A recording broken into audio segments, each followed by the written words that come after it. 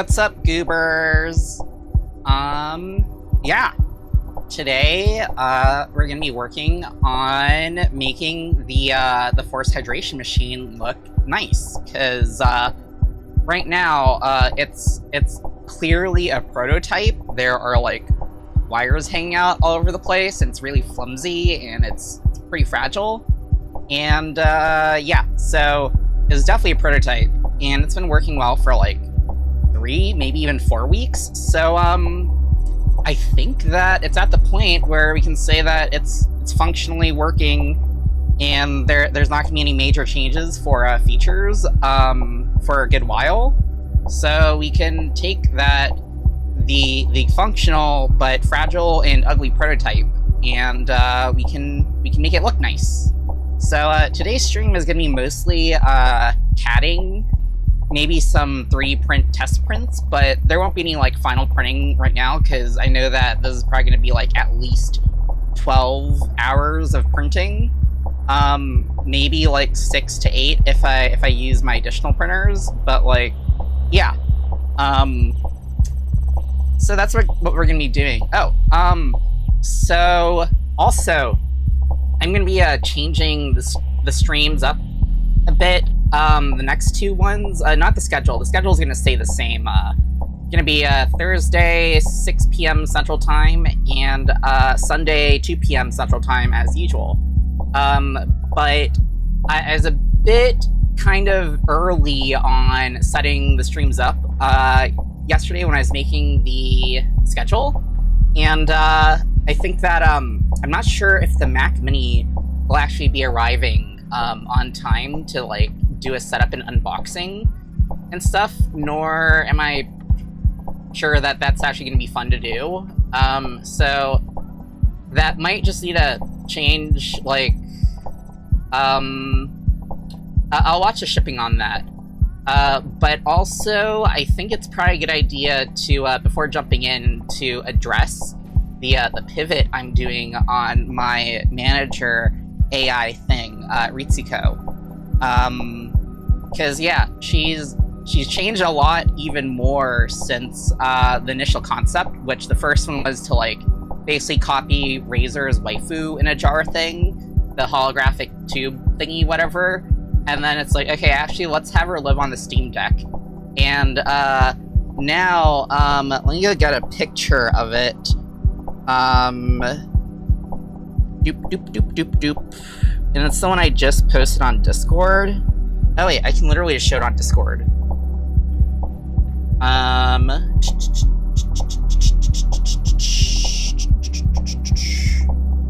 Yeah. So let me do screen view. So yeah, this is her right now. She is mounted on my ceiling. We put what's it called? Some speakers on top. These are actually the exact same USB-powered $10 speakers that I use on the 3D printers to make them talk. So, yeah, those are just hanging out there. I didn't deshell them this time. I didn't want to do, like, too much work. So they're just screwed into the 2020 extrusion on the back of it. But yeah, she's using one of the monitors that I used to use for my old triple monitor setup and stuff. And she'll have a camera. The Mac Mini will be center mounted. So I know that like the Mac Mini thing is like totally the trendy thing that like OpenClaw people are doing, but I didn't get it just for that. I also want to make some iOS apps and builds, but you need a Mac to do iOS development. I already looked at some of the solutions, like doing. Oh, hi, what's up? Yeah, go make dinner. Dinner's fun. Yeah, so what's it called? So I want to make some iOS apps, and I looked at the cloud building process and like renting out like a Mac VPS and stuff, and honestly, it just seems like a lot of overhead, plus I'm going to be using ARKit a lot, which means that I can't like just simulate builds or whatever, or do things in editor. I'm going to have to like push builds very frequently. So the cloud builds will just become really expensive over time, and also cloud builds I assume will take longer too.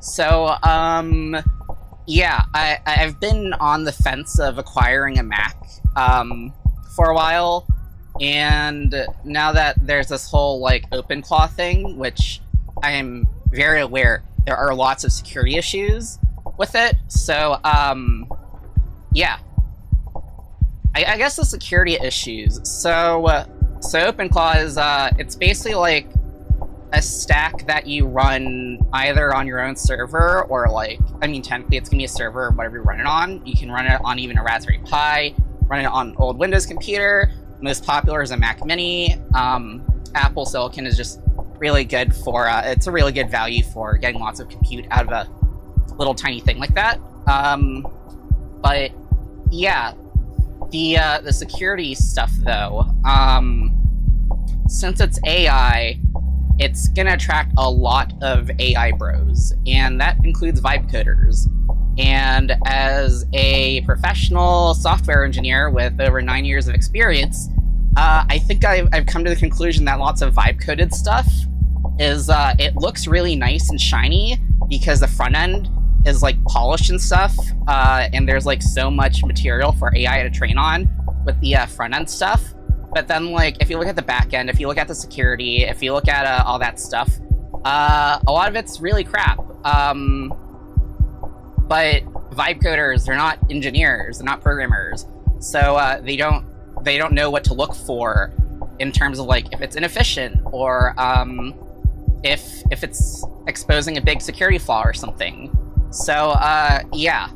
On top of that, a lot of the skills that are built in, or not built in, a lot of the skills that are really popular on the OpenClaw store or whatever it's called, a lot of it's malware, and yeah, so I'm going to be swerving from a lot of those issues by rolling my own skills for it. Oh, I never explained what OpenClaw does. So OpenClaw is, it basically, it's an AI assistant thing, and it can just do whatever you want it to do. You just talk to it like, order me a pizza, and it will log in, use your bank account information, which I think is a bad idea right now, but it can go and order it off Domino's Pizza, just like how someone modded, I think, Skyrim, so that you could order pizza in real life from one of the Skyrim NPCs. It can do stuff like manager appointments. I do want to use it to like automate a few social media things, like just right before I go live, like 2 hours before, just go through those postings and stuff. And also, although honestly, that doesn't even need an AI, I could just write a normal bot for that.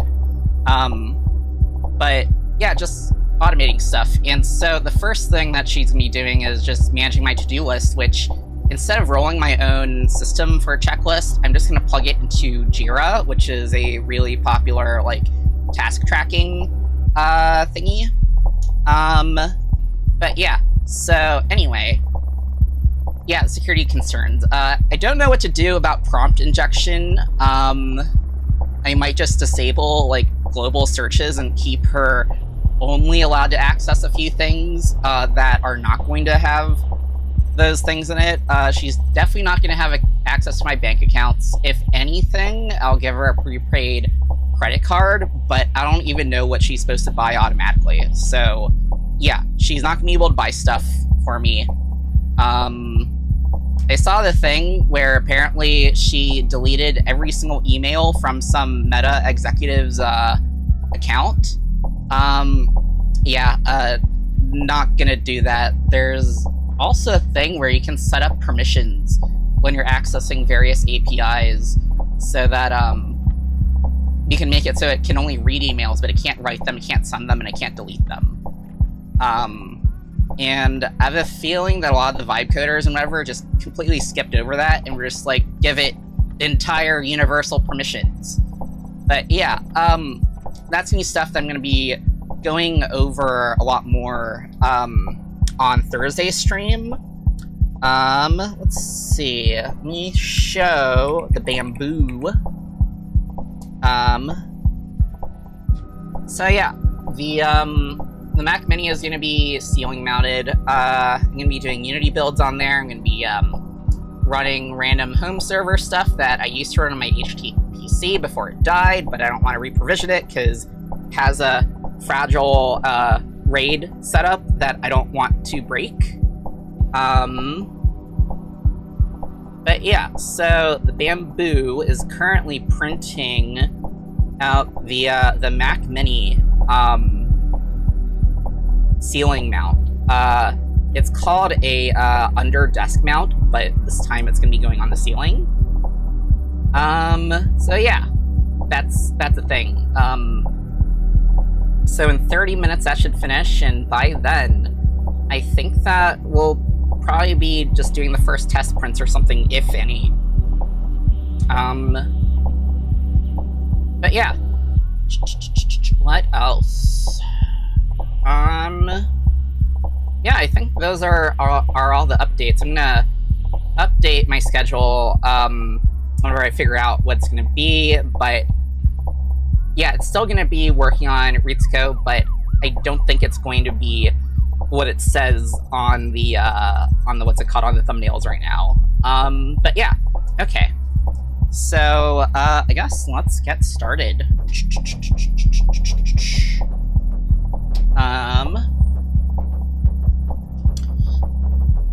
Okay, let me get concepts up. Concepts is open. Turn off the screen. Air server, where are you? There you are. Okay, so this is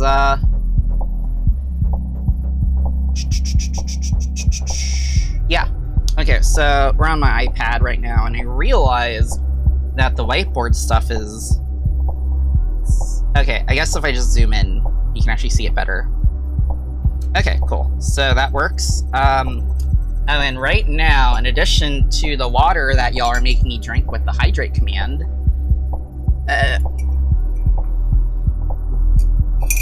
I'm also drinking an iced Earl Grey.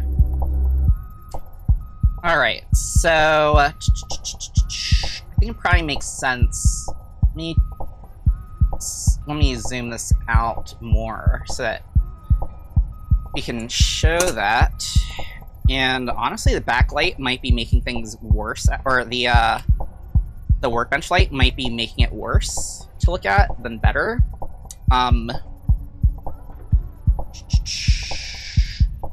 No, actually, that's...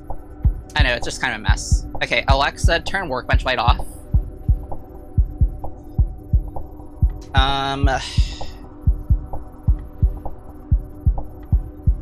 Alexa, turn workbench light off.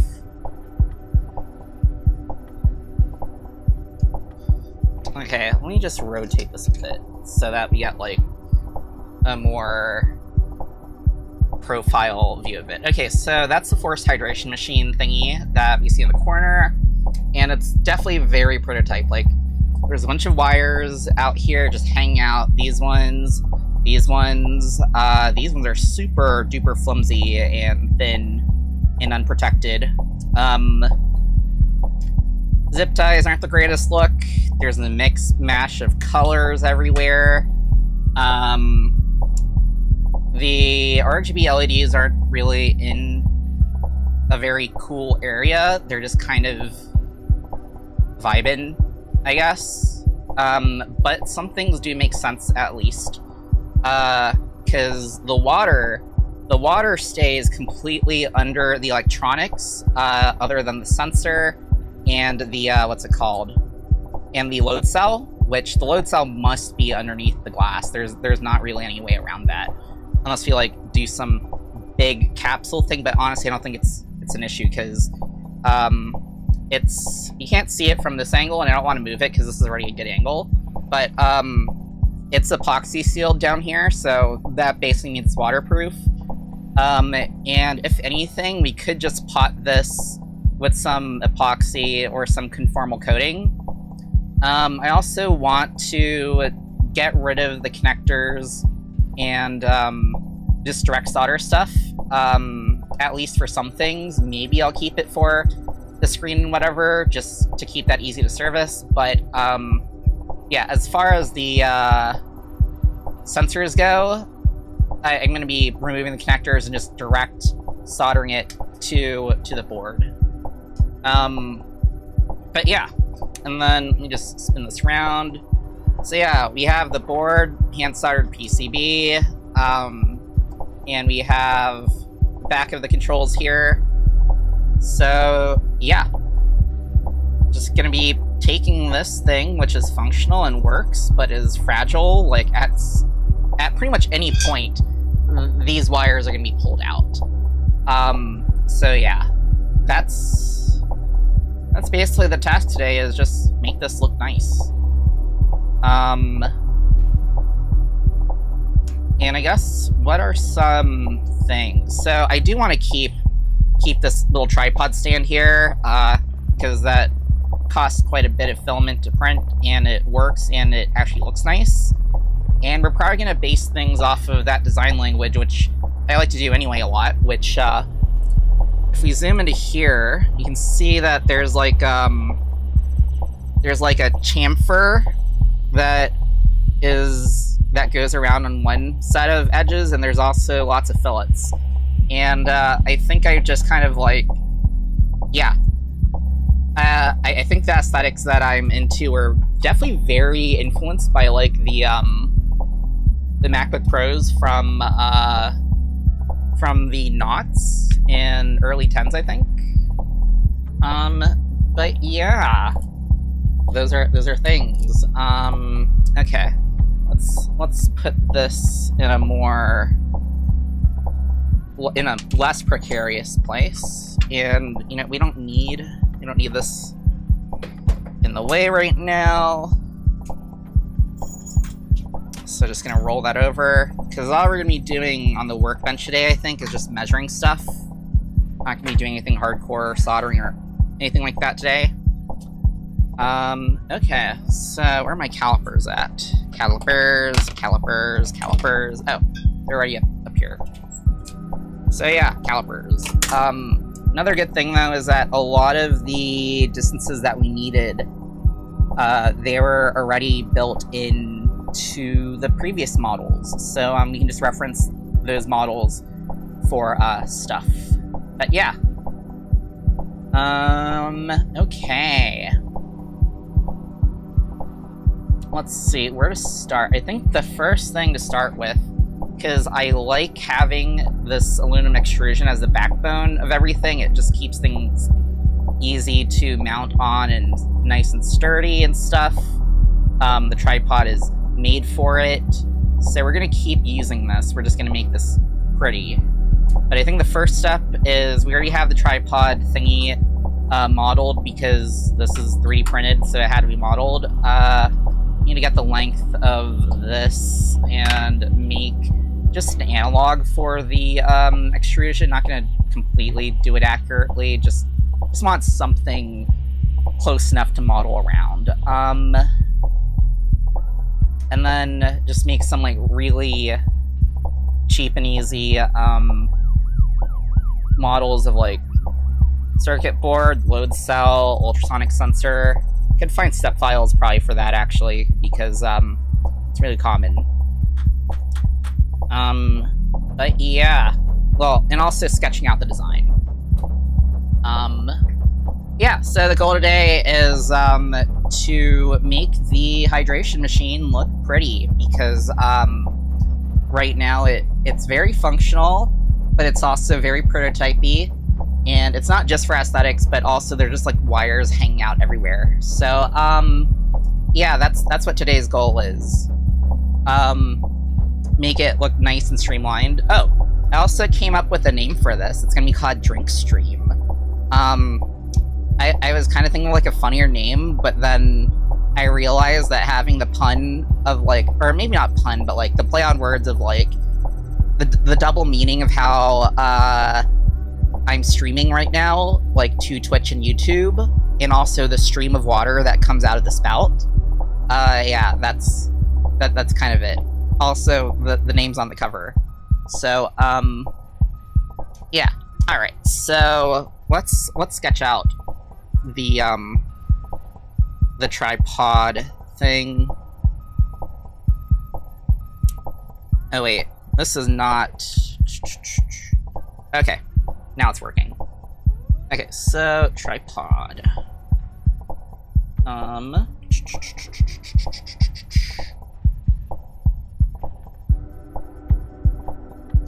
it's gonna be like sort of 3D-ish. Okay, so that's a tripod, and this is the aluminum extrusion. And I do want things to be like relatively balanced. That's why the pump is on the back. Circuit board's on the back. Yeah. So I think the thing that's gonna kind of remain static though is just the general layout of this. Oh hi! This stream is where I'm working on making my forced hydration machine, which I should probably do a demonstration since I think there's a lot of new viewers in here. If I type in, I'll do it on the Twitch chat. If I type in hydrate, then it fills this glass of water to the specified amount, and then I drink it.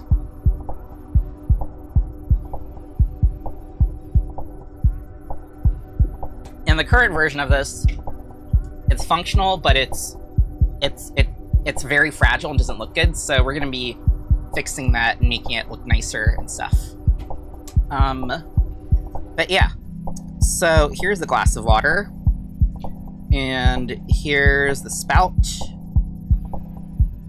and so I do want to reduce the tallness of this because it doesn't fit underneath the workbench very well when it's so tall. You have the pump here,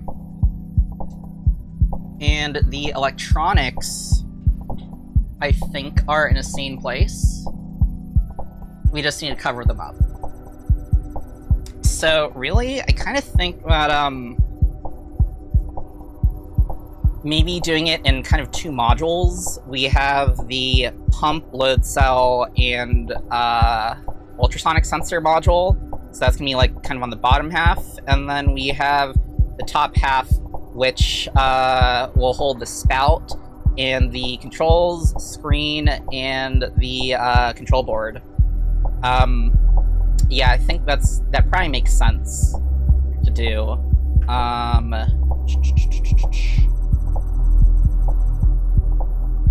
Yeah. We can also get rid of some adjustable stuff. Like down here, I wasn't sure how far this had to stick in or out. So there are a bunch of like tick marks here. That lets me change the screwing configuration and move this back and forth, but don't really need that. So, yeah. Oh, and I would like to have like an LED that shines into the water. That'd be cool. Yeah. Okay. Oh, there's also one little feature here. When I'm refilling the thing, let me go get the tank over here. Which, this tank is just gonna be this, because it already works. It's cheap. Why not just keep using that? Don't need to reinvent it. So there's like this little thingy, it's kind of hard to see on the camera, but it's at the end of the tube. And I don't want, when I have to refill this, I have to take this cap off with the whole tube assembly, and I don't want to touch the desk because there's lots of nasty stuff on the desk that I don't want to contaminate the drinking water with. So this thing just lets me hold the end of that onto here, so at the end so that the 10 inches or so of tube that's actually submerged in the water, oh, it's this thing, so that it doesn't hang off onto the workbench. It just kind of stays nice and separated out. Yeah.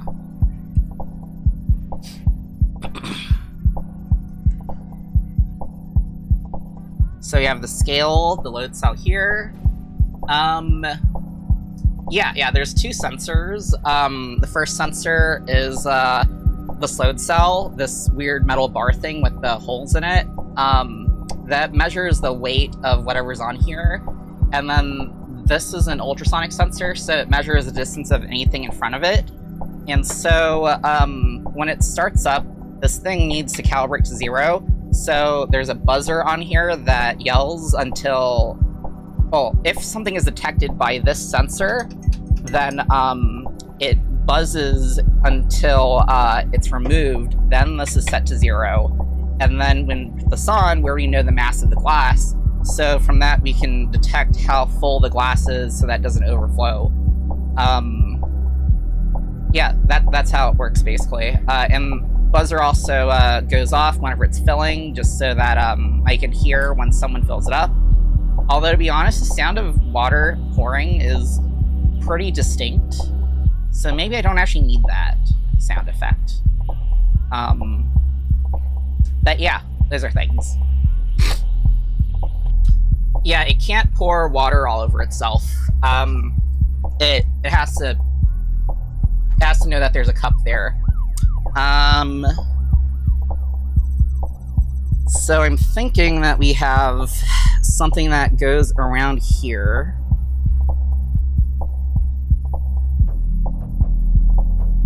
For like the load cell part and the pump part. Oh, it needs a little thing here just for the ultrasonic sensor. And then there's gonna be like a top half. So the control panel is not gonna be vertical anymore, it's gonna be horizontal to accommodate space. And honestly, we could have it just kind of go out further. And we might not need to put the electronics on the back. Electronics are relatively light, so they really could just hang out here with the top part, with the control panel. And I want to make the control panel modular so that I can upgrade the screen or something.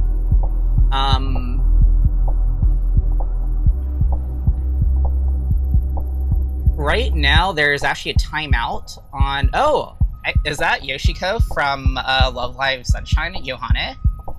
I think that's what your avatar is.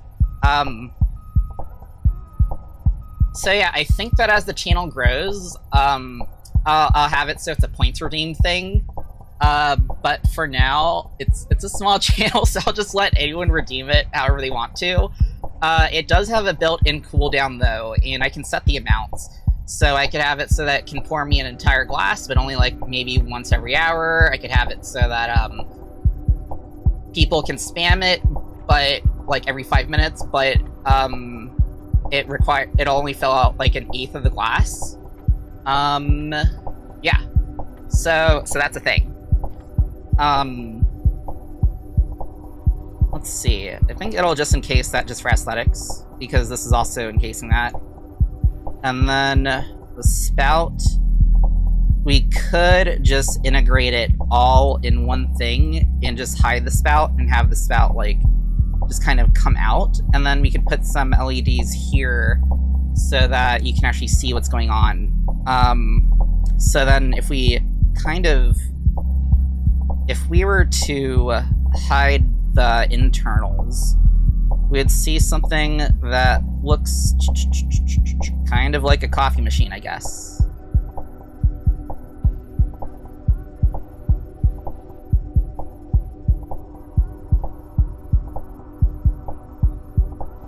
A coffee machine with like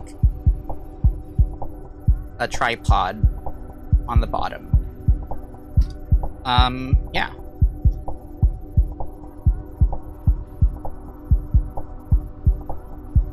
And then power. I didn't think about power. So right now the power, it's all the way at the top, and that wasn't really a design thing on purpose. That was just because the control board is up there, so power would plug into there.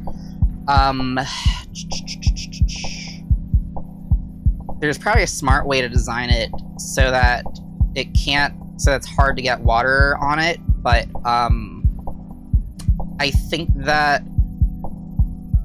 the power should be kind of lower than it is right now, because right now it's up pretty high up here, and I'm finding that it's making it very easy to accidentally catch the wire on stuff. Now, a good thing is that because for some reason this doesn't actually have a voltage distribution pin for whatever power goes in, I had to wire in a separate power thing, meaning that this is only for power. It's not, I can't reprogram through that port. If I reprogram, then this has to be opened up. I might expose a hole on the side, just so that the USB port can be accessed for reprogramming. That's probably a good idea. So modular control panel and exposed USB port. What else do we have here? Yeah. I also noticed that if I'm using, like, a really weak power supply, like, a really weak, like, wall to USB, thingy, it'll actually reboot while it's filling water. So I do need to add a big fat capacitor across those leads. I'm not gonna do that right now because this whole thing, like, because this is probably gonna be unsoldered and soldered somewhere else. But yeah, just to keep that power stable and see if that improves it. And if not, then you'll just have to use, like, a fat enough power supply for it, which, honestly, in the modern day, that's kind of the meta now with these power supplies. Oh, hi, what's up? Thanks for tuning in. Yeah, you know, I'm gonna set the cooldown to, like, really low. Cooldown 5 minutes, but y'all will only be able to fill it up, let's say 1/8 of a glass. Yeah. Okay. Yeah, so if anyone wants to do the honors and type in hydrate so that I don't have to. And it should work. Let's see. Yay! You can do that every 5 minutes.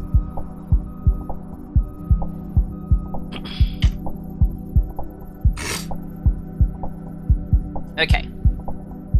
So, I guess first we need to make an assembly. I actually forgot if in Fusion, when you make assemblies, and where the hell did the tripod thing go? Oh, it's here. Okay. I don't...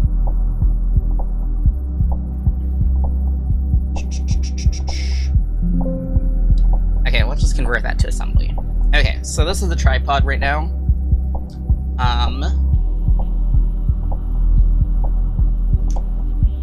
Let's insert that. Oh, I just realized,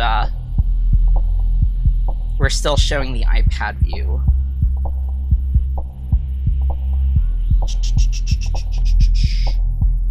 Fusion. There we go.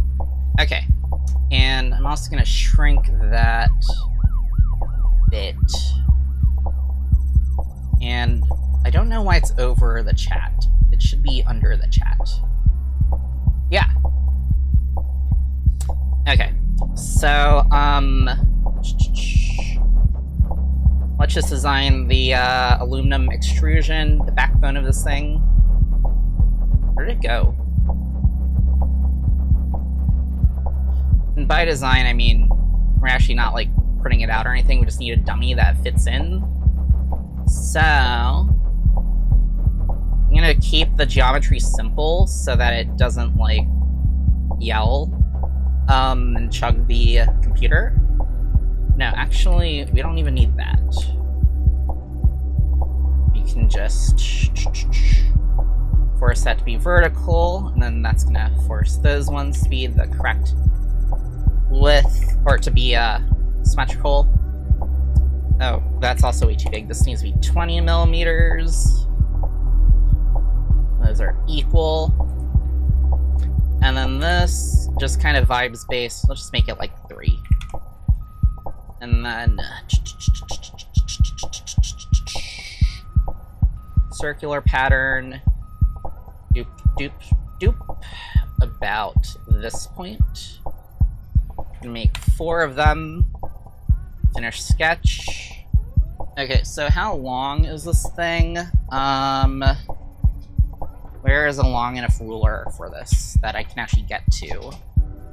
So I have a bunch of rulers and tape measures, but they're also... Oh, here's one. Okay. So, yeah, I actually don't know how far that is sunken in, so we're going to need to also get that. But this is, 13.75 inches. 13.75 inches. 13.75 inches. Let me just reconfirm that's 0.75. Yeah. And then, what is the amount that this is sunken in?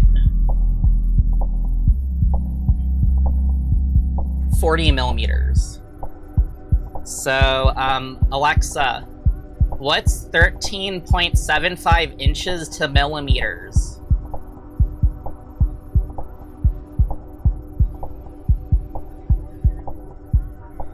So that's 350 millimeters, plus 40. That's 390 millimeters. Okay. So I have that, and then let's just add some fillets just to make it look a little nicer.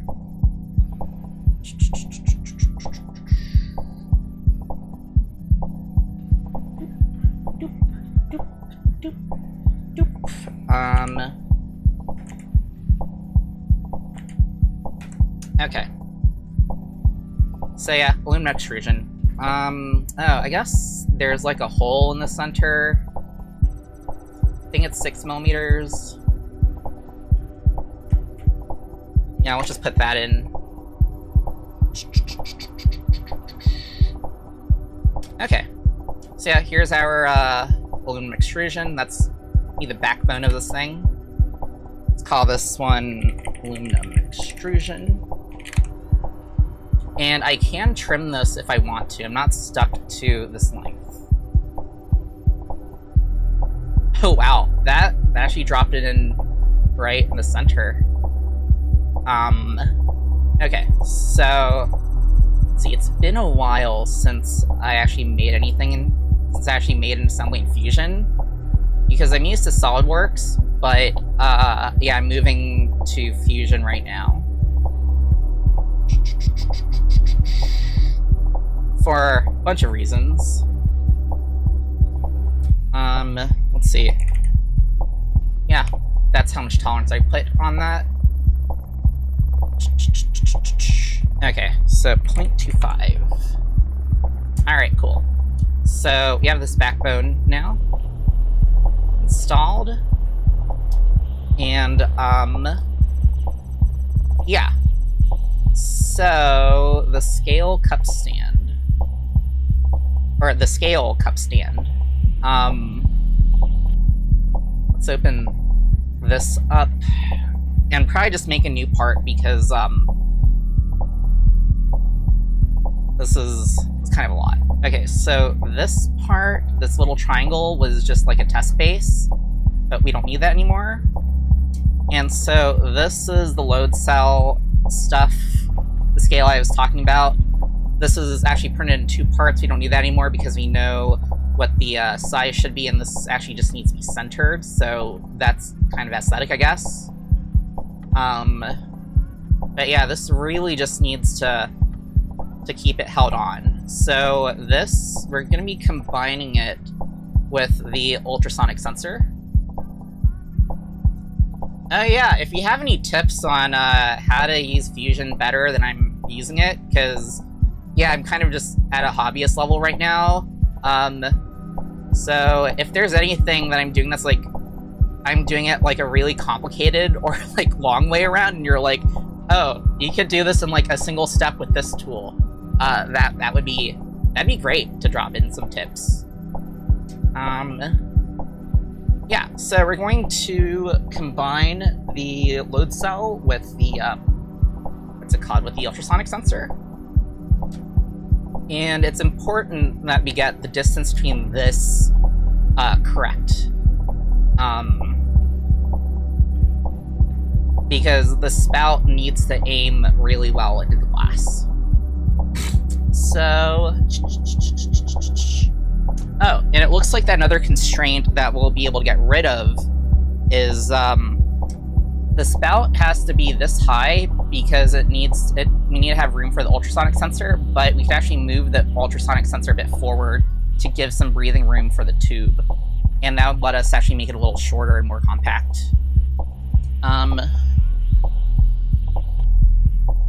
Okay, so... I think... Honestly, it's probably just easier to, like...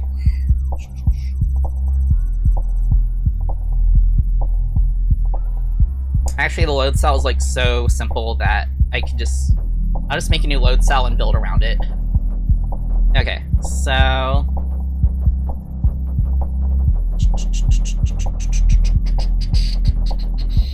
Rectangle, center rectangle. And I'll just match what I did. I'm gonna close out the stuff I'm not using.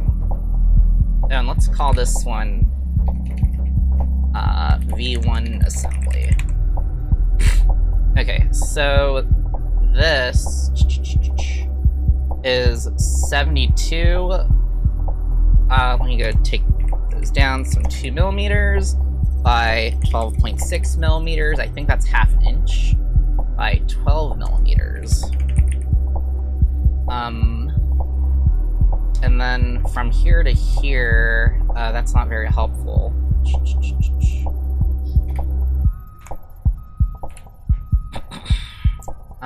16 and 10.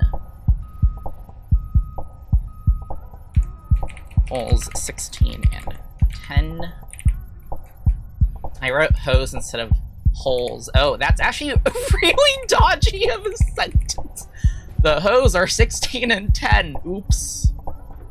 No, the holes are 16 millimeters, and off of the inner one is 16 millimeters off of the edge, and then the other one is like 10 millimeters. Okay, so let's, or no, that's 12.6.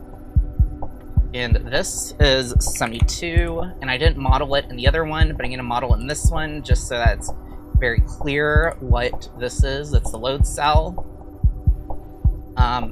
And, you know, I could also probably learn how to color things in Fusion. Let's make this, I know, the load cell is really thin, so it could just be like 10. And then, going to mirror these two.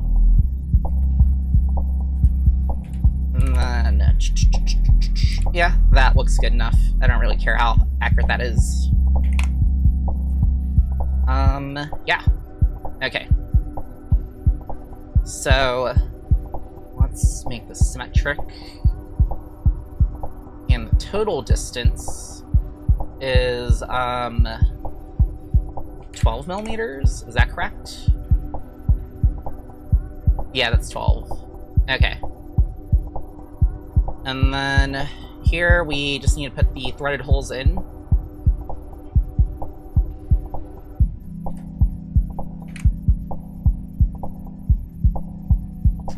And I'm not going to bother to thread them because I'm lazy.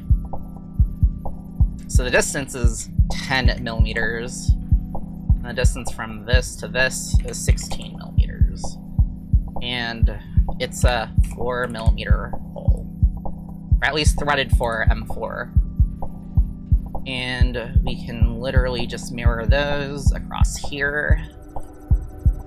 Sketch.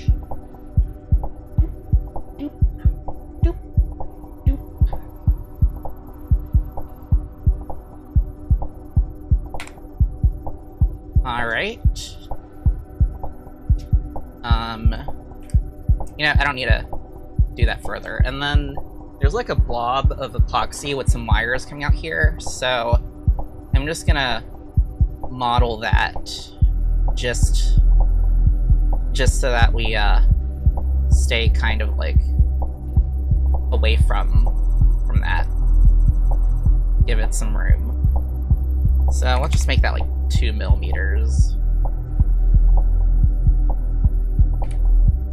Yeah, so that'll just be our little blob of epoxy. Okay. So let's call this lower stuffs. Okay, and so here, I guess I'm just gonna design the, or not design, but I'm just gonna put like a little stand-in for the aluminum extrusion in here. This actually isn't gonna be part of the model, it's just gonna be pretending to be the aluminum extrusion. So, offset that. What was the offset? Offset from the butt? Or no, from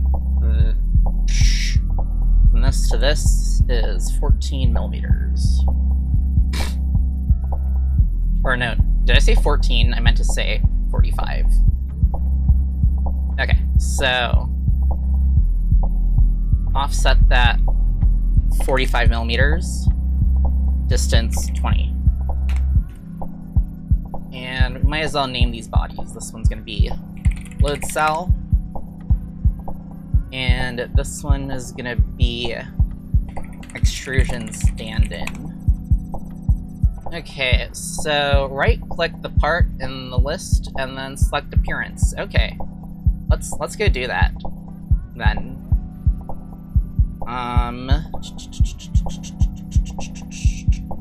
Appearance A. Are we gonna get like a list of? We are. Okay, cool. So metal, aluminum. Let's do anodized rough.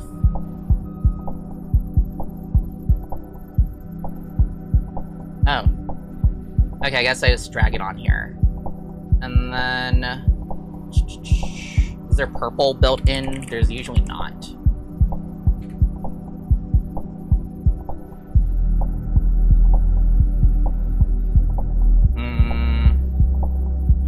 Actually, I'm not even sure what the color scheme of this thing is going to be, so let's make it so that, plastic is just, any plastic parts are just white.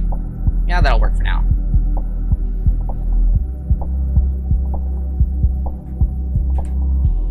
Okay. So I press A for this. Why is steel in here? Okay, aluminum. And I think the load cell thing is aluminum. I'm not sure what metal it is exactly. But it's pretty light and stuff.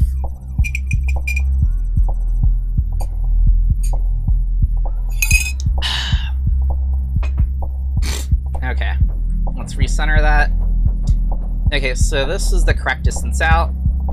And then... let me verify that the center... Yeah, so between the two dots is where the cup is. So this thing does not need to be this high at all. You can definitely simplify that. Although we do need to give space around here. So I think... What is your radius? 53. We can reduce you down to 50.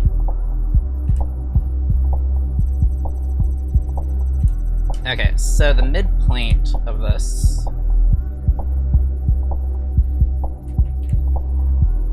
is going to be... Yeah, we'll just make it 50. Oh no. 50 is the radius. And I do want to hide the load cell. So we're going to have this kind of... Oh, you know, I could just offset that. Let's offset that. Let's give it a good 10 millimeters of space.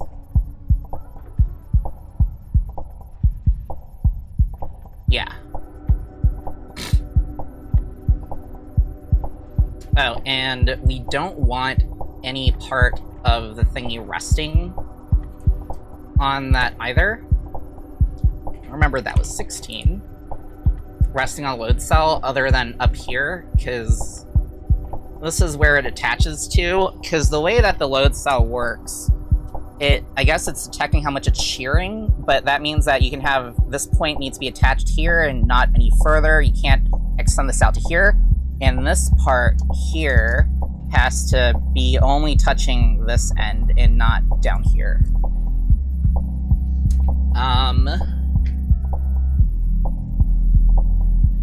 So yeah, this is going to be extended up. We'll just make it 4 millimeters.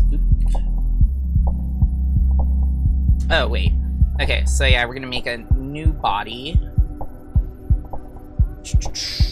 4 millimeters, and it's gonna be a new body. And then here, I'm gonna take this and start it from here. Oop, not you.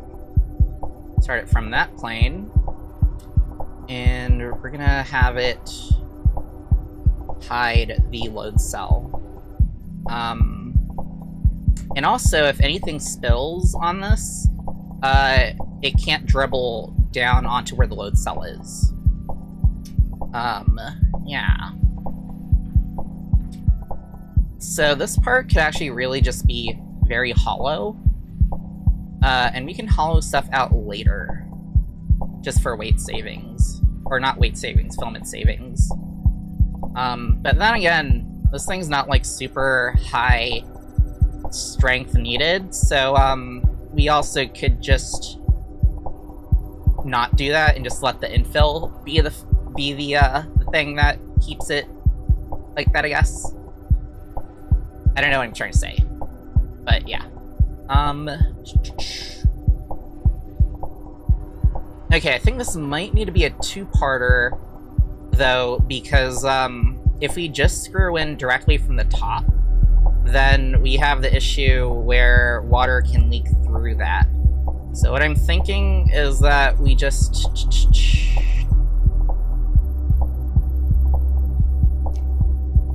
have this part so that it's like... let's go with 8. Yeah. And... okay, that did merge.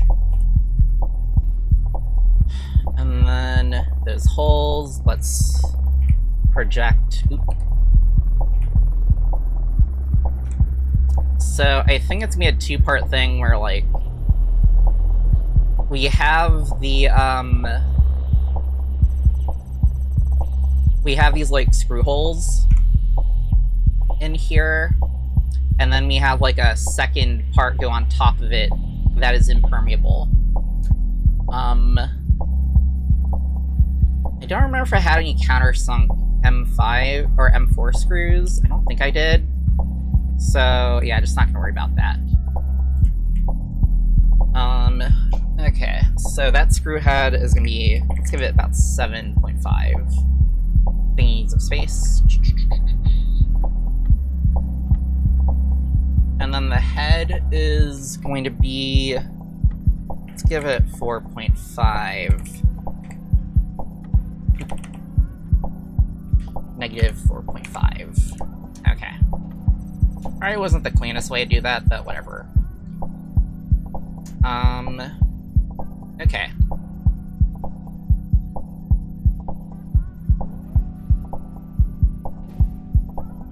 So then after that,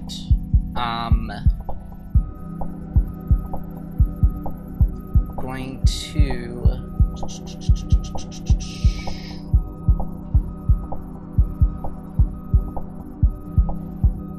okay. So I don't want that, and I don't want that because we don't want to cover that. I'm gonna offset this actually by like 0.5. And then let me actually shrink that one thing down. Where did I make the circle thing? I think I made the circle thing here. Let's actually make it 80. Doesn't need to be that big. then this, we can make, like... I mean, honestly, if this is just gonna fit this exact glass, which I think makes sense because, like, we know the mass of it, we could actually just made it to that, which is 69, nice meme number. So if that's 69, you actually have this at, like, maybe 60.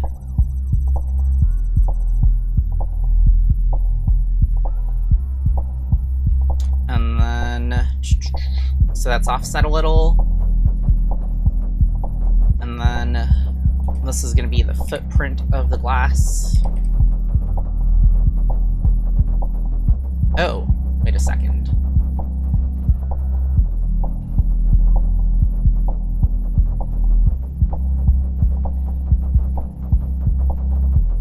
Okay, this was not changed.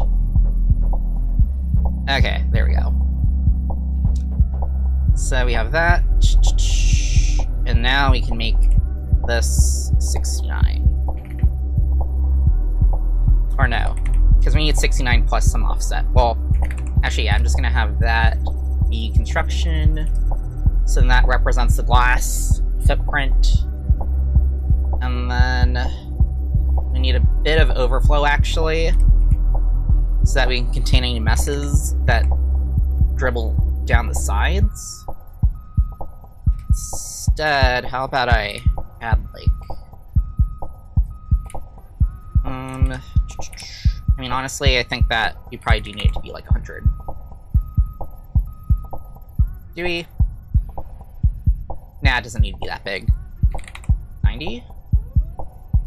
80?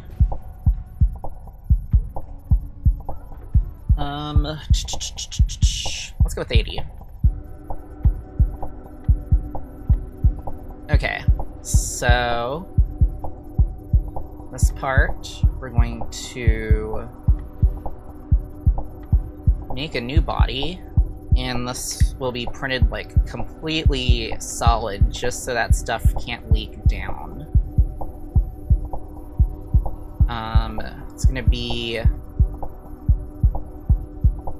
joined, yeah. No, it's gonna be a new body. But if I print it in clear PLA, or clear just anything, you can actually add some lights down here, which I want to do, because I like RGB LEDs. So, I'm gonna give it actually more room for that.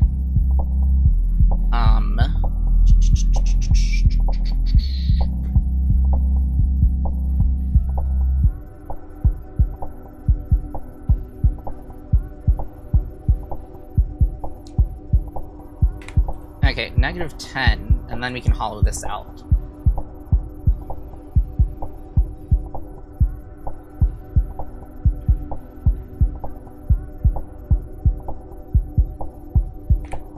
Let's see, let's project those lines.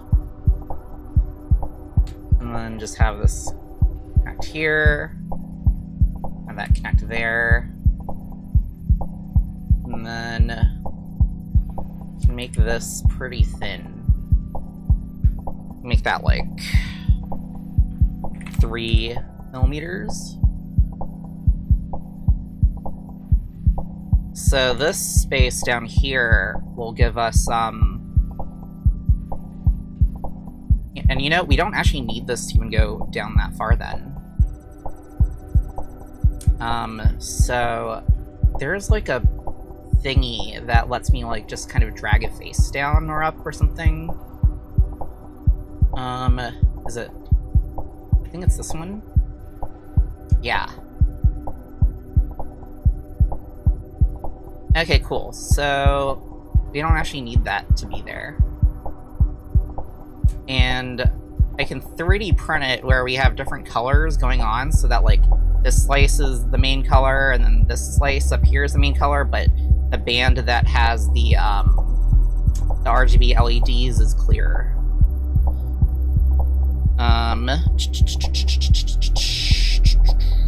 Okay, yeah. And then I want to add the boundary for this. And then just keeping in mind that this is... You do 3 millimeters. And then that should let it dribble off the side once we add like a cutout here. Oh, hi! What's up? Oh. Oh, I'm being rated. Okay, cool. Awesome. Hi, what's up, everyone? Okay, I guess just to get everyone up to speed. Wow, I'm getting rated. This is so cool. I think this is the first time I've been rated.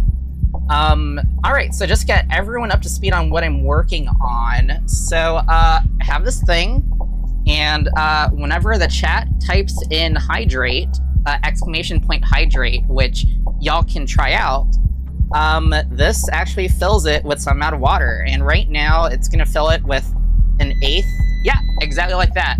It's gonna fill it with an eighth of a glass of water, and the cooldown is 5 minutes, so y'all can spam it every 5 minutes. But yeah, this is what I'm working on right now, and oh, and this thing, it works, but it's functional, and it's been working for like a month, but it doesn't look great, and that's not normally a problem by itself, but also there's all these like wires just kind of hanging out and stuff, and it's very fragile. Like, it's very easy to rip out one of the cables if I'm not being careful, or one of the wires for not being careful. So I want to streamline it, and I want it to look cooler, and I want to protect the currently exposed electronics a lot better, and also make it shorter because this is way taller than it needs to be.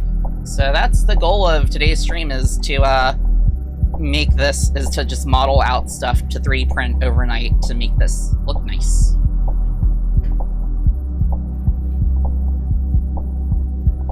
But yeah, so the lip of this, which this actually wasn't colored intentionally like that, it just happened to be like that after I ran out of white filament, and it looks pretty nice.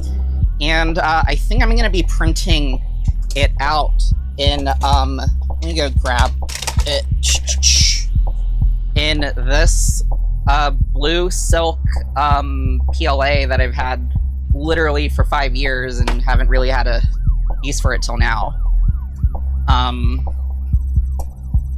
think it's gonna be that, and maybe white, just so it stands out against this this desk, this workbench. But yeah, so that's 5 millimeters. The lip is 5 millimeters. So yeah, that's been working pretty well. So we'll just keep it at that height. Okay, so 5 millimeters. And the drippy spout thing. How do I want to do this?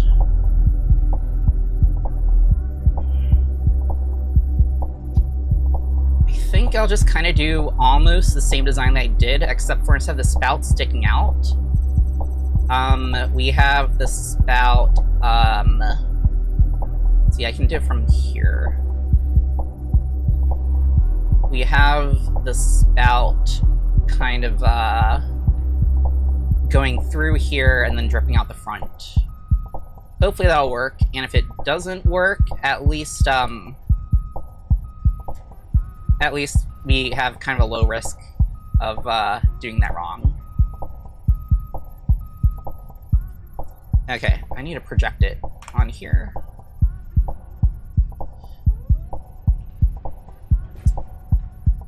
My sleep schedule was like upside down for several weeks, and I finally got it to where I'm waking up around like 9 a.m.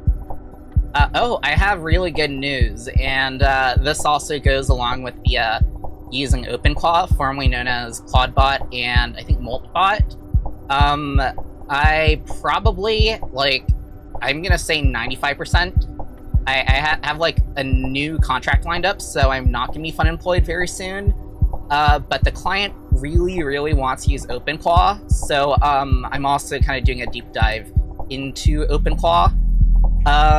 despite a lot of its security issues and stuff. So I can figure out if I can actually make it secure, and, you know, all that jazz.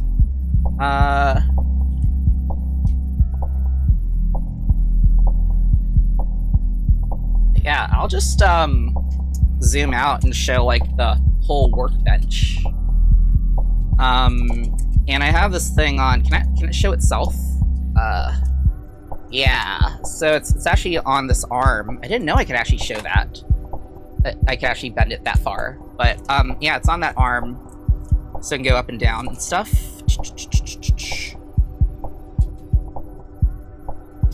But yeah, this is the whole thing. Well, there's also a bunch of stuff up here, and a bunch of stuff down here.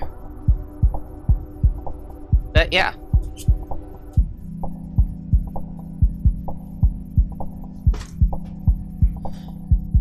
Okay, so let's see. Did that, and I just need to cut out the channel for the spout. Is spout the right word for this? I don't think it is. What is that line? Okay, I'm just gonna ignore that. So, center channel here. Oop. And let's make that, okay. Let's make that maybe 10 millimeters. I think the current spout is a little too small. 3 millimeters. Let me just kind of get a fiber check on that. Because I don't want, like, the surface tension to end up blocking the hole. Now let's make it 5 millimeters, actually.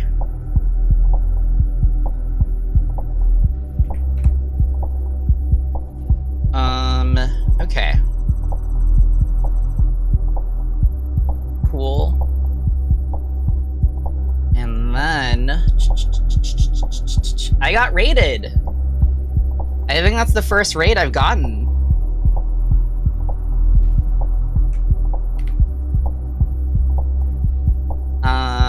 Let's see. Yeah. So I don't really care about standing water on this because it's water and it evaporates neatly. I have one more stream after this to hit affiliate. I have 2 out of 4 where I have 3 or more average. It's a 2.5, yeah. Okay, so this channel is just gonna be here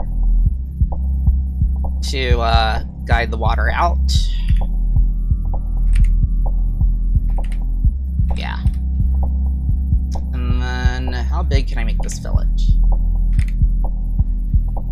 Yeah, 2 works. And then, can I add a fillet here? I can. Okay. So that'll force the water out that way if it overflows a bit. And then just to keep it from like sputtering out all the sides here, just gonna add another channel so that it can just drip out.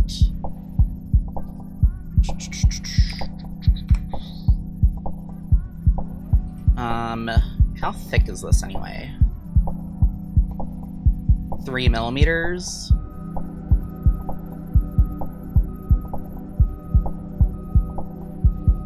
Let's see.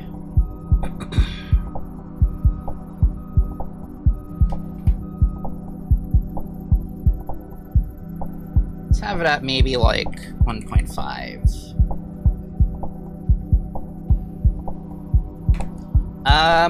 I've been streaming since, I think I debuted October 17th last year. So yeah, that makes it probably around, 5-ish, 6-ish months now. But I didn't start streaming on Twitch until, I think, end of December. I didn't want to overcomplicate my setup. Okay, I think that should keep the water path a little managed. I don't really want to make it stick out just for kind of like aesthetic reasons. If it becomes a problem, though. Oh, so BattleBots, is actually not filming until, actually I'm gonna go get rid of that fillet. I'm gonna do the decorative fillets and chamfers last, just so I'm gonna do the functional ones. So, BattleBots, and for those that are just joining, or I guess new to this channel, I'm actually on a BattleBots team. I'm on Bloodsport, and we just announced that we will be participating in the next season of BattleBots. I don't know if it's technically Season 8, because they're calling it the BattleBots Pro League, but that filming actually starts in end of May. So yeah, even if I was under... Well, I am under NDA for the fight results, but the fights haven't happened yet. So I'm safe on that. The worst part is like trying to stay secret on that. But as I guess as we get closer to that, I'm gonna be working on more BattleBot stuff, and I'm gonna be streaming that at least to the point that I don't give away too many secrets. Yeah. Oh, we don't have a way to secure that down, and we need that. So I think that's pretty easy. We're just gonna have some a couple screws just going from the side, because I didn't want to have any going from the top because I didn't want water to find its way to leak into the load cell. But I also don't want to epoxy it or anything like that, because I want this to be like serviceable and replaceable if needed. So yeah. I don't mind there being exposed screws.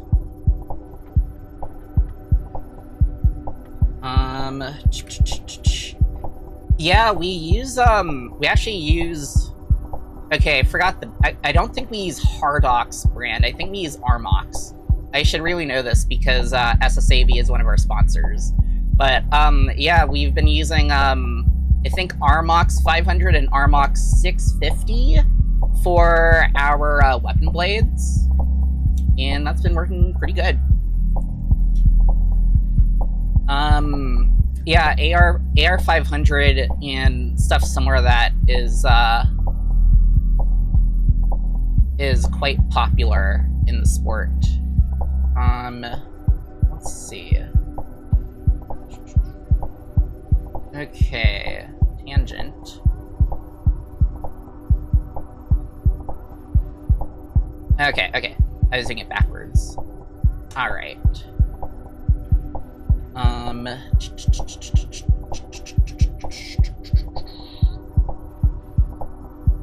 Let's do 4 points of attachment.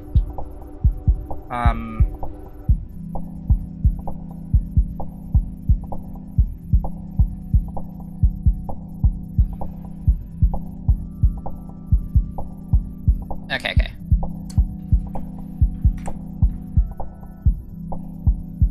So if this is gonna be one of the lines, and if this is another line, no, actually that's not gonna be from the... Yes, this is another line. Oh, that actually doesn't drop. Oh no, it's not that line. It's this one. Oh no, wait. Let me just make sure I'm confusing myself. Okay, so it should be safe to go from the top of this, actually. So let's do that. Okay, cool.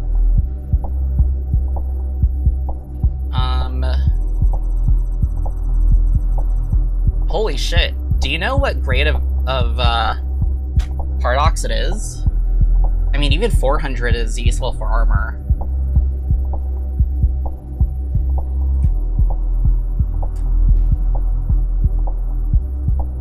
Although, if it's lower than 500, I wouldn't use it for weapon blades. Maybe practice ones, but like weapon on weapon hits, even 400 will get pretty chewed up. Like the difference between like when AR 500 and AR 600 hit is quite a bit. Okay, let's make it 4 millimeters. Oh wait, no, actually I want it to be 4-point attachment, not 2. So let's have it do that. Is that even horizontal? That was not. Okay, so let's make that 4 millimeters. And let's make that, I don't know, maybe 10 millimeters apart. Yeah, that should be enough chunkiness.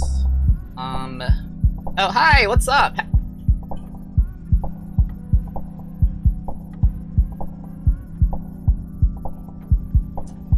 Okay, let's mirror this about this line. Cool. And cut extrude all the way to not there. Let's just have it go all the way here.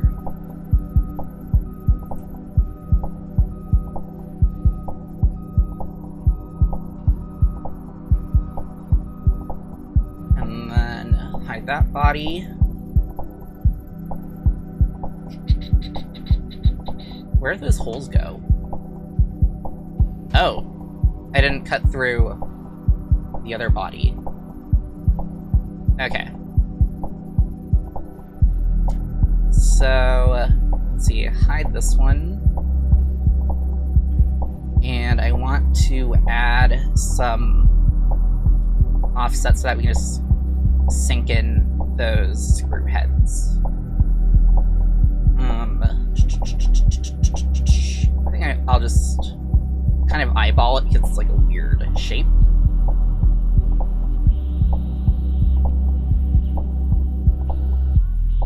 Yeah. That's probably good. And then I'll just mirror it. Alright.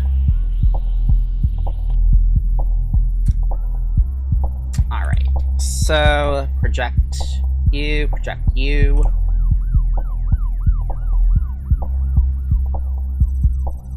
Oh, that's weird. It's not detecting that as a circle.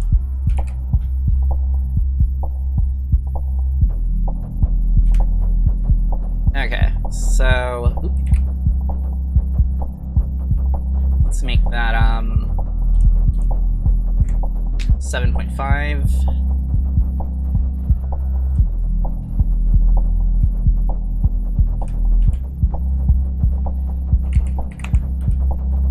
And then oh, that's where it is.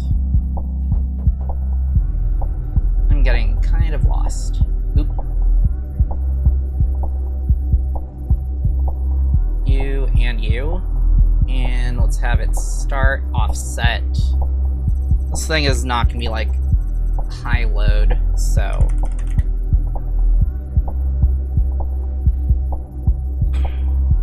yeah. And then what's the minimum distance between this and this? 4.5, so that'll be just enough to tuck in the screw head.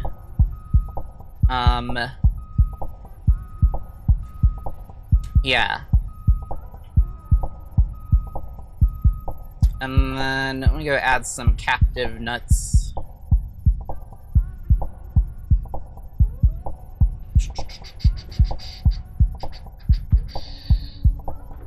And hide the sketch. Okay.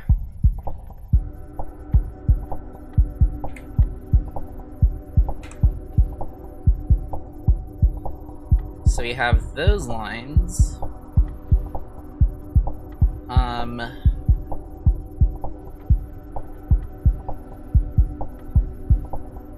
Can't select the half of the midway between the two.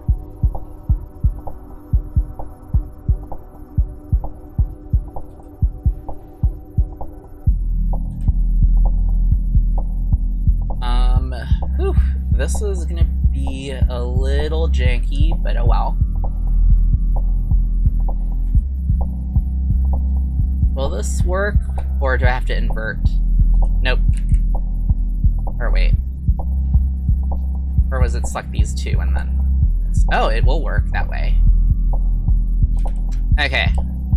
I forgot which cat it was that forced me to, do a thing. Was the thing that forced me to. It would only enforce the symmetry thing if I was, if, like, there's one center line, or, like, one construction line, it wouldn't do multiple construction lines. Okay, so... just gonna... line these up.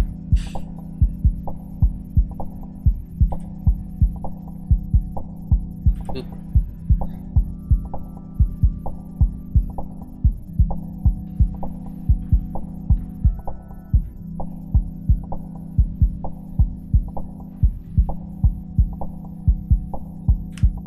And then... let's make a mirror line here.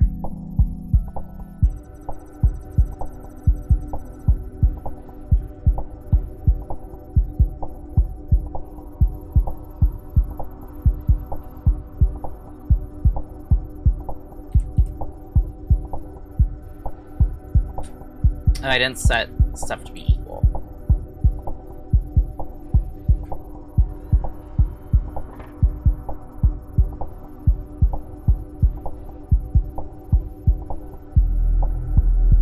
Okay, cool. So yeah, we have something. Oop. Okay, so we'll just... this doesn't need to be, like, super far in. 10... where are my M4 bolts and nuts and stuff? M4. Alright. Let me go set the refill thing to a quarter, actually. Okay, so square nuts. I would use square nuts for, as like captive nuts for inserts, because they're less likely to round out the plastic that's in. Okay, so that's 6.81.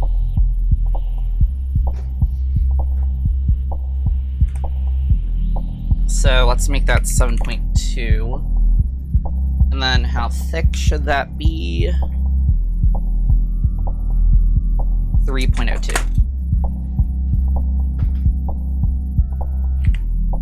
So let's have it at 3.5. Okay, and I just realized that that is exactly 4, and we don't want that. Let's make that 4.5. Give it some breathing room. Okay, so... oh. Well, that's a thing.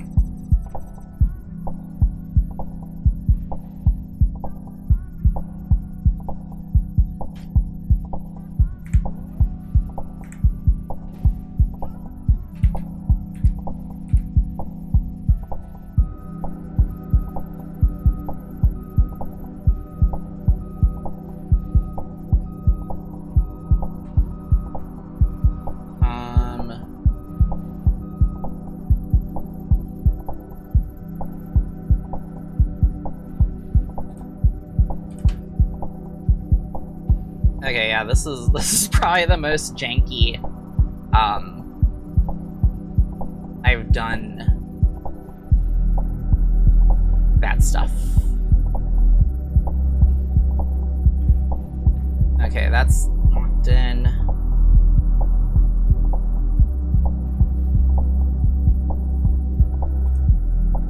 Yeah, I'm surprised that it wasn't happy about that. Okay, so why? That was weird. Okay, now we're locked in. And then, let me go back to that one sketch.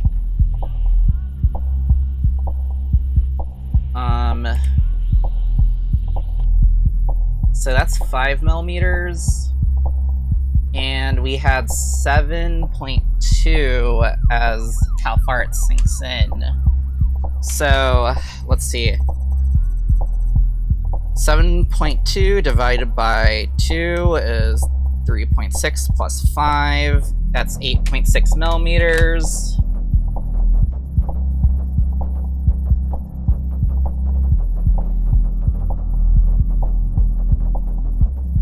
Minus 8.6.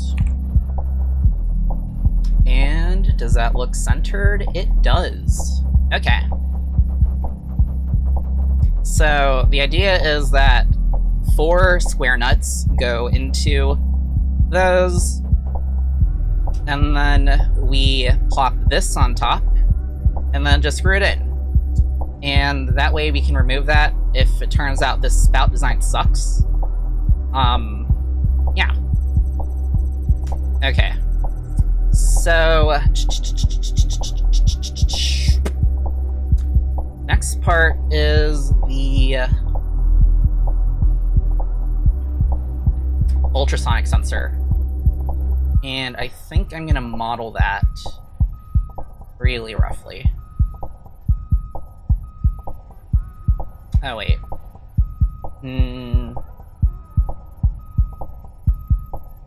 No, actually, we need to mount the, we need to connect this to here first. But that should be easy. Okay, so here, just going to do that thing so that, oops.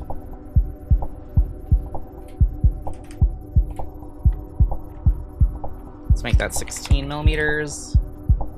We only want this contact for the, what's it called, for the load cell.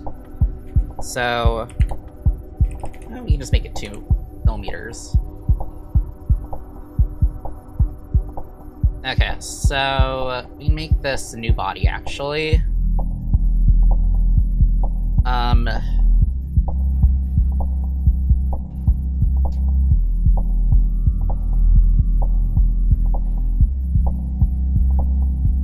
then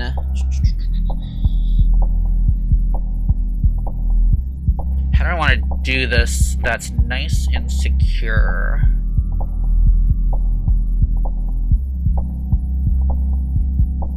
I mean, it's not even that heavy. We can just use like some 2020. We can just put it on one side of the 2020 extrusion. I don't think that's a big deal. And just secure it with like 3 or so T-nuts and screws. Okay, so let's make that 5 millimeters.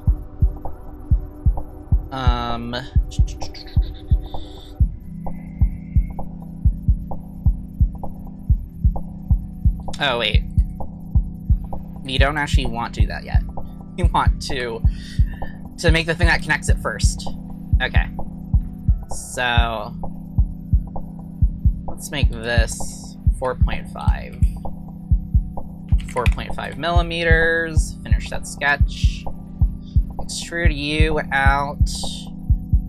Let's maybe have you match that. Yeah. Oh. I don't want to join it with that, though. And then I'll just combine those bodies manually. Okay. Yeah, in SolidWorks, I could have just, turned off which ones it's merged with. So let's make that 7.5. Apparently I didn't set the equal thing that I thought I did. Finish sketch.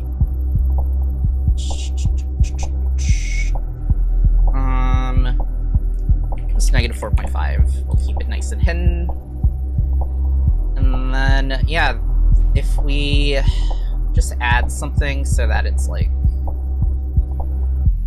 Oh, you know, we actually can definitely make it secure anyway by adding some like side thingies.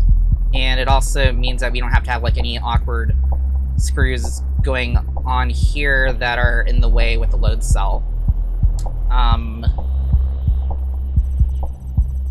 Yeah. Okay, so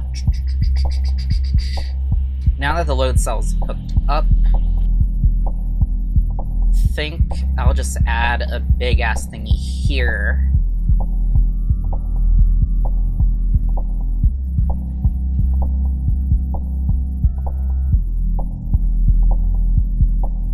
Oh wow, that is barely not going to touch that. Okay.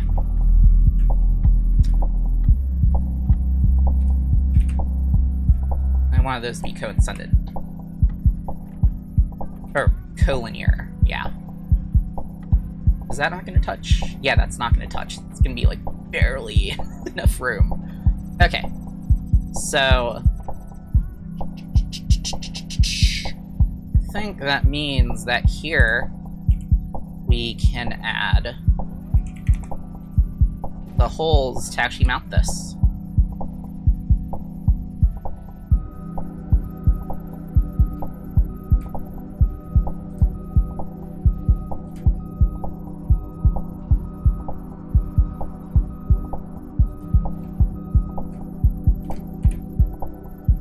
Let's have this at 4.5. Actually, no, I want to use the M5 screws for this.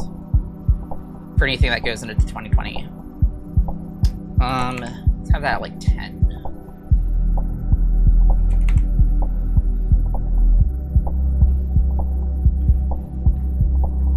Okay.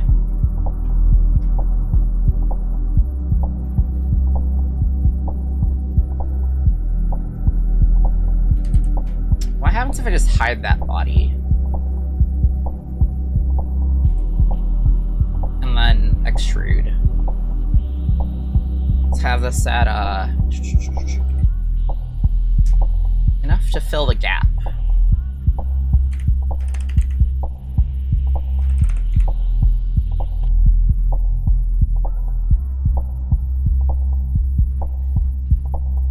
And yeah, we can run wires through there. And we also keep it away from that blob.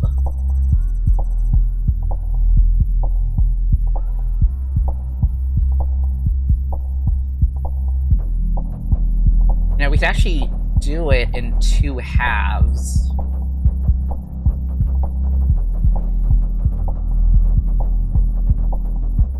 No, actually, I think that we do want to...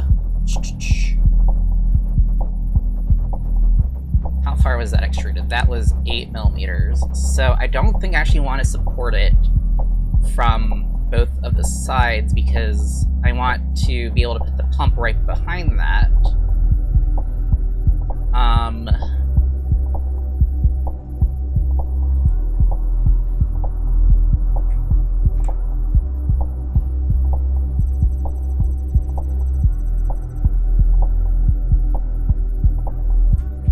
So let's make that 5 millimeters.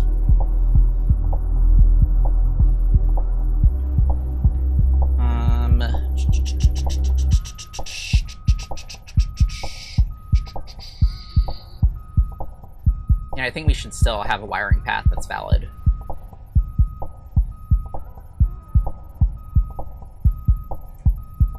Okay, so that's there, and then we can add the hole for that.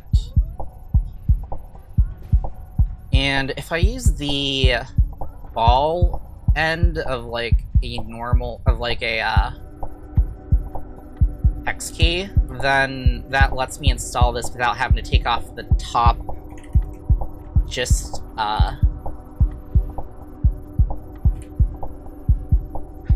by going at it from an angle. So that's what I think those ball joint things are for. Not ball joint. Whatever the ball tip, yeah. Ball tip hex wrenches are for. Did that not... Why is that not... There, okay. So let's pull this out. And yeah, so that's how that's going to mount onto there, and then just need to do the side of that, which How do I want to do this?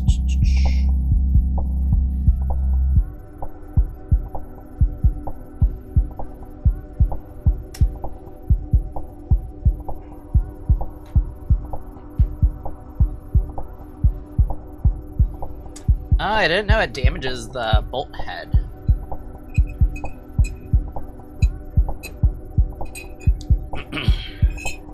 But hopefully this doesn't get assembled and disassembled often.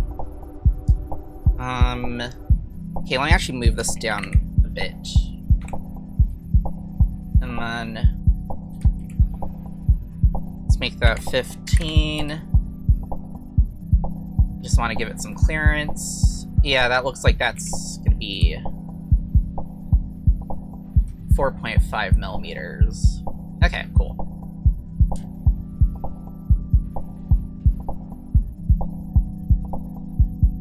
So I think here, let me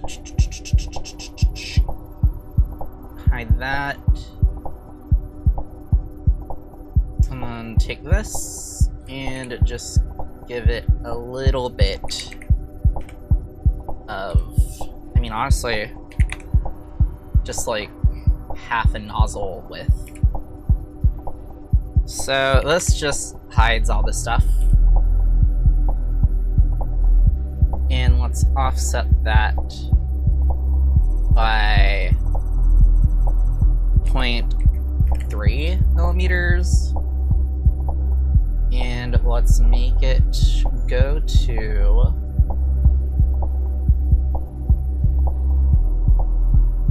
there. And then offset 1. Let's make the offset also 0.3.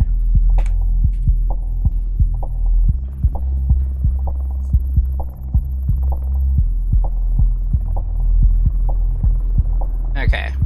And then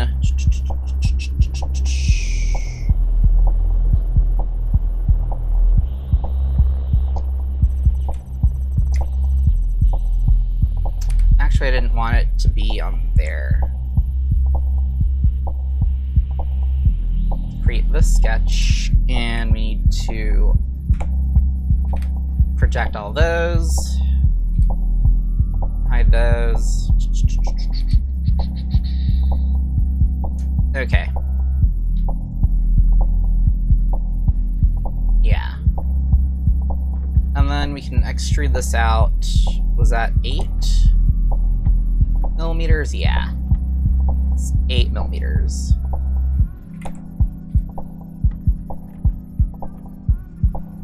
And then when we re-enable this, we need to cut out a bit of that.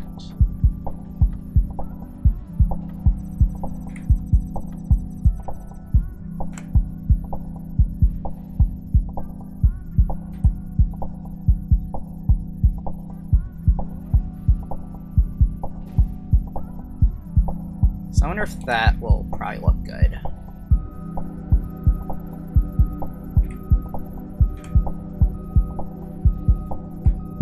Okay, so that's coincident. And then we can chop this off from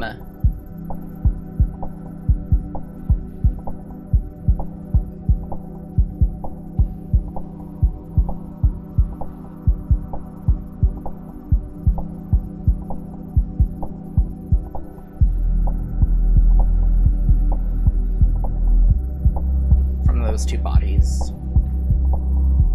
Okay. And then that just exposes, or not expose, that just gives it a bit of breathing room. Alright, so that's the that's just the load cell stuff. Oh, need to also add some screws here so that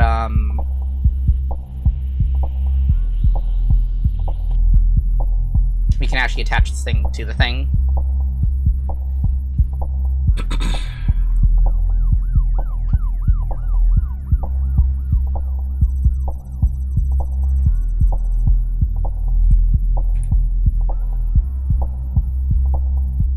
let's not have this, like, just centered. Let's actually just kind of keep the offset, like, constant, I guess. I think just, like...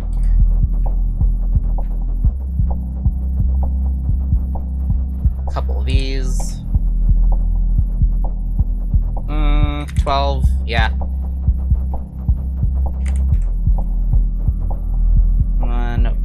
Oh, we never set the size of these.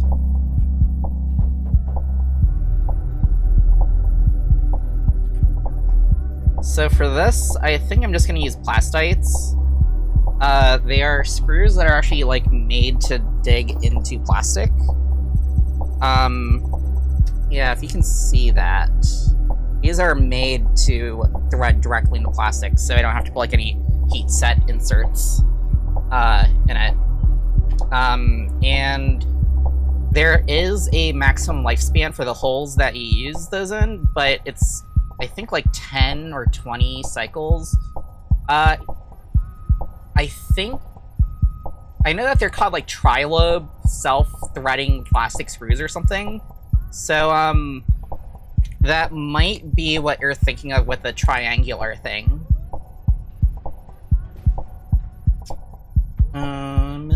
Yeah, so that's...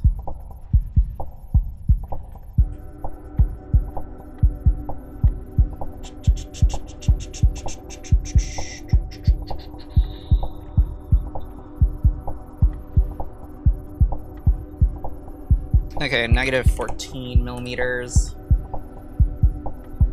And then the heads on these.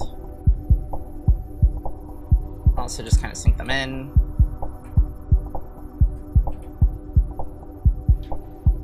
And that'll be like, you know, 7? No, wait. They're not that big. 6 millimeters. Actually, I can just measure it.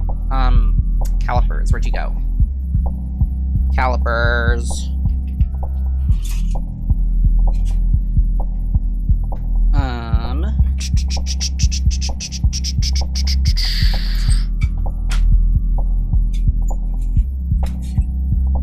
Where did I put them?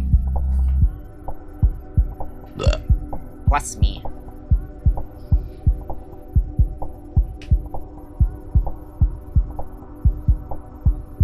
So I think the last thing I measured was that square nut.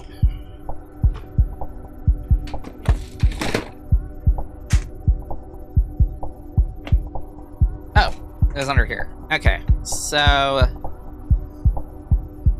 plastite head, you are 6.5 millimeters. I'm glad I checked that.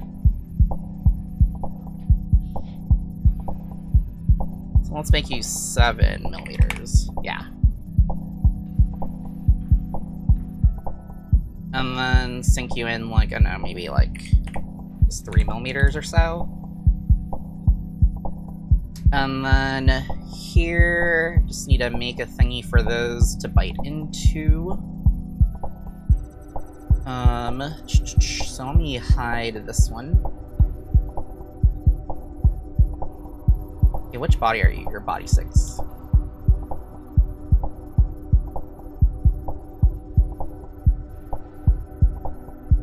Okay.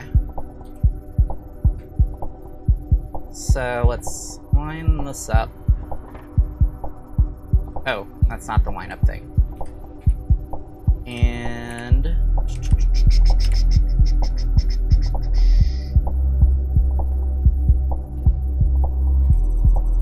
don't want to do a halfway thing on that.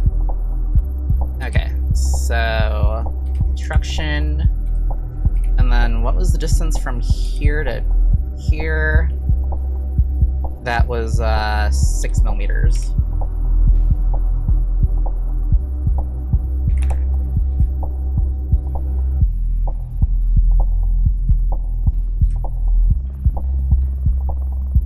Okay, so let's just project those.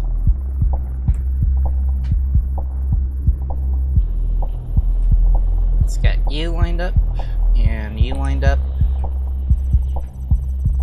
and force them to be horizontal. And then my face tracking is going nuts. Let me fix that. Face cap. Okay. So, let's make this like... Yeah, it has to bite into that, so... 3 millimeters. Equal. And then... We don't even need material, like, all the way there. So you just have this at, like... No. It's actually, like, way more than it needs to be.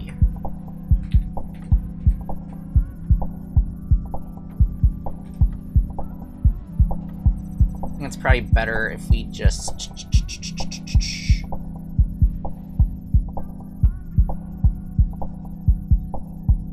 Yeah, if we just do that.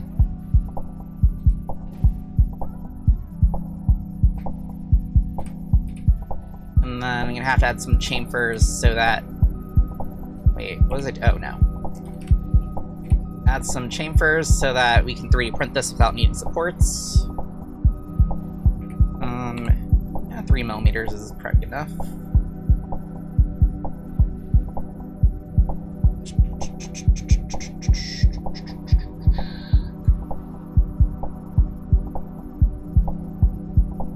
And then...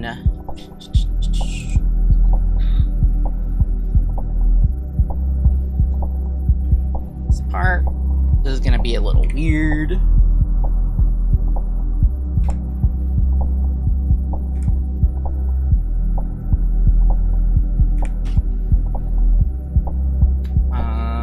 Okay. This only needs to be like 1 millimeter. What? I thought I got rid of that thing. Okay. There.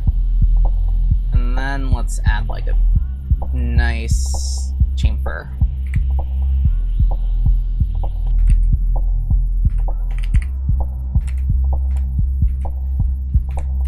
Okay, so that should let me 3D print it in this orientation nicely. I'm trying to think of all these things being 3D printable. I need to tune my supports because last time I did supports that were on the PLA stuff, they were a pain in the ass. But if I print this one standing up, I guess I could use tree supports to make it more efficient, but still. Okay. So now I just need to add the holes for those ones.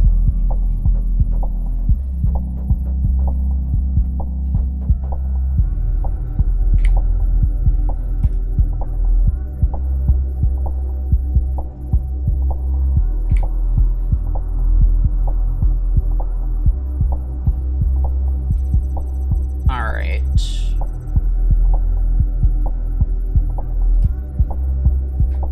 Let's make those equal. And I think 3.5 was what I had for these ones. Oh no, those need to be bigger.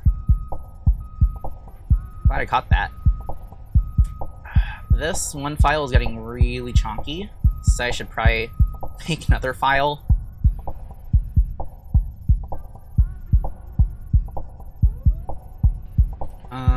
Okay, so what were you? 7 millimeters.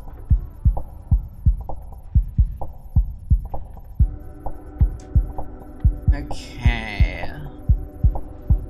I think I hit extrude instead of create sketch. Okay, 7 millimeters. And actually, I just want to copy that. I guess I have to project it for it to be used. Just in case I want to change that size.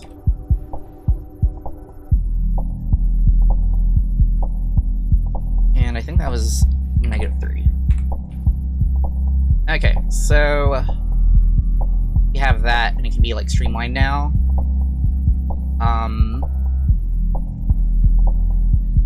Yeah, and then that screw head won't be in the way either.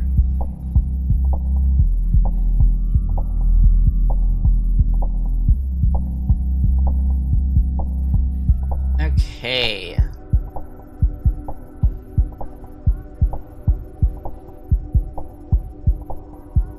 Huh, that's interesting.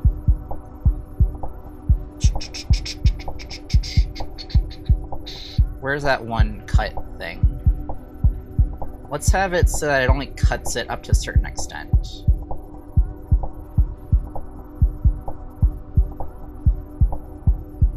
There's the cut.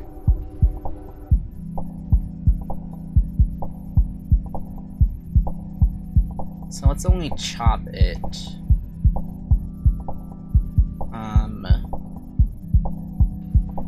Up to there.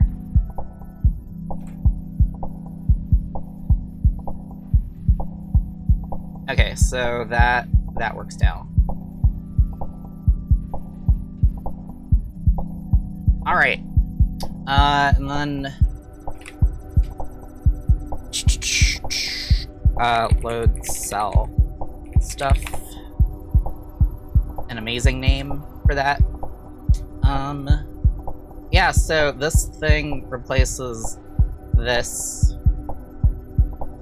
It's not as efficient, but does hide and protect it. And just depending on the print settings, I can also make it so it doesn't waste a ton of plastic. And probably not gonna print out the parts I'm designing as is. I'm gonna be optimizing it more. Okay.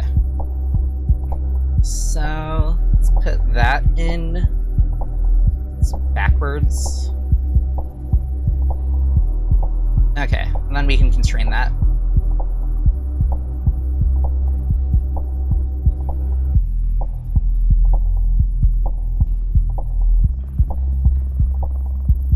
There it is. SolidWorks has a different icon for it, so I was like, which one is it? And then here to here. And then I'm not going to do the height constraint yet. But yeah, and this can also just be slammed as low as I want to, so down here. Alright. So...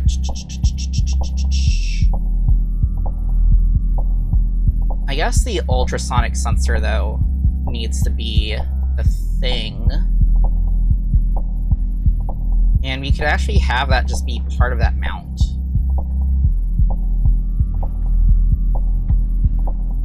Here. Yeah.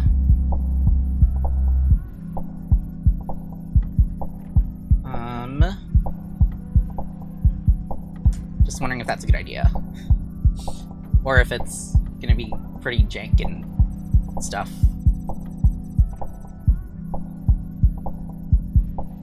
Honestly, I think it should be a separate part. That just kind of follows the same design thing that we're going here. Or I should probably put the pump thing here, and then we can just build around that. Okay, so let's do the pump holder next. And I think this is the only part that I actually never made a printed prototype for, because they literally just slapped some double stick tape and zip ties. So yeah, we're gonna be doing some measurements and stuff. Alright, let's get you out of the way. And here is... oh, I just realized the cup's not in here, so you can't do hydrate. Okay, now y'all can do hydrate again. Okay, so first I'm gonna go just get the pump. Yay, hydrate! So we're at 32.5 millimeters. That's a weird number.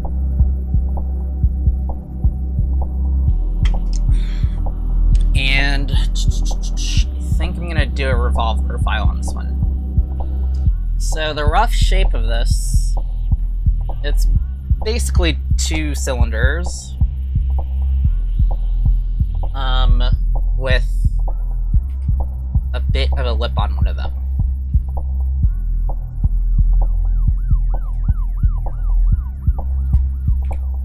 So that was, what? 32.5, I think? Okay, let's actually get a better angle at this. 32.2 this time. I'm gonna give it a bit of tolerance anyway. Oh.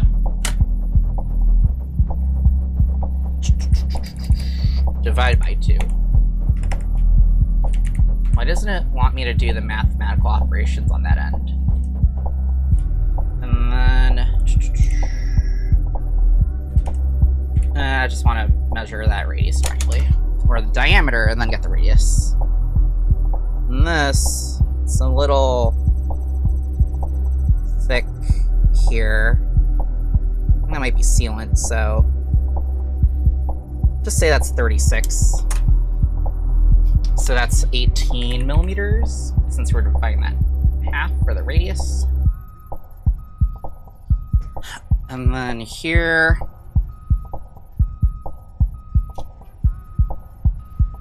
have 102, and then so 102 and about 290, or not 290, 29.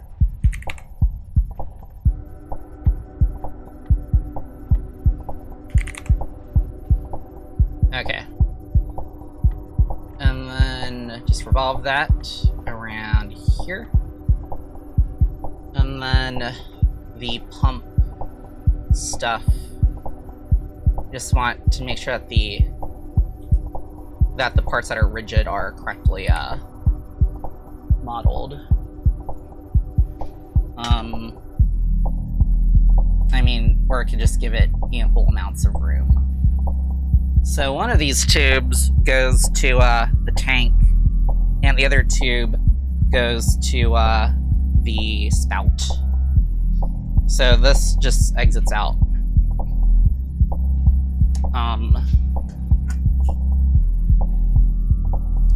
Oh, and that's basically tangent. Okay, so that's 10.2. Let's make that 11.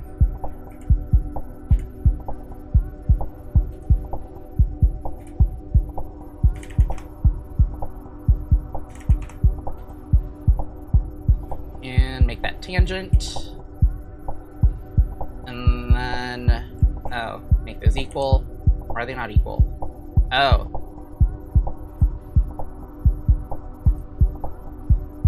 That's not in the correct spot. Okay, cool. Now let me just eyeball this. The most it needs before it starts to kink.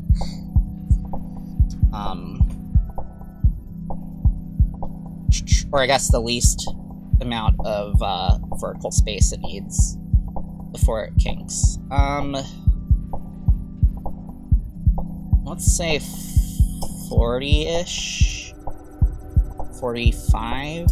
So let's go with 50, just be safe. Okay, so that's already looking kind of weird compared to this. Well, it's actually not going to be that bad because we have all that vertical space that we can use for the, we have all the vertical space that we can use for the electronics and stuff.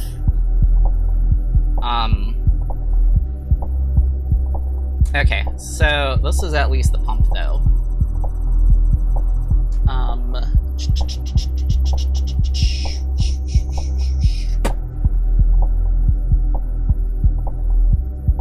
So I think the holder is going to be pretty easy for this. Since this is the one that goes to the tank, we can just have this one just kind of spilling out freely out the back, because I need somewhere to go. And then let me get another sketch here going.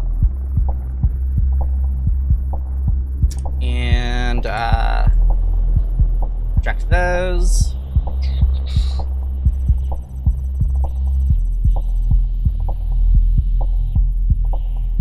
So gonna give that some ample space. Actually, I don't want to do it like that. Let's project that.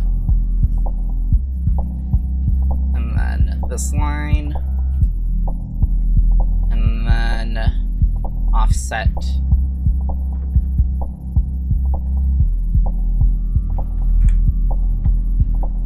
those aren't connected at all. Okay, can we, oop.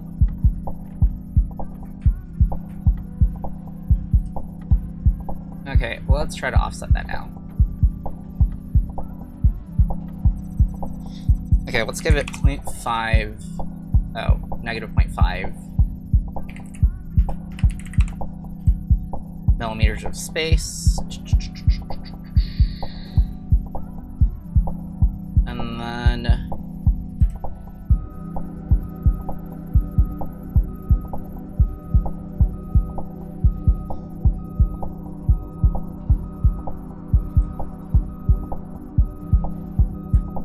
line that up for now, and I'll just figure out what to do with the bottom if we need all of the tube enclosed.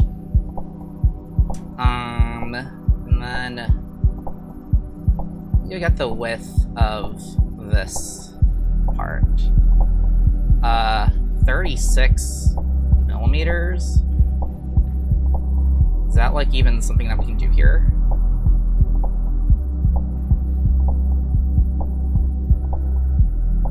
Wow. Okay. So it's gonna have to be like a little bit bumpy, I guess. Alright, so let's just make this like, I don't know, 8 or so. And then revolve around that, but only 180 degrees. Can we make it symmetric? 90. Okay. And then, hey, it's the Steam Deck logo. Okay. So let's make this 36 then. And it does not need to stick out very far at all.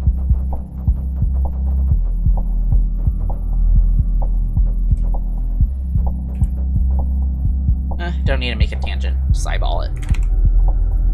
10. Yeah, I think that'll work.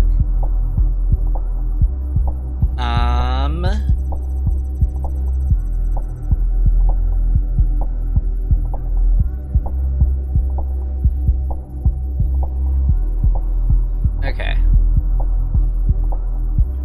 So extrude that to there. And then I'm gonna add some things so that we can add, what's it called?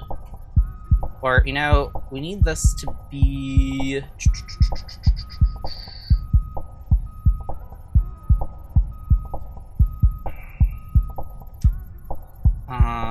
8 millimeters. 3. Okay.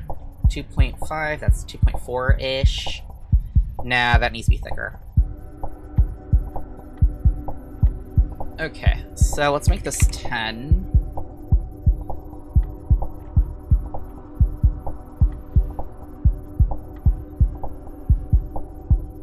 And then here, I'm gonna add a couple of zip tie channels so that we can put like a zip tie through it, or 2 zip ties through it.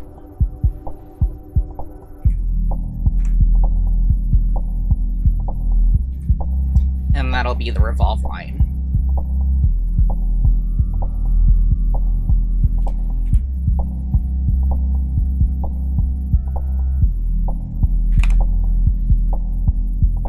Let's do 2.4. And then zip tie. Use some big boy zip ties. And it's better to go over than under. Okay, so give that some ample space.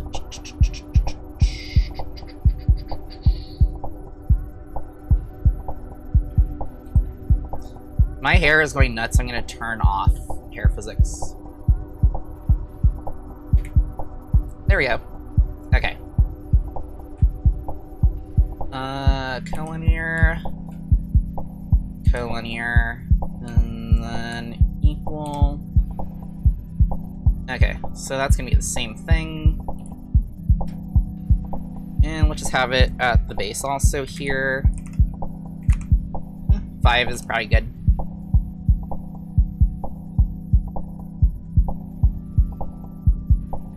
Okay.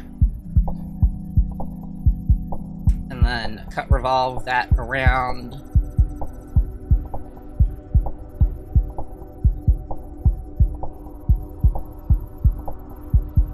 One side. Negative 180. So zip ties will be going through there. And then want to enclose the rest of this. Although first, let me save this and start to put it in the assembly. So pump thingy. Alright, where'd you go? Pump thingy here. Just want to see how this lines up with the thingy. It's actually not bad. Because we have the same width going on here.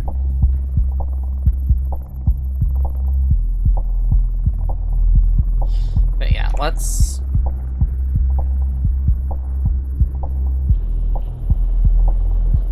What?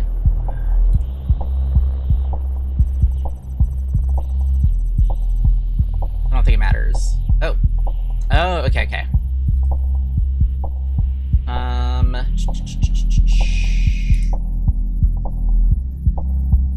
So let's put that here.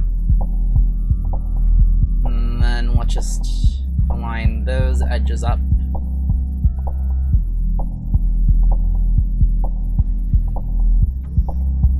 Okay. And then we'll just give it the maximum... no, I kind of overestimated or overcompensated or whatever. So don't actually need to do that. How high are you? You are 47 millimeters.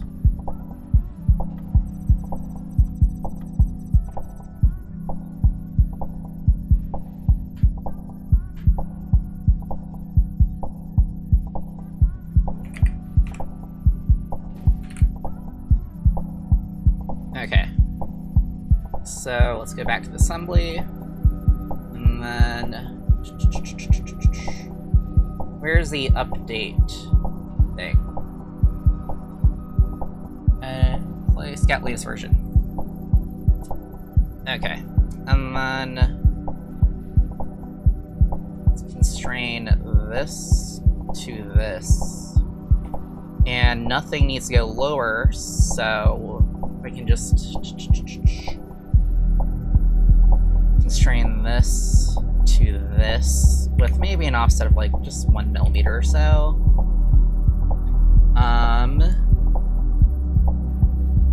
Okay.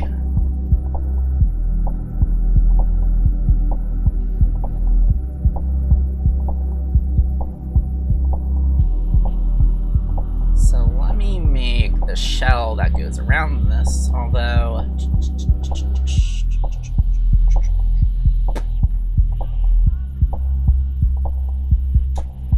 let me think about this.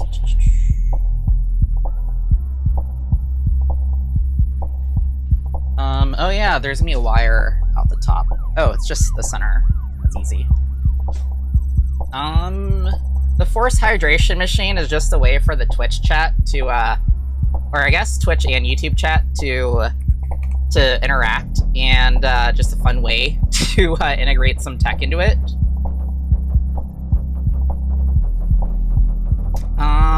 Yeah.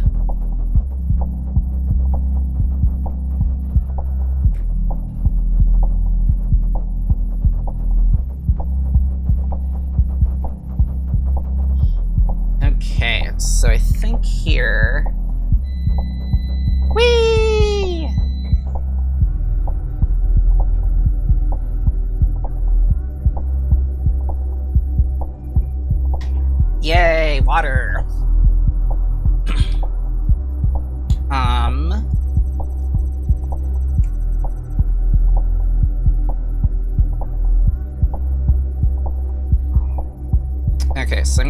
close that just a little bit.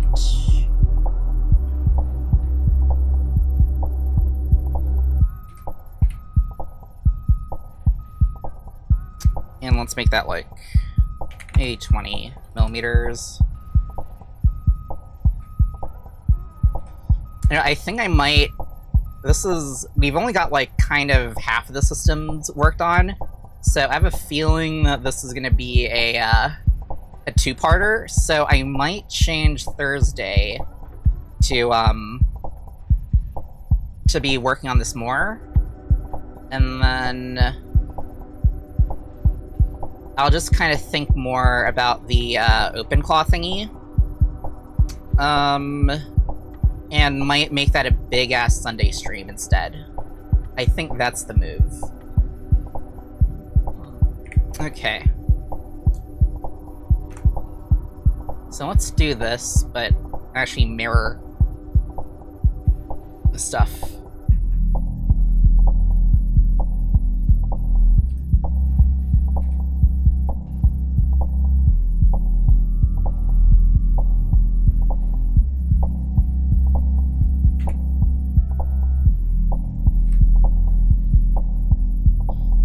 Ten.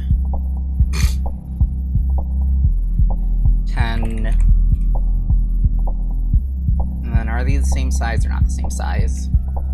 Let's make those equal. And I think this will...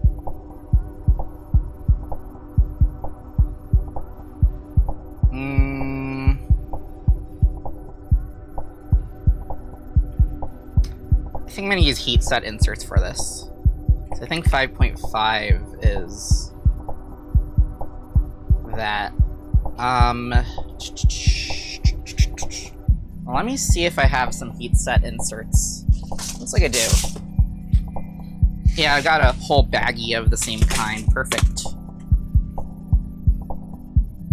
Okay, let's go with these guys.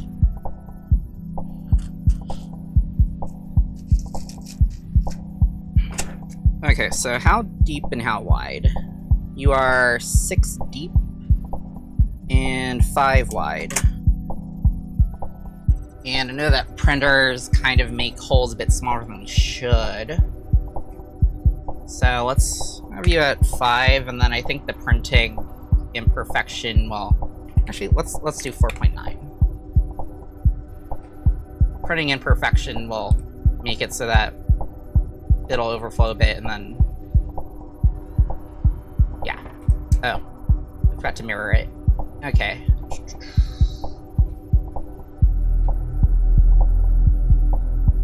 Mirror this.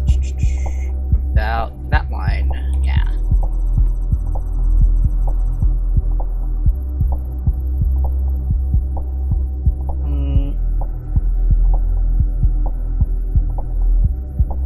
Let's have it...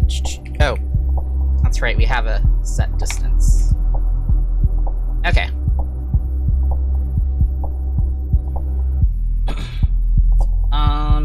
The ones I have in particular are, yeah, they're M3, and the outer diameter is like 5, and they are 6 millimeters long. But they definitely come in multiple sizes.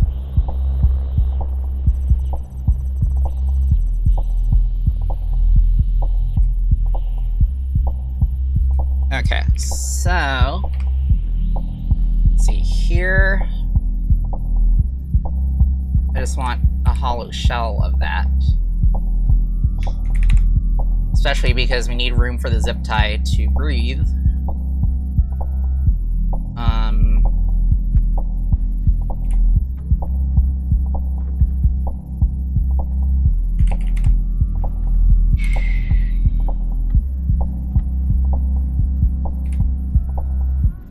That's 7.10. Where's my box of zip ties? Here.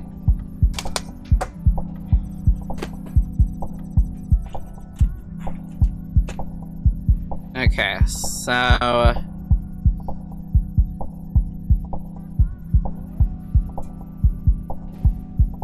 Oh, we can actually just check this out. How much space do we actually have here that we need? 9 millimeters.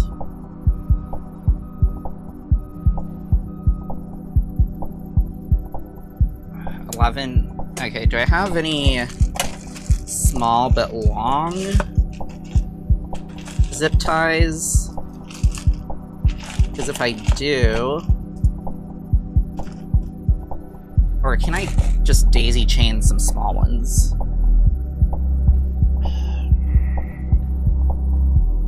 I can. There's gonna be enough length on that, and if not, I can just buy some more zip ties.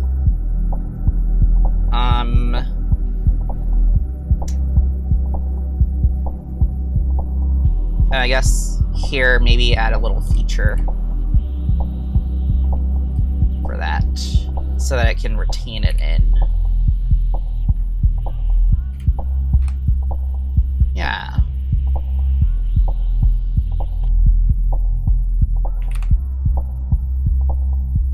Doesn't need to be big.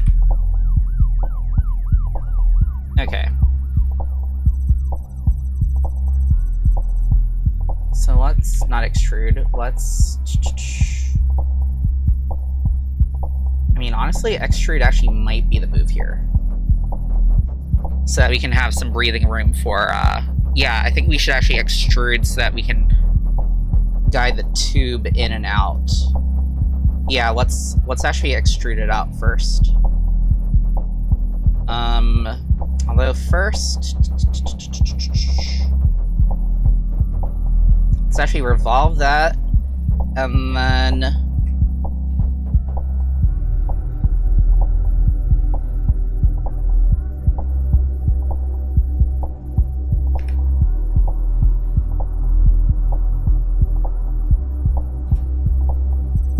Yeah. So let's take that and move the body. And then one of those tubes we can just guide through there. Do want to check though if how much we need to do that, or how much space we need. What is the smallest radius that we can go for that? Actually, I could just test this out, if it'll still pump with like a small kink. Definitely won't pump like that, but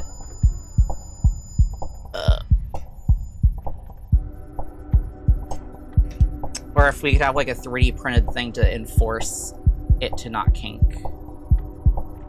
But yeah, let's see what happens if I do this. Doesn't think that the glass is on there. Yeah, that's one of the little issues though, is that sometimes it doesn't initialize the weight properly.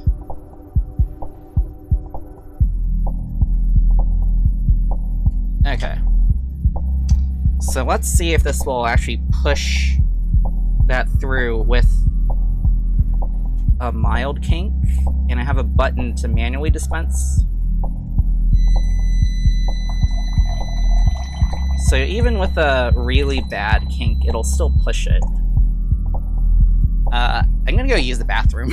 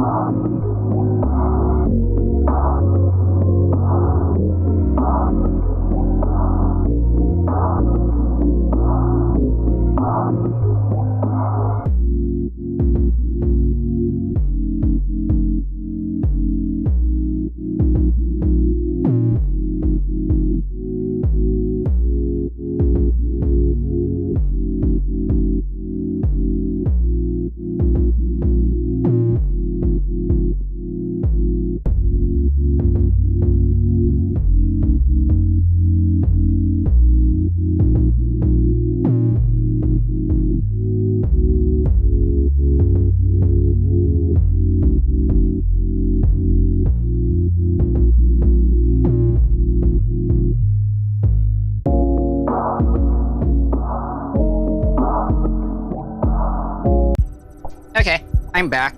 Although my trackers are not. Let me fix that.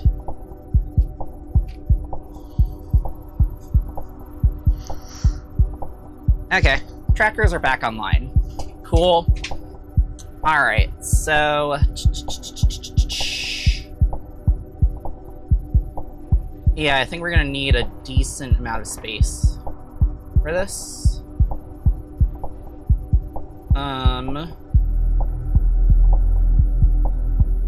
Yeah. So that's 30. And,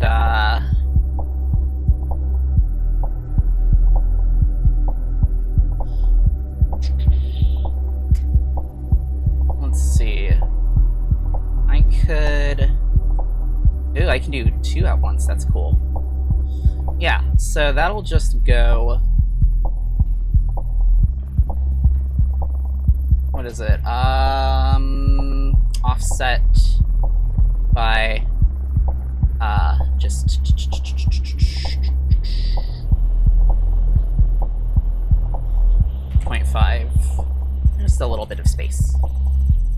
So it's gonna be the middle one that needs to curve around, and I'm thinking that we could also actually 3D print some kind of like U-shape thing that forces it to stay unkinked. You can see how that works. But yeah. Okay, so let's hide this one, or no, that one. Or I guess not.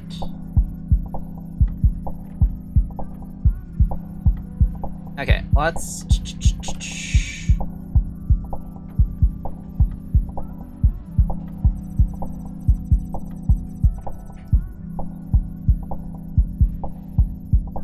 let's protect those holes. And then make some for the M3 screws to go through.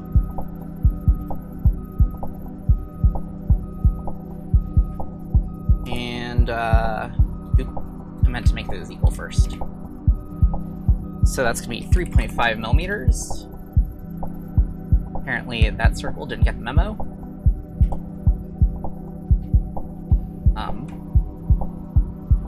Okay.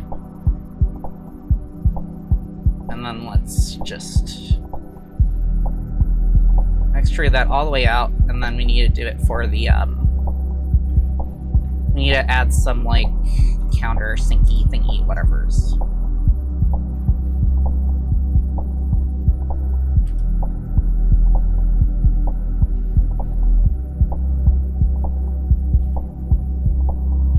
Screw it, I'll just mirror that.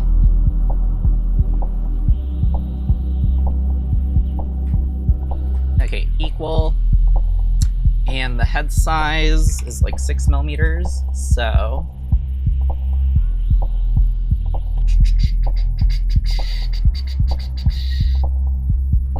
actually, that's a little too close to the edge. Let's go 5.5 millimeters. Or like 5.7, yeah. Because measured, the head is like 5.2 millimeters. Okay, let's mirror those about here. And then... oh, we don't want to do it on that one, we want to do it on the other one.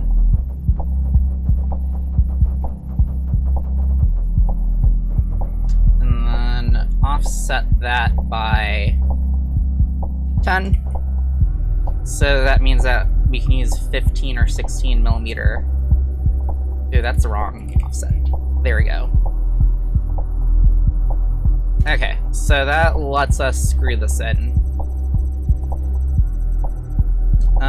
Okay.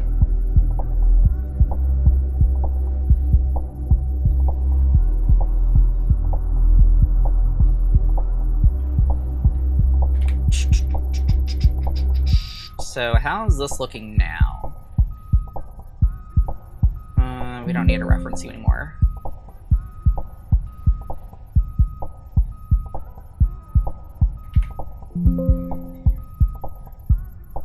I forgot to reload that. Okay, got the latest version.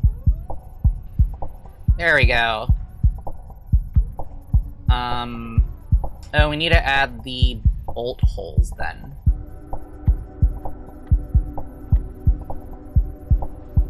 And a little bit of like a fin or side thing or whatever on that side.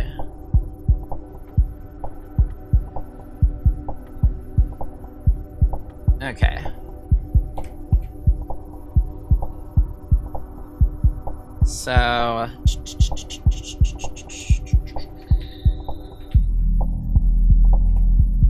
let's have this be 10 millimeters out from that. Pretty simple. 20.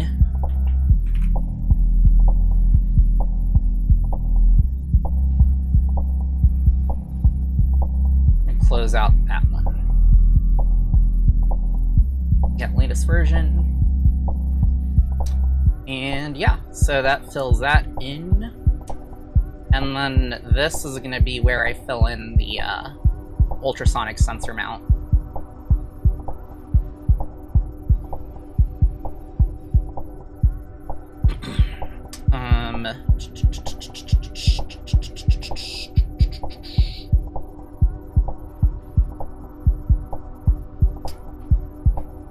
You know, let's make these pieces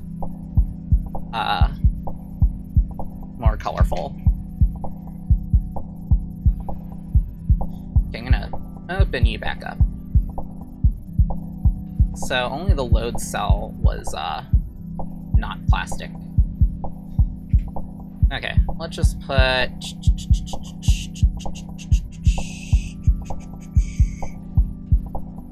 ABS white on here. And I think that's everything that's being printed.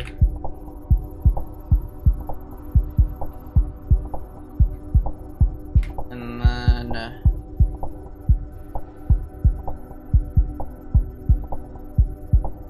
cool. And then we just add the holes for that.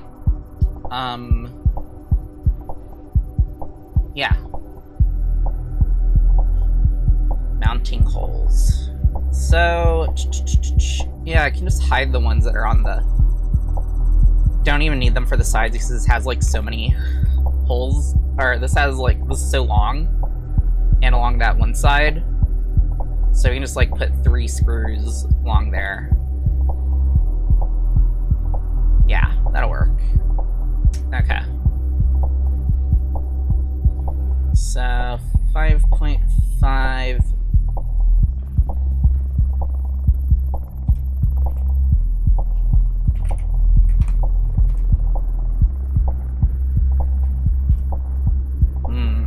I don't actually like that being on the midpoint because it's probably a weird number.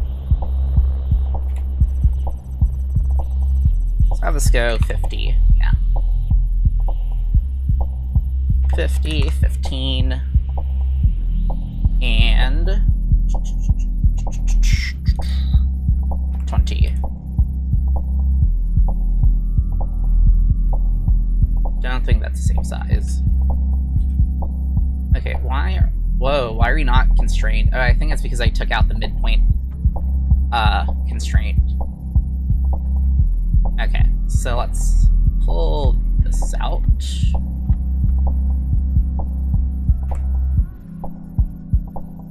And then add some space for the screw heads.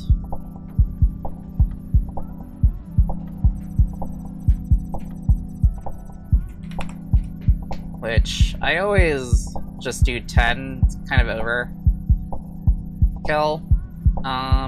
Okay, so offset you by 5.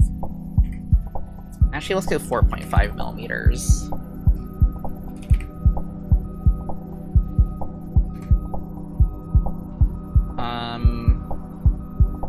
Oh no, I'm doing my math wrong. Oh, wait, no, that is correct. Okay, so that should work. And then we can, yeah, that's how that will attach it. Okay, now I can close that out. Get latest version. Starting to see kind of a design language going here, where I think the top profile will be dominated by like circles and like pill shapes, and the side profiles are dominated by like blocky rectangles.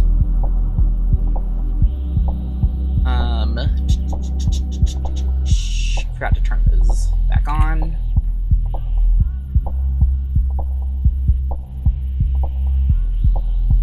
Get latest.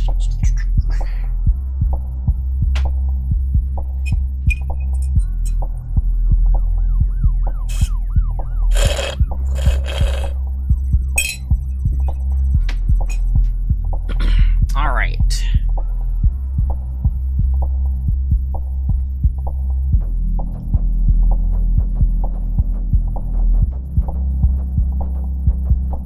Let's see.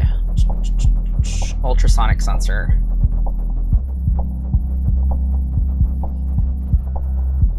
Let's get the distance from there to there. That's 112 millimeters.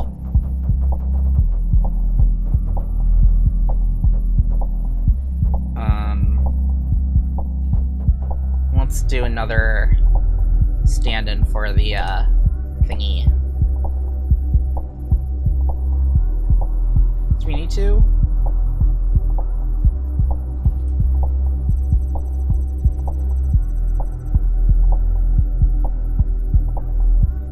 Oh, you know, let's actually just extend it on both sides, because for the... Oh, no. I think here is maybe where I want to put some routing for the tube. Okay. I think I know what to do there. Alright, so let's make this... Was it 36 is the width of this thing? 36... Yeah. It says 36.3, but that's because I added a bit of padding. 36... We can make that 5.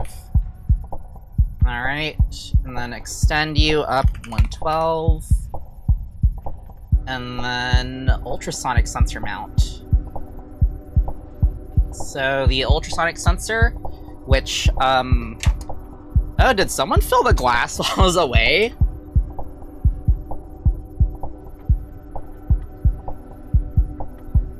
So this thing detects, and you can see it with that yellow LED, it detects the status of, if the glass is there or not, because when we reboot it, or I guess when it turns on, this has to be zeroed out first, and then it knows the mass of the glass ready. So, because it has this amount of weight, it says that there's nothing on there. And now that we have this on here, it turns green to indicate that a glass is detected. And so, the ultrasonic sensor is there mostly for the boot up process to detect if there is an existing glass on here or not. I could also make it extra safe, so it's not just the weight of whatever's on the load cell, but also the existence of something in this window distance for the ultrasonic sensor. Yeah.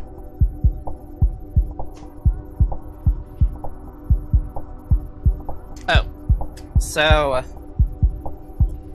I need to get the distance of the ultrasonic sensor from this, where we can actually model it, and it doesn't need to be exact, just kind of a rough thing.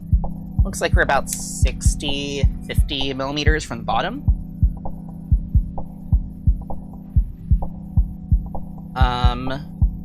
And it's also basically right up against... Oh, wait. I don't think it's that simple.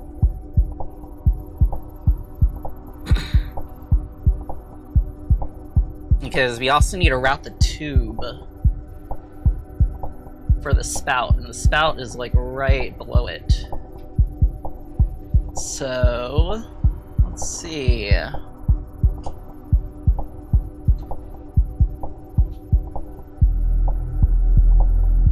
How's this gonna work?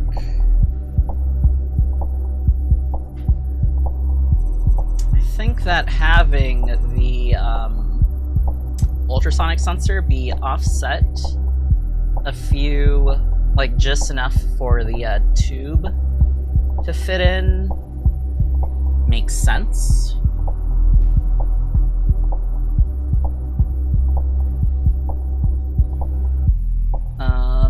I don't want the ultrasonic, well, I'll just coat the ultrasonic sensor in conformal coating to help waterproof it. So that actually probably isn't a big issue. But yeah, let me go model the ultrasonic sensor. And then we'll just build around that. So this is awkward. Let me take that zip tie box out of the way. Okay, so moving that out of the way for a bit. We have 46 by 46 by 22. 46, 22, 46, 22.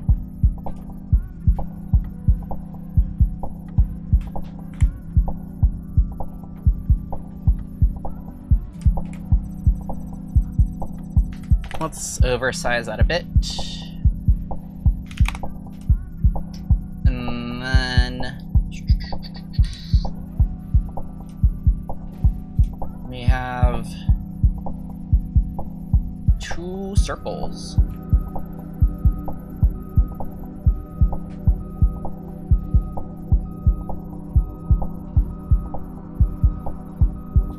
Oh, okay, so that's already good. And radius of them is about 16 millimeters.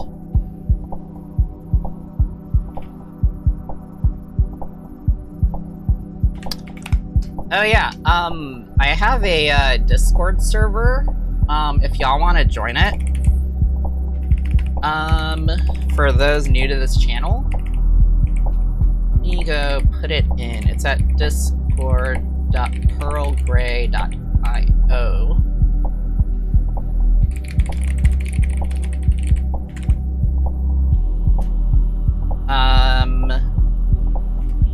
Yeah.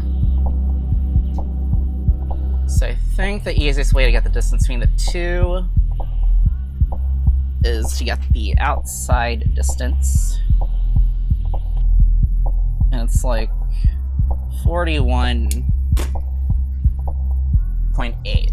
So I'm gonna assume that's 42. Yeah. Okay, so let's... Oh, wait. Also need to get the, hole pattern on it, too. So, that is... Why is it doing min distance? Okay. From here to here... 42.5. And from here to here... 17.5. So 42.5 and 17.5.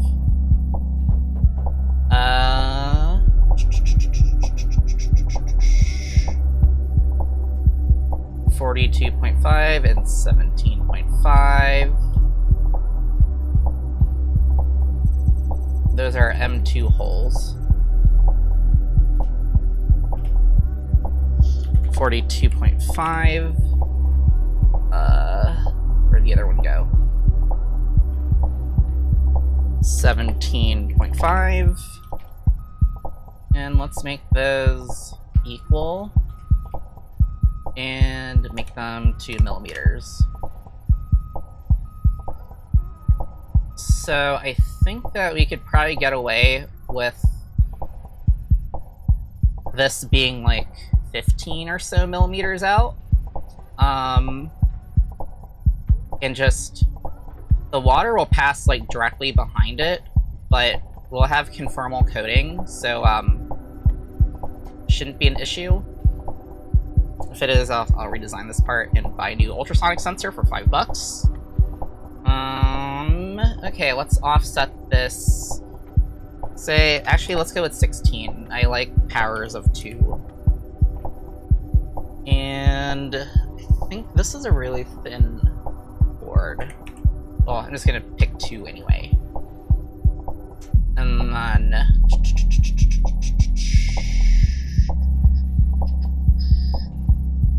gonna start from that object and go... How deep are you?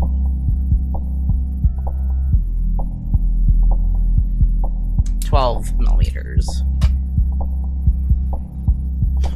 Okay. 12.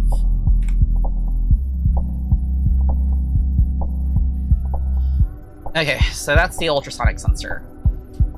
And the tube exists somewhere in there.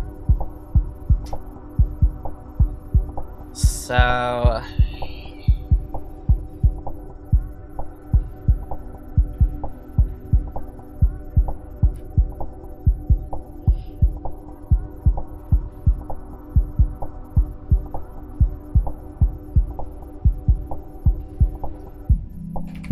First, let me go pop this into the assembly.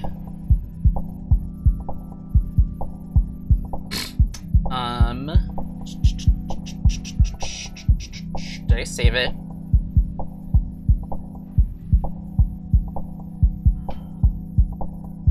I did not save it. Okay.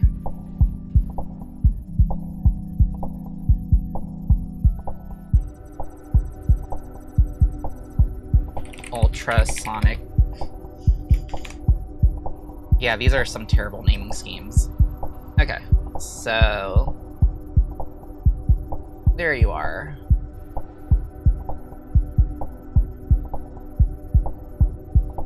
Oh, and you weren't backwards this time.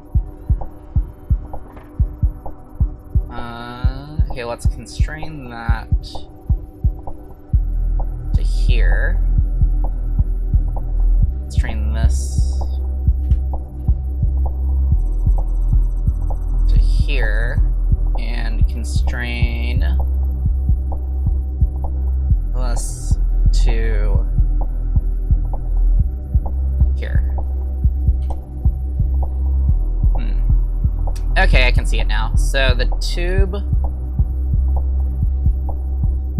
well, if the tube's actually going that way, then you shouldn't have all this space in the back, except just to accommodate the zip tie. So let's change that to be...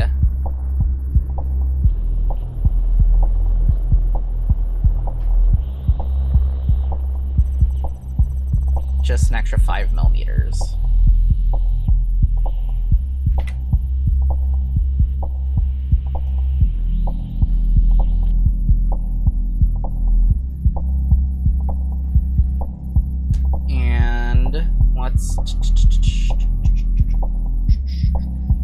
There it is. Okay, so the path that the water needs to take would go out to that side and then up into here. It's kind of an awkward path.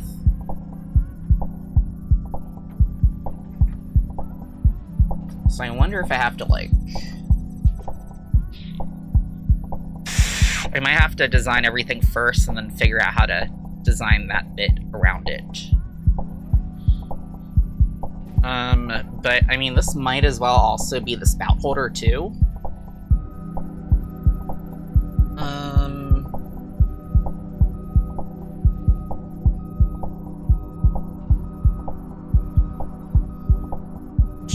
Also, I don't mind part of the tube sticking out and then going back in. That could look cool. But then again, I don't want the pump to get snagged and then leak out and stuff. But this is actually too low. Let's make it a little higher. Because I don't think I accounted for the, I'll just measure it again. I don't think I accounted for...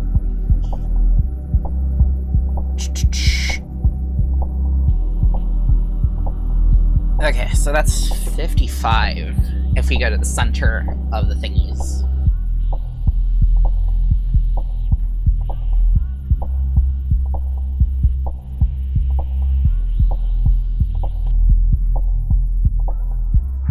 Where did I define that one distance? Oh, that was never defined in the first place. Okay. 55.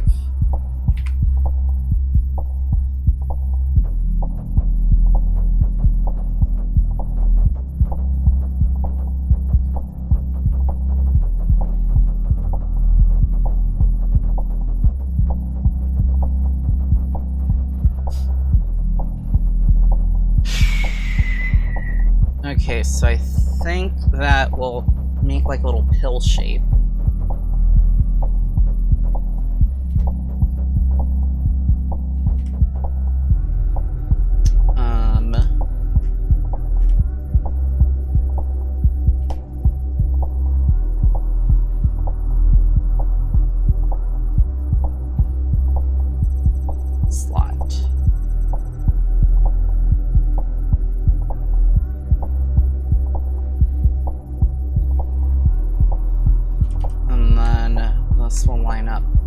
That, and this can just line up to this, and then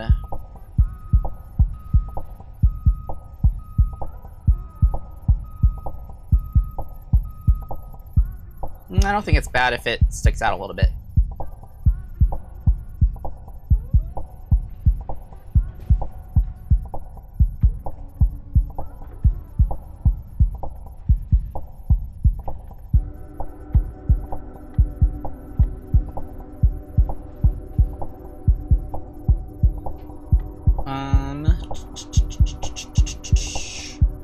Could have it, if it matches, could have it match that.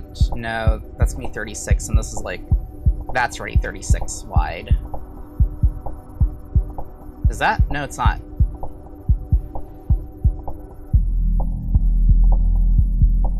Oh, 50, 52.5.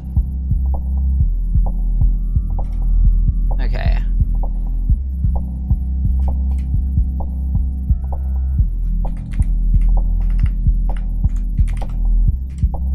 I don't think that looks bad. And then...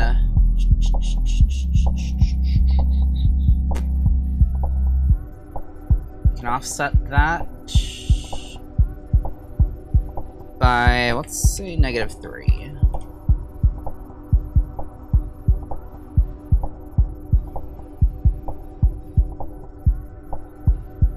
And then we can actually have room to put in the mounting for that. Okay, so hide that, and then we just make this go all the way up.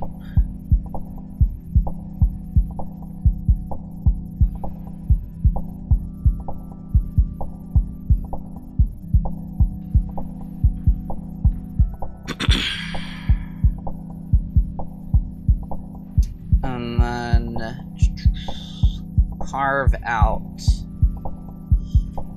those.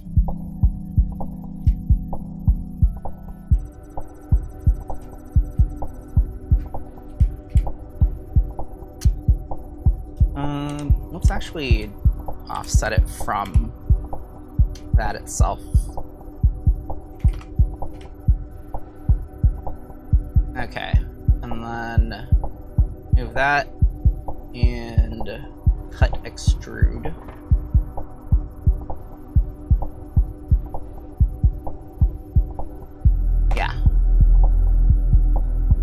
that should let those ultrasonic sensors peekaboo out. Come on.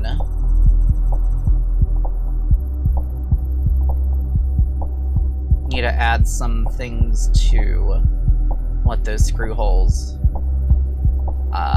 do their thing.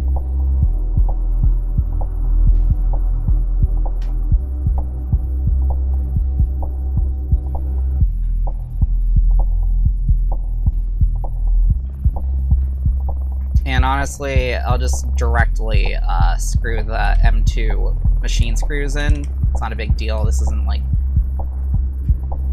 This doesn't need strength. So...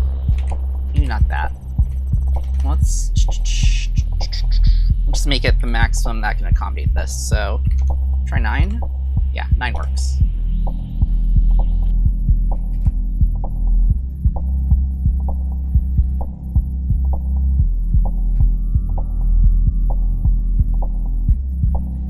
Make those equal, make those 2. And then hide that. And then...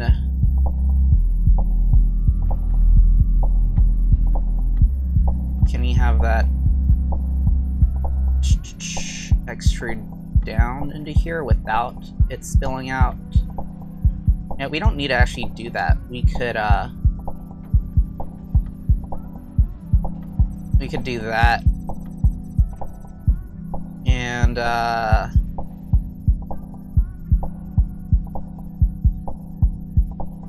then chamfer it. So that it can print without needing supports. Oh wait.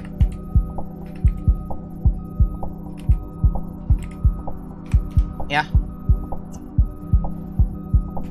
Oh wait, I need to fill in the those holes. Okay.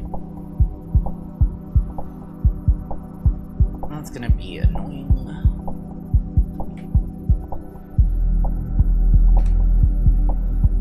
Oh, did those not actually merge? I don't think those actually merged. Nope. Okay. Now I can do that.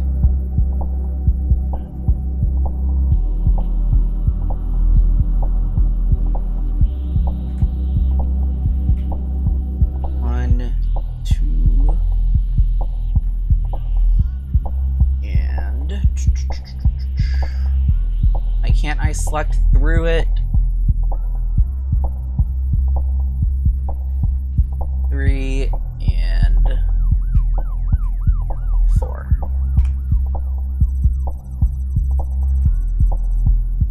And I guess I'm gonna have to just link those manually.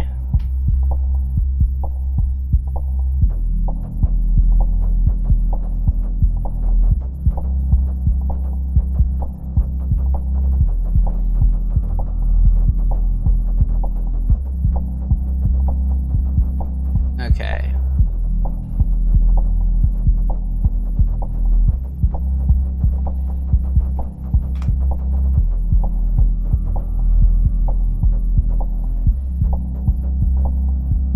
This is getting confusing. Okay, let's have this merge, and then... Oh.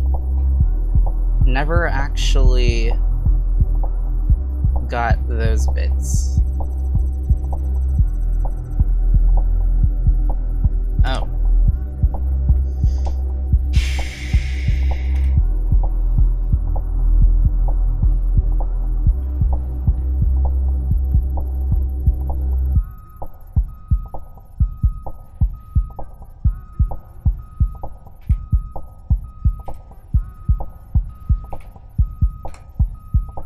Okay, I might have to redo some of this stuff.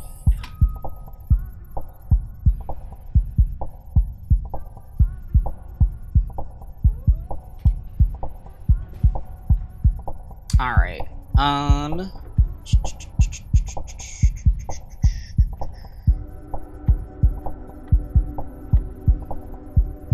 okay, wanted to include those.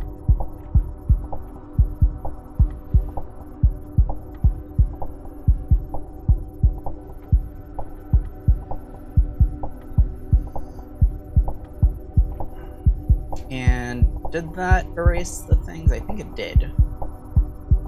Okay. And let's just extrude this as far as we can.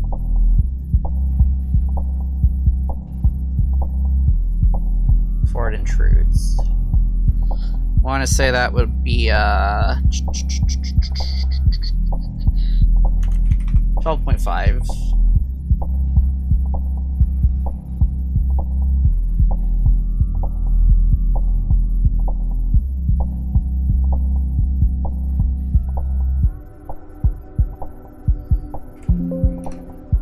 You know, those holes might not actually exist anymore. Oh, they don't, so we don't have to do that weird thing that I did before. Okay, cool. And then we can just chamfer this.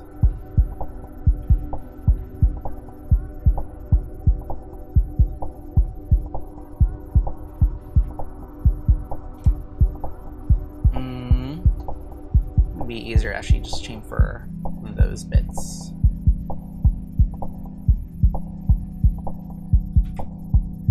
Two, 3. Is there like a way to just get it to min-max? Okay, whatever. That will eliminate the need for supports.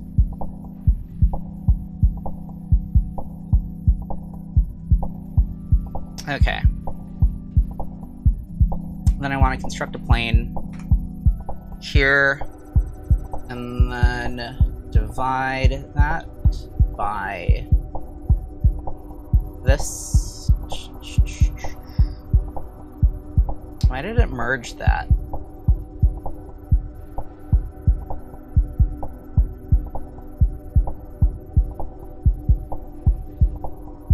Oh, okay, I see what happened.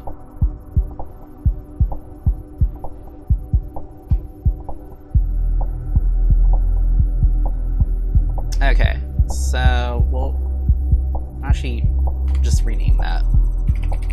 Sensor.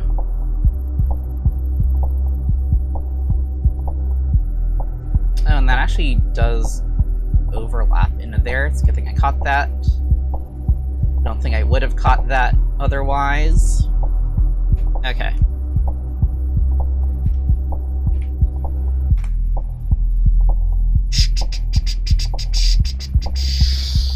.5.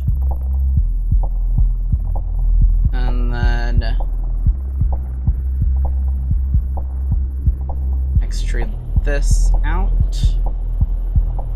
by just 3 and only cut that.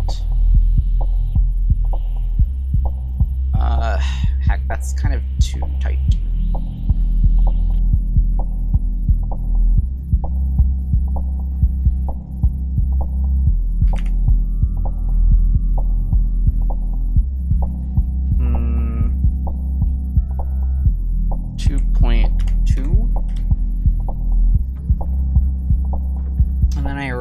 That screw heads are going to be kind of a problem.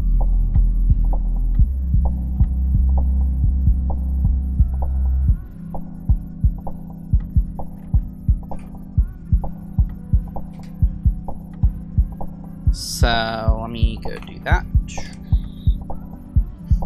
And then a box of M2 screws. Where are you? You're here.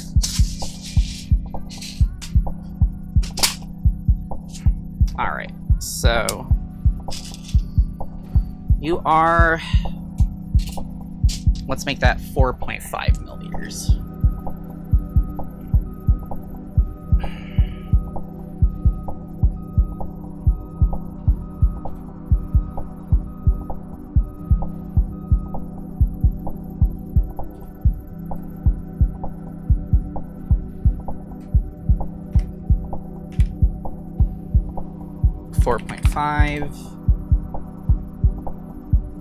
And then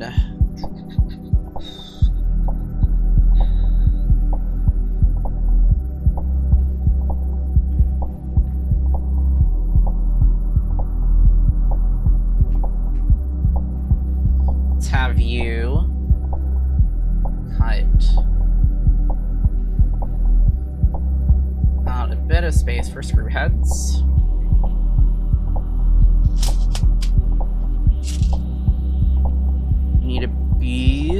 let's make you 2.5.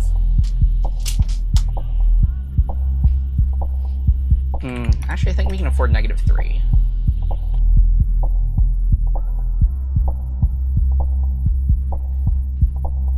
What? That went the wrong way.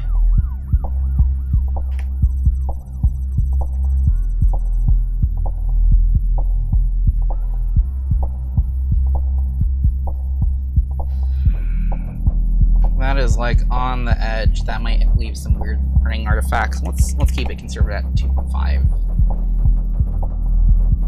Okay. I wonder if we can do the min distance thing from that to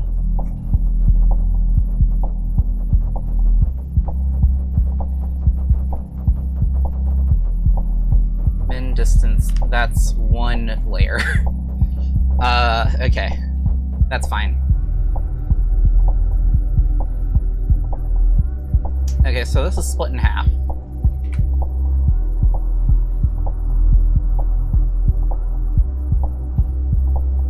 Now let's turn the sensor back on also.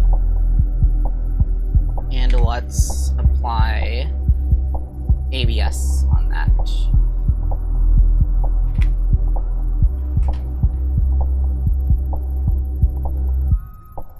Okay, got latest version.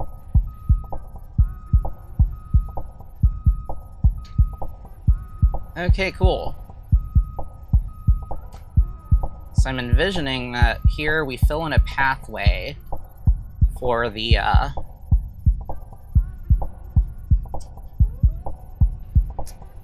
for whatever that is. Or no, we don't have to do that, we just have to expose some holes for the, for it.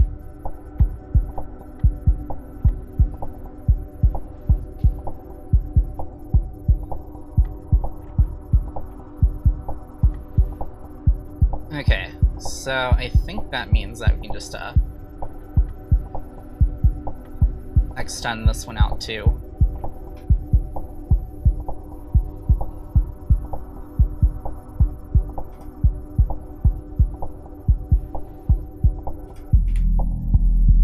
Let's make that 8. And let's make sure that's, okay, that's exactly 20. That's not good. I'll just have that go to here, and then I'll cut that.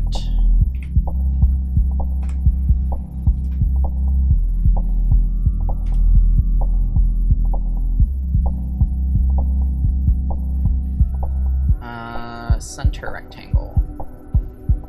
Halfway point.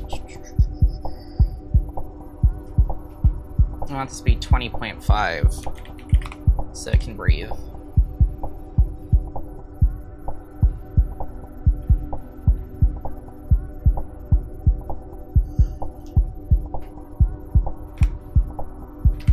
Okay, cool.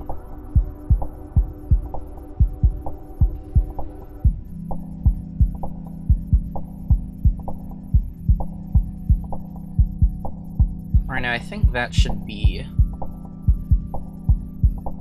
Is that 20.5? Yeah, it is. Okay. So get latest version. And then let's just shade with visible edges only.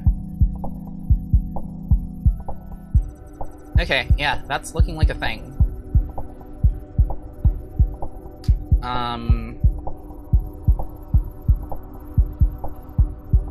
So that'll be screwed into here, and then that'll go there. We don't have a way to actually secure that on, so let's do that.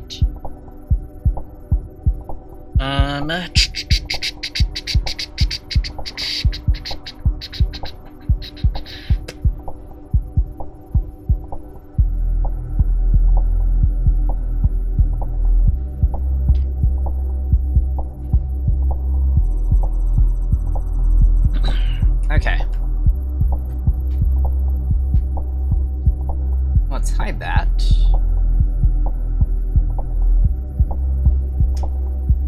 And then let's do some of the stuff that we did for that last one.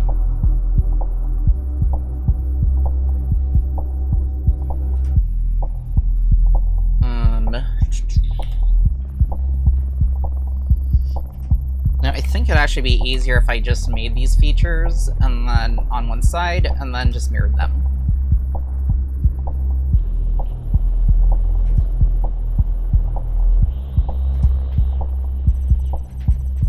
Actually, let's not make that a halfway thing.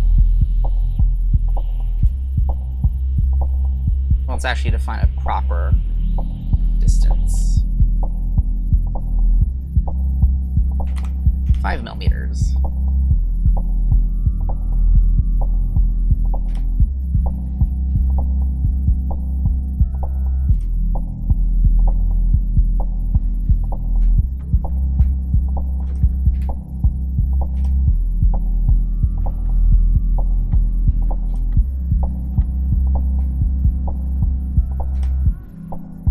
Let's go with M3 screws for this one too.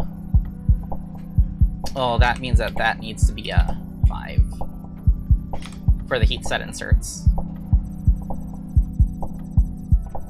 And then that can be 3, yeah.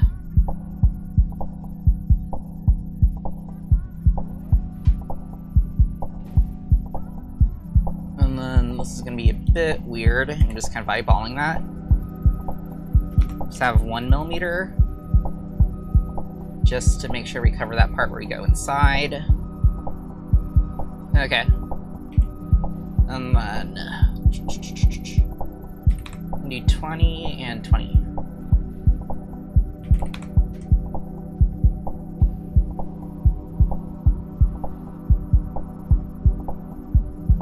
And then can we have this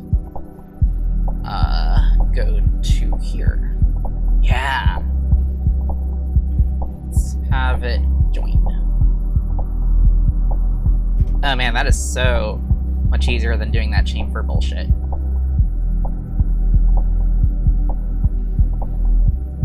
Although, we need to cut out the heat set insert part.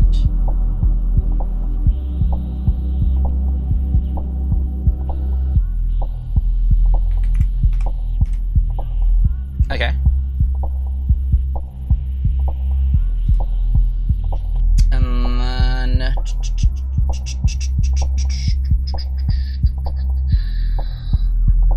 cool. And then let's do the same thing, but for here. Can we actually add some in here without pissing it off? Let's try 3.5. 3.5.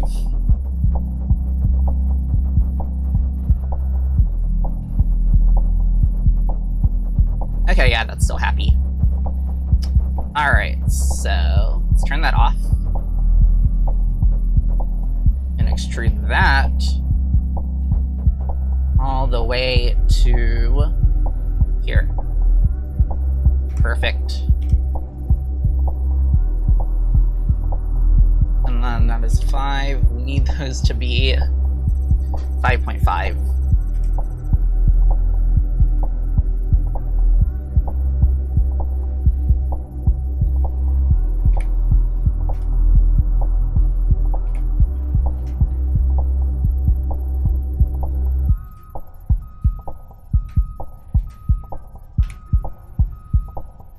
Alright, 5.5. Extrude everything from there out.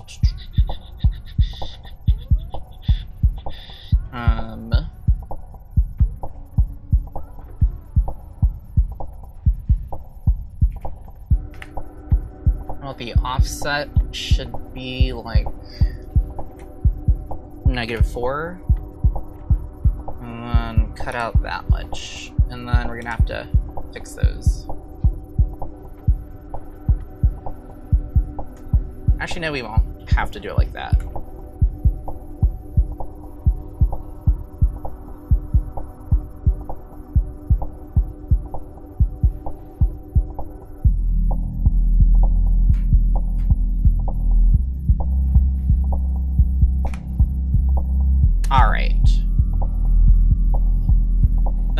this does not throw a fit. It might throw a fit, though.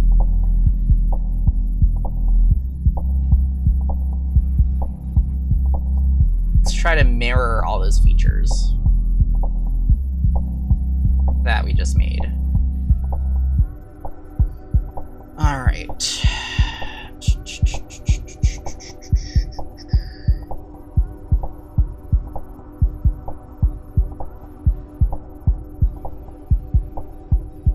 Mirror plane.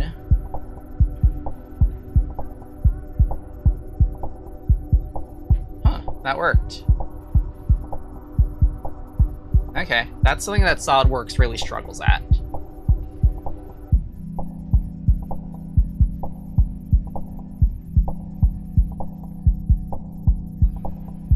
Alright, I need to do a little bit of a carve out here for the board, because there's like some little bits on the corners that get angry.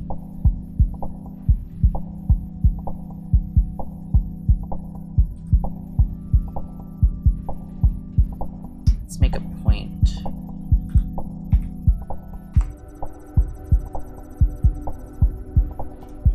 And construction.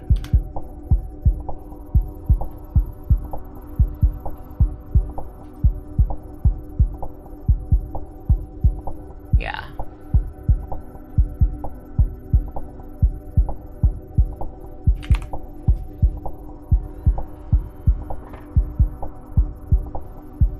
Okay. Wait, did I even leave room? Okay, that is correct. Yeah, yeah. Okay, I don't know which way is up. Okay, that way is up. Alright, let's get latest. Okay, cool. I guess we need a floor here.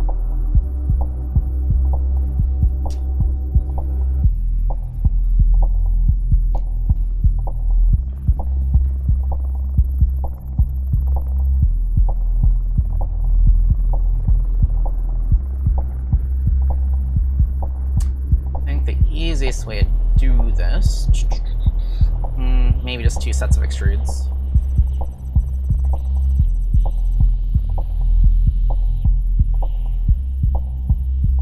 Okay.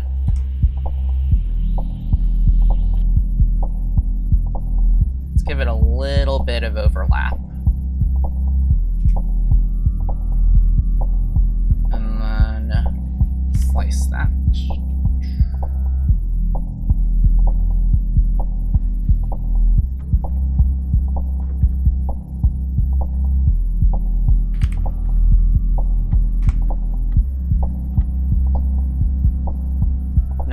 -2, and then here, let's have that. -2. Hide that sketch. Turn those back on. And, update. Okay, cool.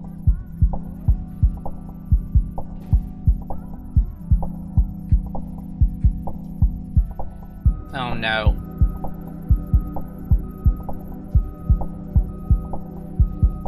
I did it again.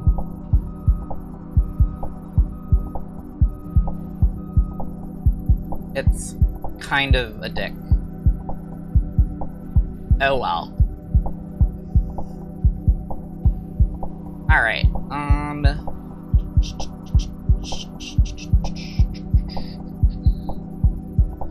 I could actually chop this extrusion also. And I didn't really expect it, but we are hiding the extrusion, basically. Okay. Let's see, the spout.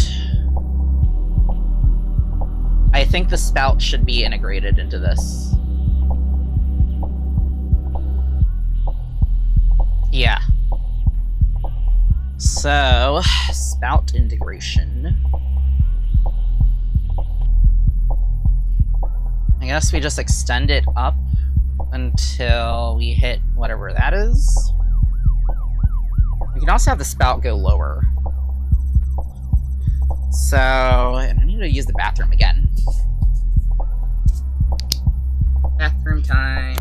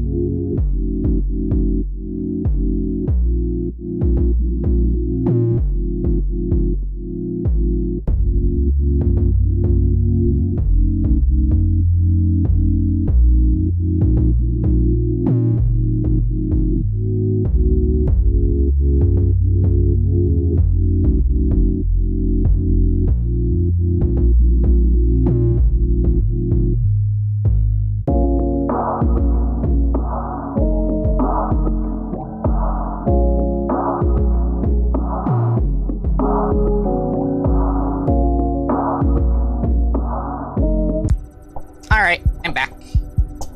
Okay. So, spout. You can definitely lower the spout now because, what's it called? Because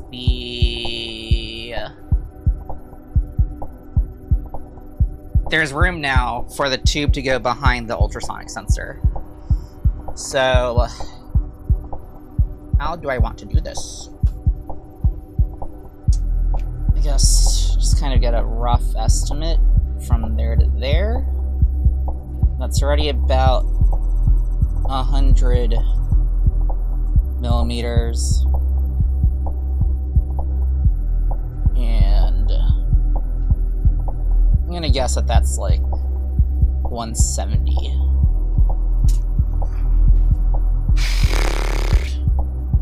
I think the first thing to do is model the glass and the spout first. So, yeah, let's do that.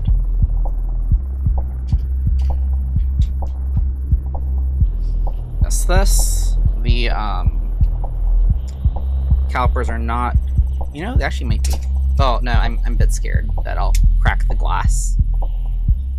Okay, so that's 135. 135. 87. 135, 87, and 69.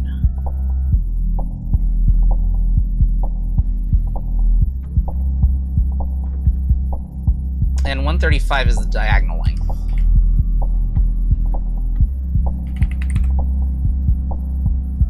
$69 divided by 2. And 85 divided by 2. And then... Can I just offset only those two? Yeah, I can.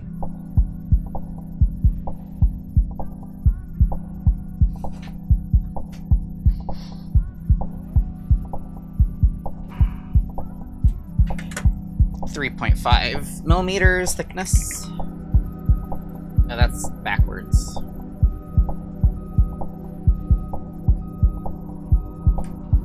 Okay, cool.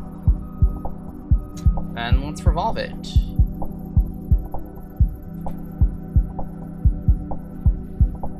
And I know that the bottom is thicker, but whatever, it's not too important for this. Oh wait, that only did half of it.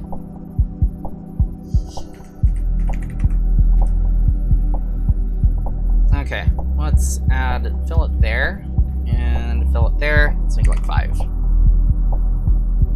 Okay, cool. Yes. maybe a couple more fillets. And then let's make this glass. Perfect.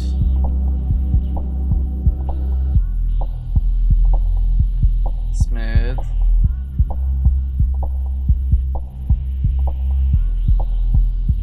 Ooh, that's nice. Okay, and then I want to add water in this. Origin. Create sketch. Project this. And I guess project that too. I don't think I actually want that. I think I want intersect.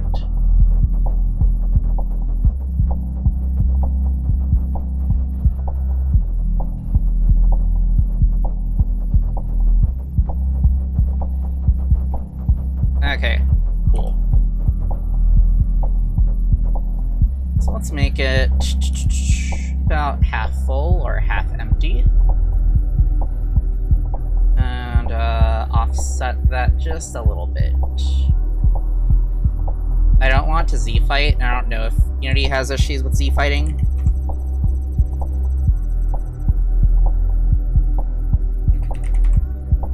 Wait, what?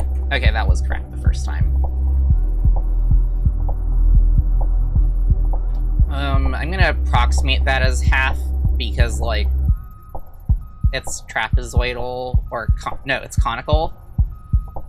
It's not a cylinder, so, yeah. Alright. Why is it not doing 360 by default? It's throwing me off. Normally it should do that. Okay, and let's add water. It looks like that they have liquid definitions in here. Okay. Yeah, you know, that looks like water to me.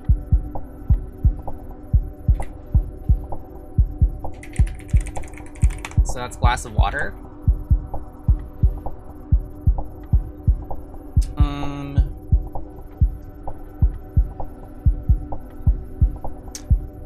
Apparently I had caps lock on. Okay, constrain this to here.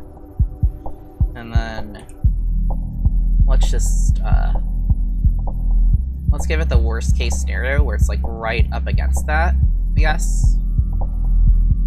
Or no, let's just center it, and then we can just make sure that we do that.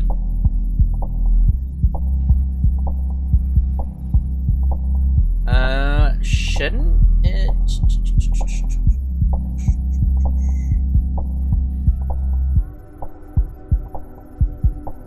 Center. I think that's the one that I want.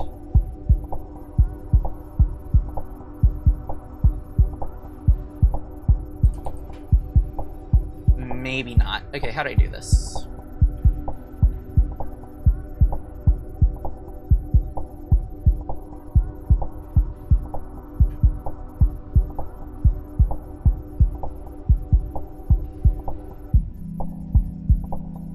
Okay. Does that make sense? How do I align it?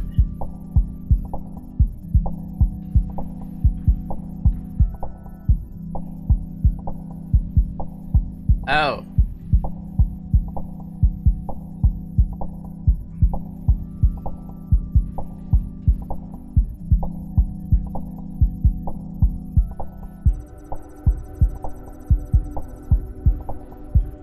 This is really weird. Okay, let's just be lazy and just like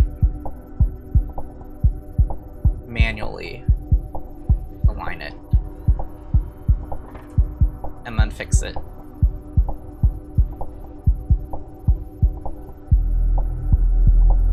Where's fix?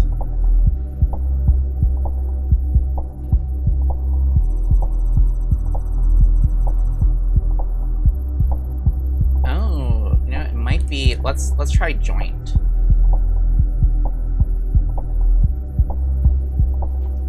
shit, where'd it go? Went off to space.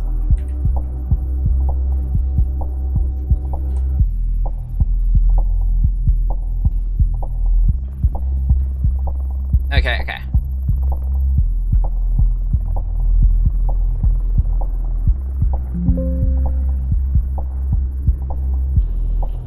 Oop.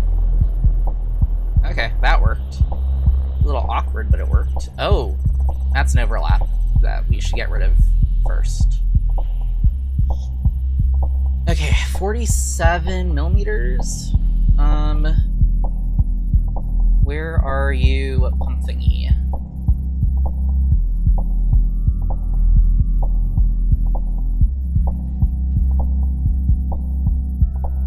Pump, pump, pump, pump. Okay. I should probably try out the edit in place thing, but I've had bad experiences with that in SolidWorks and I'm a little scared to do it.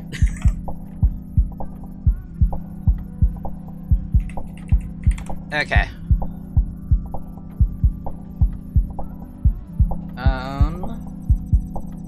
Let's have it cut out to here. Okay.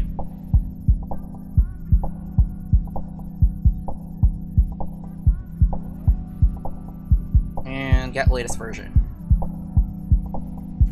Okay. That looks better. And then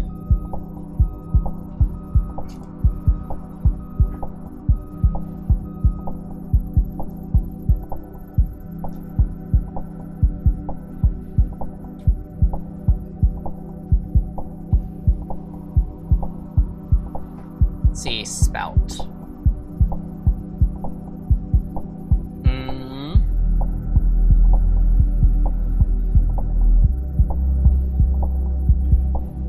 What is the min distance between this and this? 32. That's fine.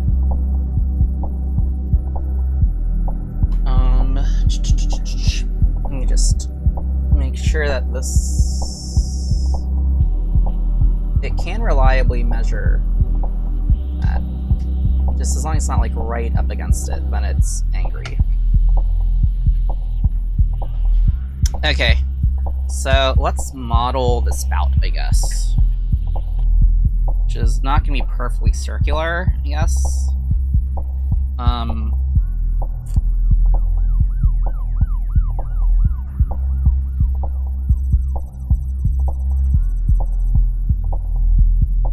66.6.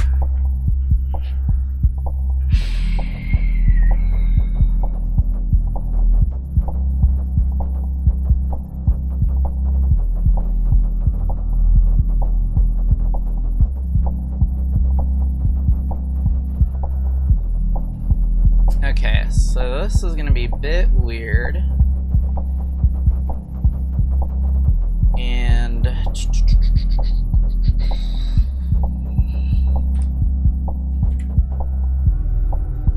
what is the... This isn't going to be like a true pipe thing, but that's okay. Okay, so that's 8 millimeters. And then...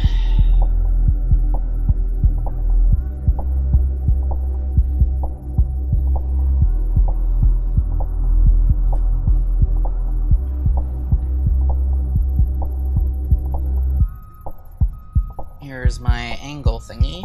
I'm just gonna eyeball it. Yeah, I don't have anything I can really reference it against. Or, you know, could reference it against this. It's too flimsy. I'll just be careful.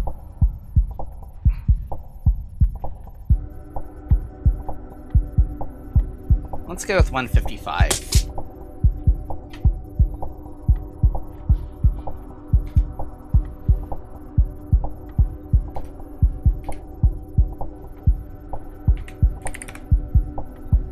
Yeah, that looks reasonable to me. And then we'll just get the horizontal distance from that to here. I have 67.5. The important part is that we want to make sure that the spout actually goes into the spout actually ends up going into the, what's it called, glass.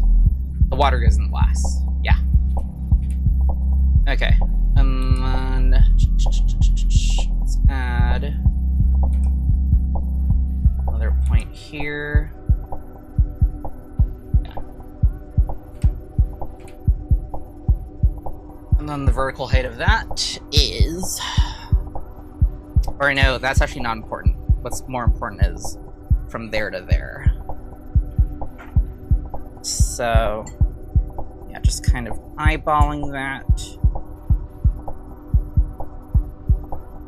I think eyeballing is probably fine.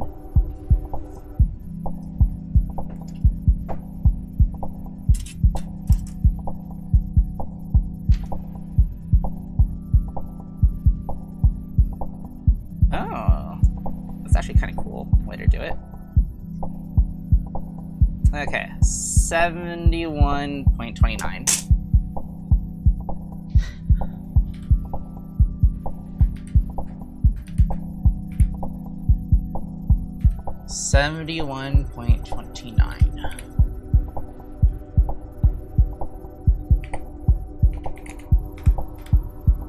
Okay, so that should get us close to an approximation of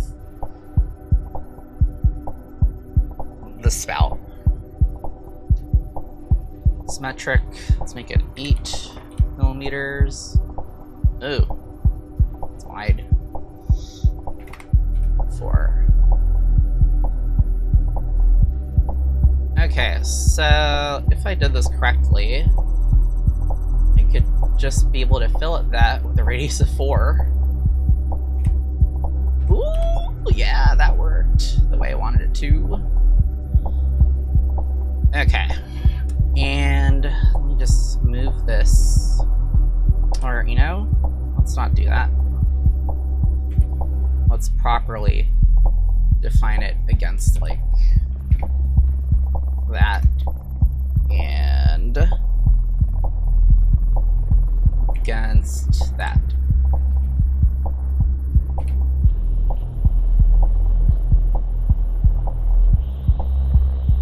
So let's make this 0, or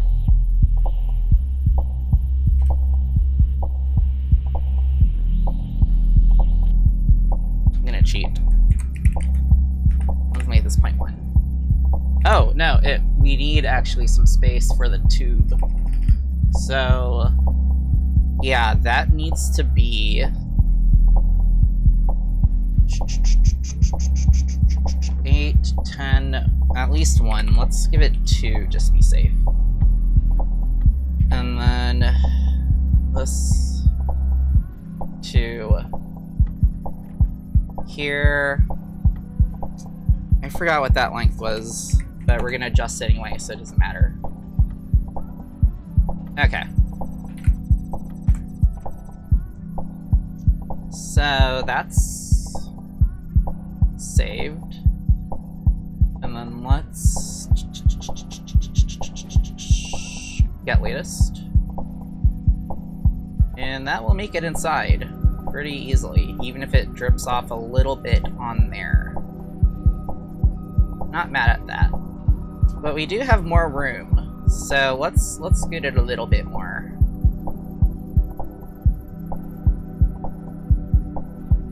And we can also make it go up a bit more because it comes out at a slight angle. So let's try 150 and 5. Okay. And then that's not saved. And then let's get latest. Oh, I never put the glass back on. Okay.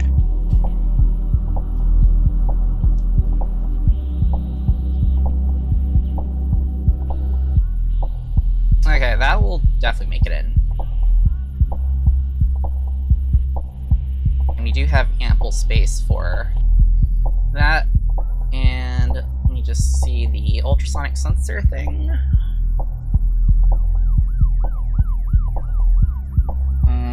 Which body are you? Okay, so should rename these. Spout. And then this one is top.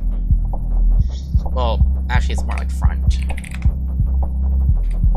Or actually, let's call it base and cover. Okay. So that does go behind there.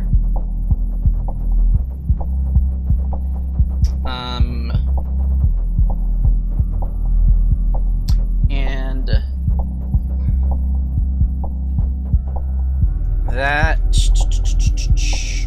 the tube goes on a little bit big. Let's make it 11 just to be safe. And let's make that like 8.1. Okay, so the tube overlaps with the spout. Let's say 20 millimeters, I guess.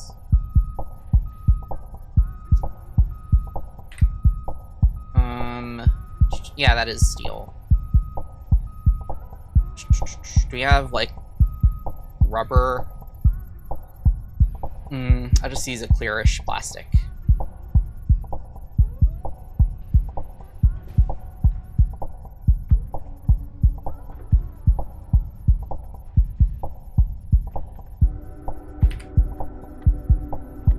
Okay.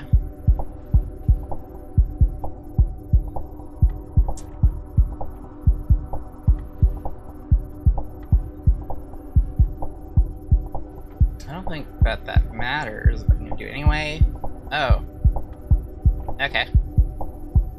So I guess the path would go from here into there.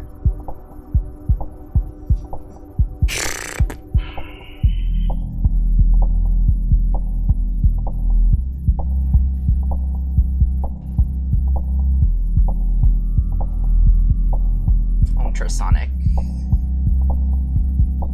Okay, let's take out sensor and base, or sensor and cover, and just add the zip tie mounts for this.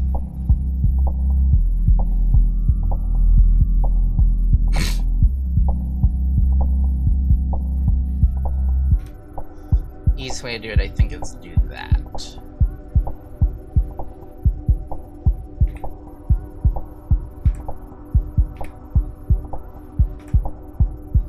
Is that the easiest way?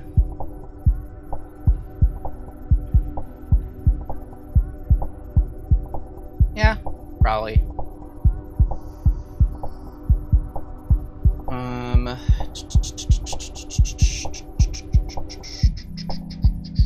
Okay, so let's have this be at the center point of that. And then... yeah, that'll work. Okay. Let's give this 5 millimeters of working room.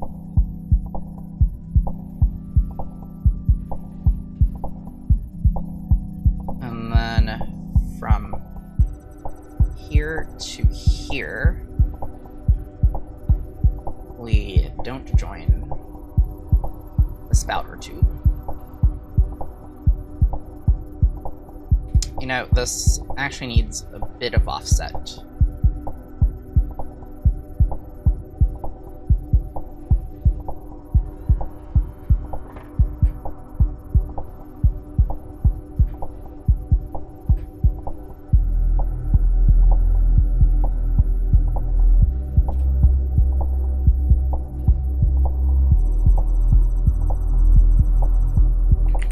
Let's go with 0.25, yeah.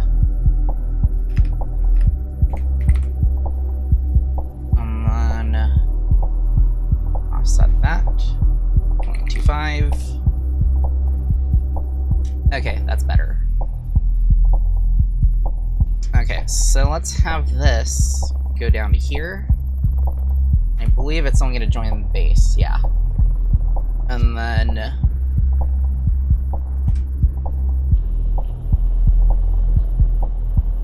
let's have this go down to here. To object. Let's have it offset. And let's also properly line this up in case we move that thing around.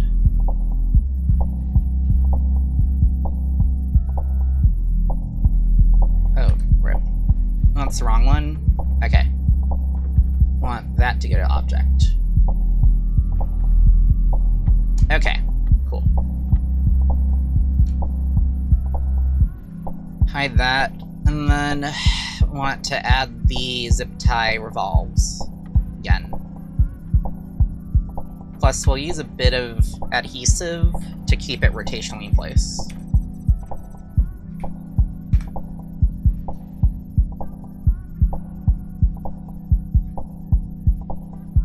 Three zip ties, I think, should work. Let's make those all equal. Let's make those equal.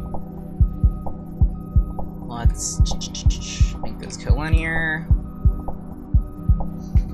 2.4. 2.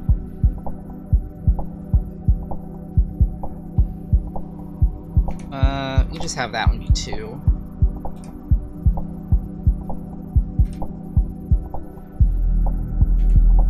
And it's okay if it actually cuts. Okay, now we just need the,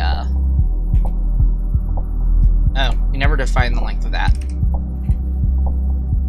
Let's just go with 3. Yeah. Actually, 5. Okay, let's...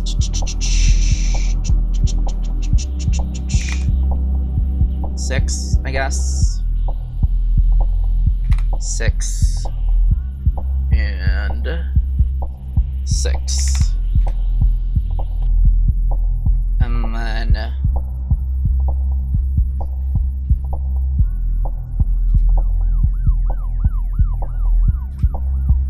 do that. And then... let's cut revolve.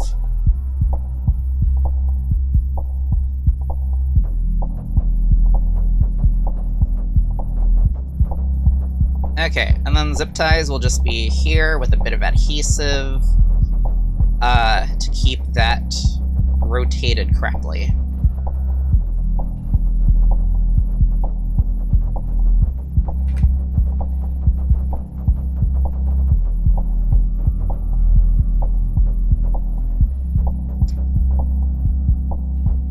Okay, and let's get latest on that. Okay, cool. Okay, I think that I want to add the floor for that. And then a hole for those to get out.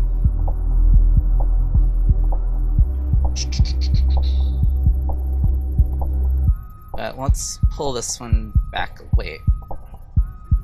I have to do all of them.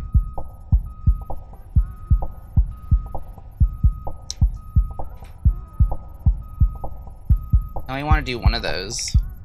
Oh wait, I don't actually need to do that. I could just do extrude that back. Okay. Because this is the... let me just confirm. Oh no. Output. Okay, no. The outer one is tank, and the inner-ish one is spout. Turns out that's not perfectly center, but that's okay because tube's compliant. So yeah.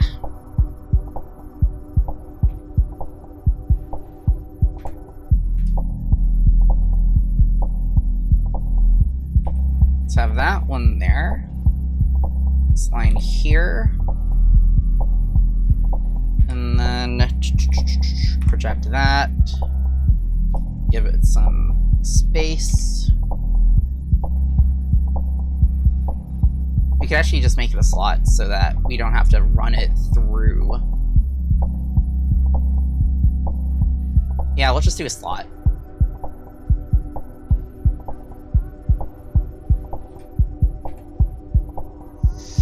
Let's give it a radius of 6. Make it kind of generous. Okay.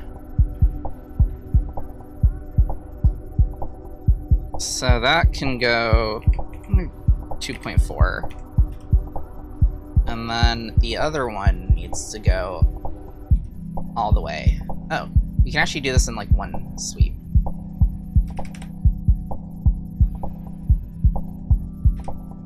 I have a feeling something's not closed. Oh. That went to the wrong line. Or to the wrong point. Okay, cool. So yeah, this is how the bottom of that's gonna look.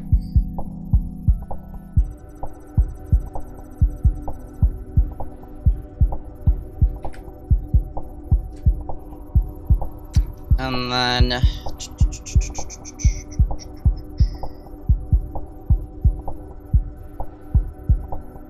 get latest, and yeah.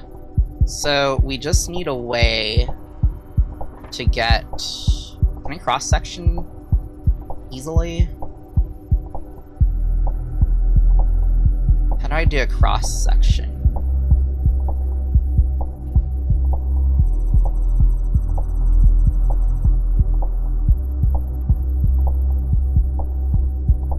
Cross section.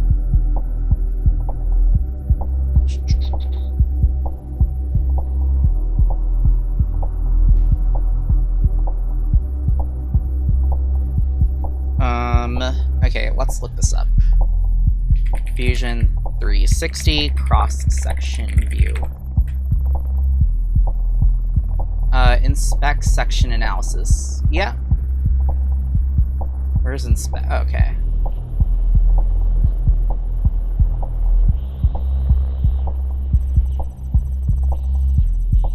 That's from the left side.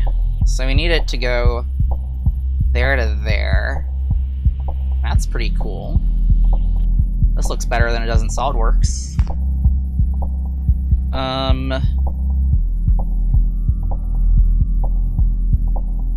I think for now, I'm just gonna be kind of lazy.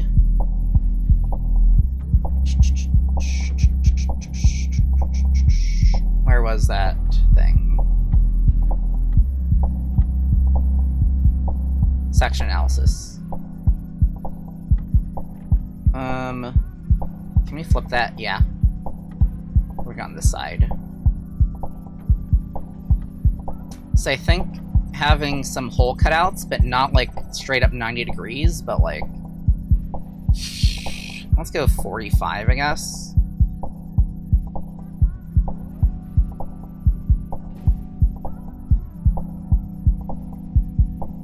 Okay, so how is that gonna work?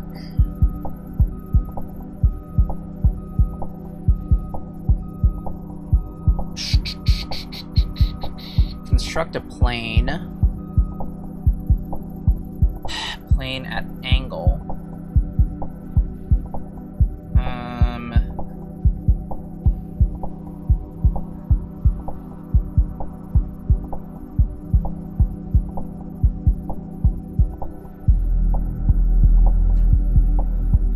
Oh, you know, this is actually easier just to revolve.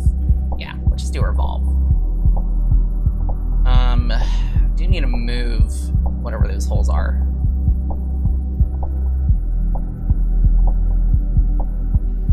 Let's make you 40. No, let's make you 35. Okay.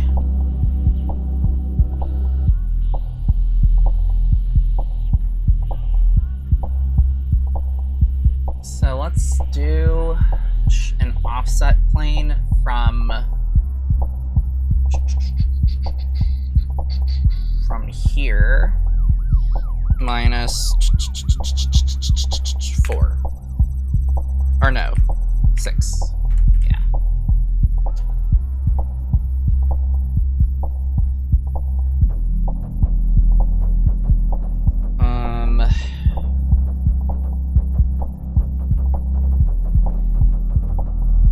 Create sketch. And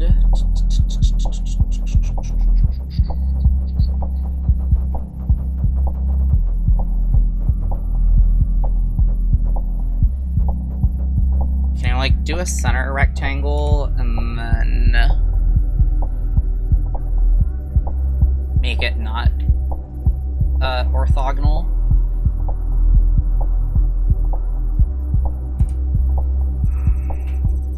There. Perfect. Alright, so with the view, let's... Ow! Let's remeasure the tube. Let's go with 10.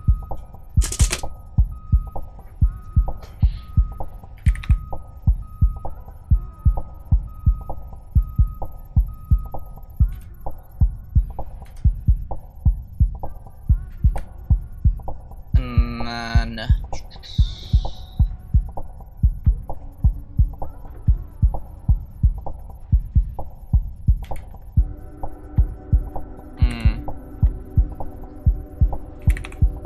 Probably don't need this to be any longer than 40. And then we can just kind of approximate this.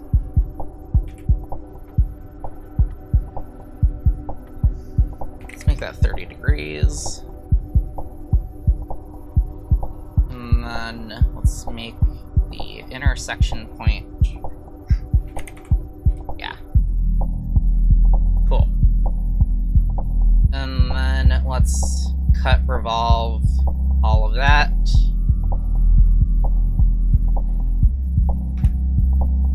And then let's take that and cut that stuff out.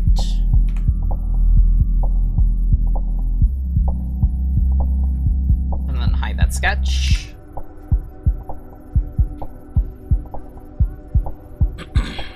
Cool. And then I'm gonna do the same process here for that tube.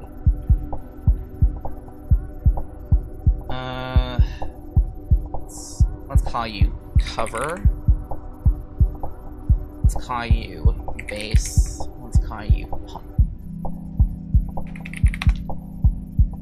Okay. So, I have the cover.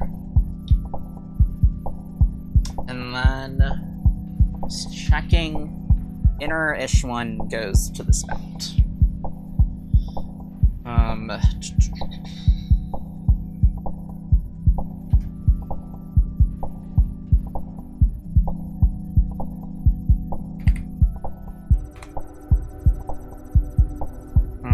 -5 actually. Yeah, there's plenty of room there. Okay, so this will be a similar process.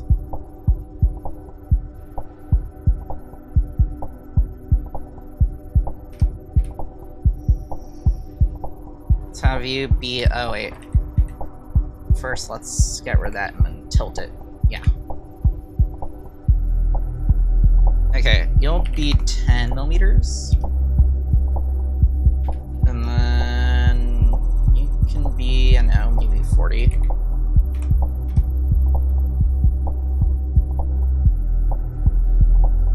Okay, and then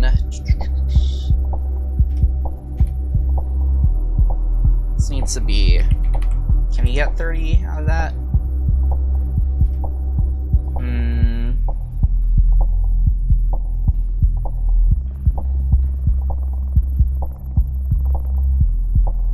Might have to move that hole.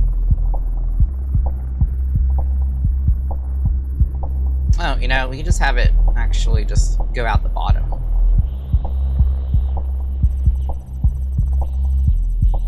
that's not a problem. Okay. So let's cut revolve.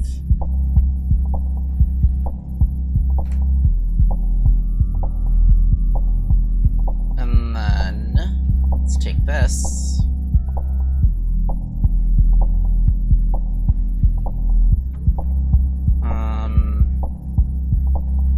And just go to that face. What?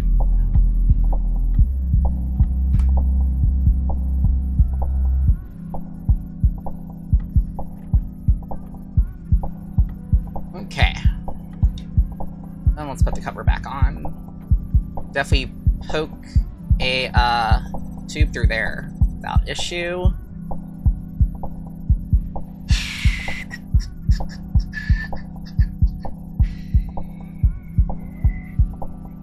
And then let's get latest on that. And let's get latest on that.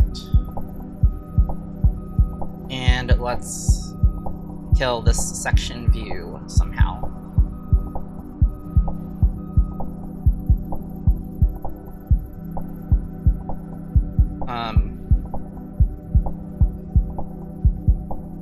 How to get out of it.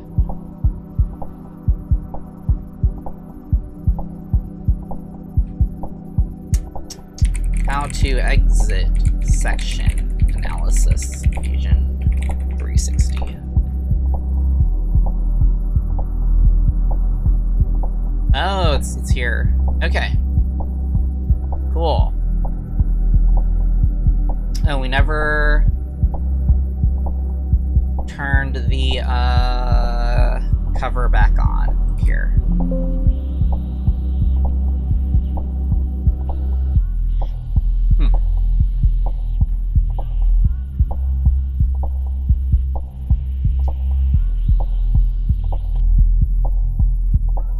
Okay, so the tube goes out there and then comes back here. Yeah, that doesn't seem too vulnerable.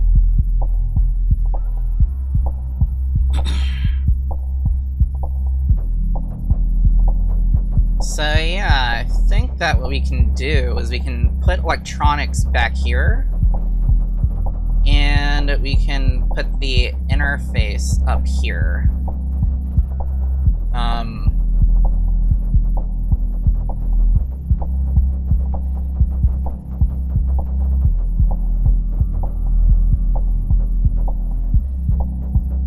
Could also extend that so it's a bit higher than the glass. So what's the distance between those two planes? It looks like it's... Yeah, let's make those two, like, 20 longer.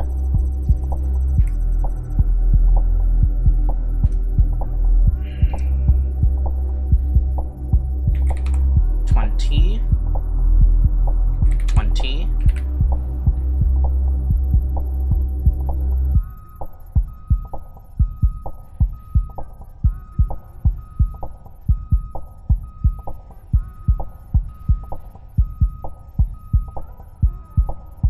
Okay. Save that.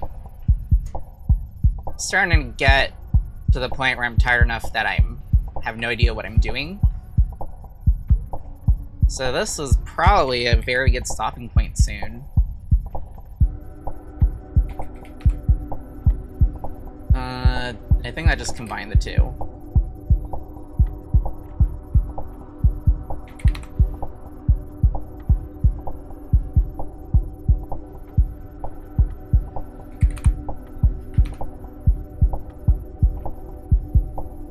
And then I could add, like, another thingy there for the zip ties.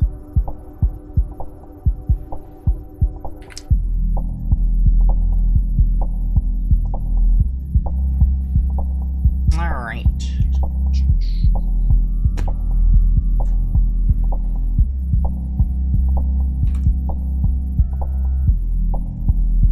Okay, so now that is past the glass.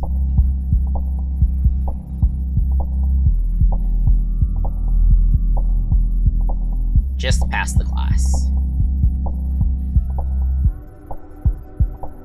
thought it'd be more than that. But that's okay.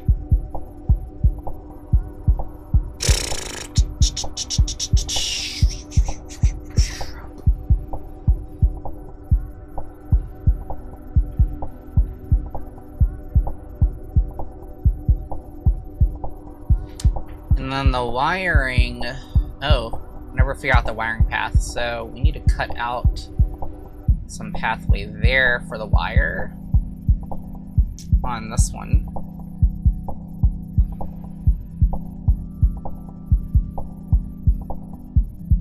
Lower Stuffs. That's a great name.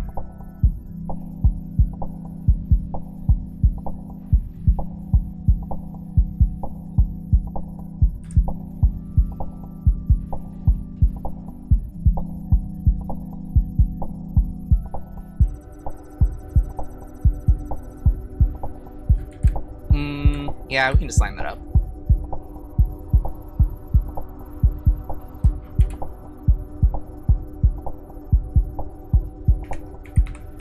$15mm. This should be plenty for that.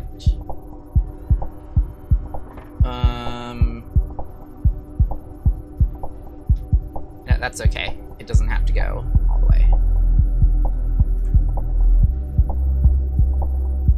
Okay.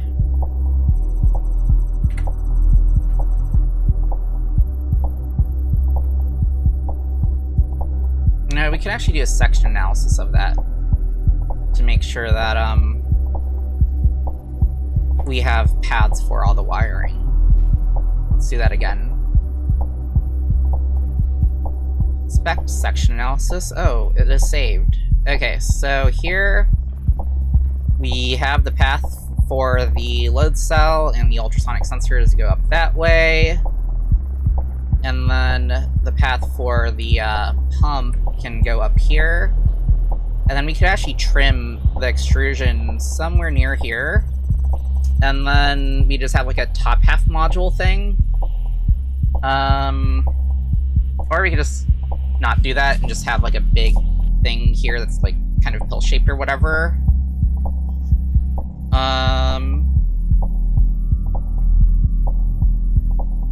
Actually, I just want to kind of prototype that out first.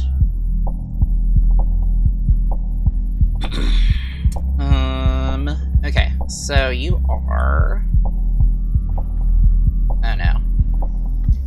You are 52.5. Okay, I just kind of want to picture this before ending the stream.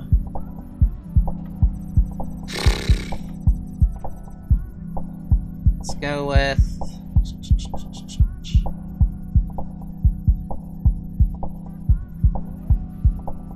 Yeah.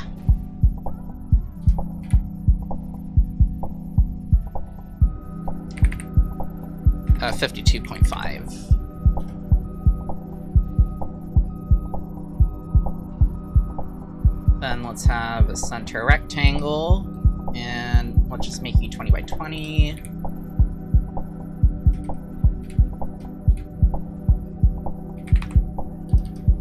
And then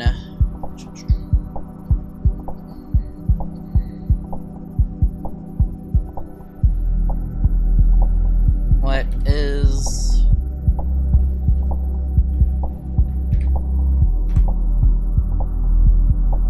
that length? 65-ish.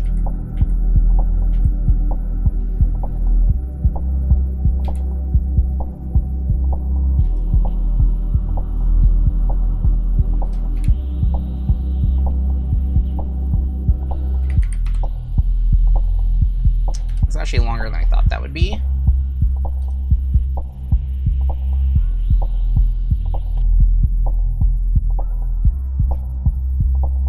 And then...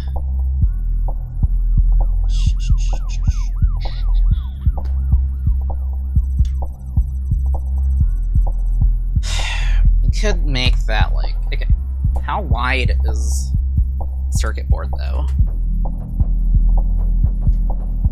72.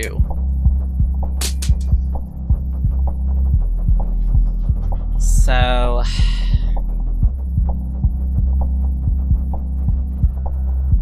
could keep the interface tall.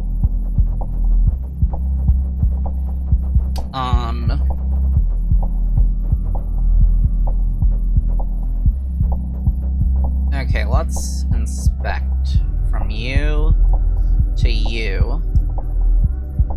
67. Wait, what?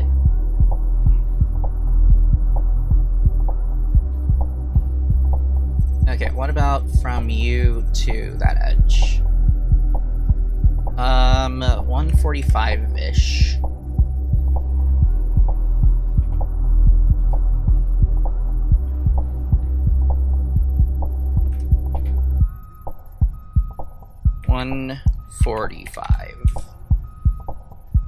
Wow. Oh! That is not the correct... Okay, from that edge to here. 145. Okay, that's a lot more reasonable.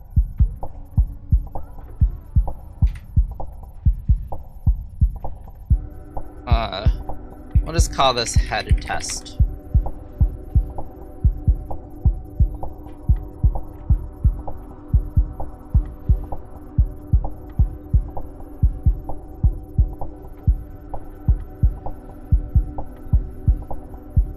And we can rotate you.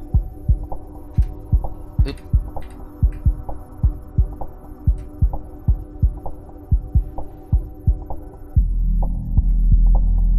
Ah.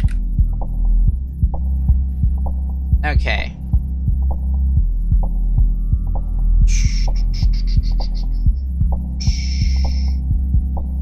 This is the rotation thing.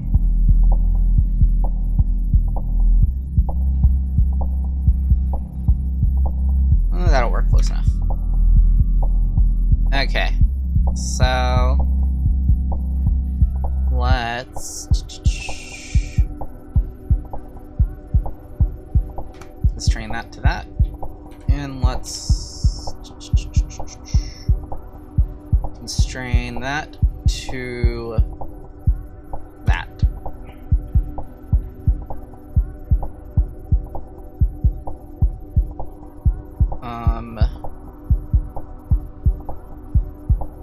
Honestly, I think that needs to be a bit longer than 20.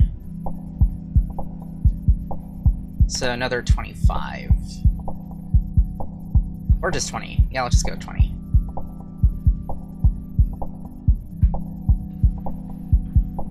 Let's go with 40 on that. Let's go with 40 on that. And then... ultrasonic.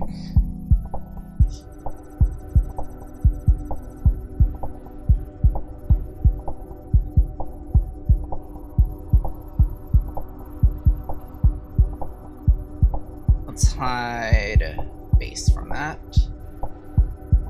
And let's make that 45.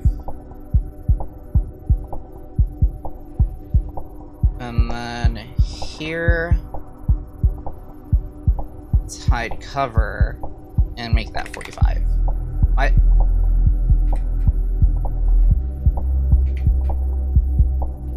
Okay, that was weird.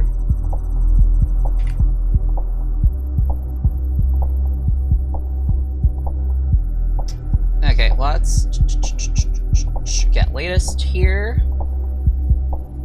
And let's get latest here. And then let's just drag that down to fit that a bit. Okay, so... where's the bottom? There's the bottom.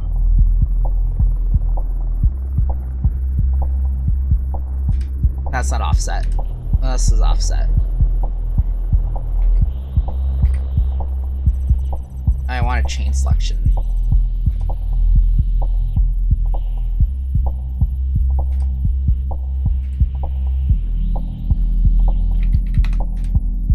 Okay. So let's just clear out that stuff. so that you can see the spout. Okay. And then we need an interface. Why is this so tall? Does it need to be that tall? Oh, you know, if we put the board in sideways, then it could be that tall.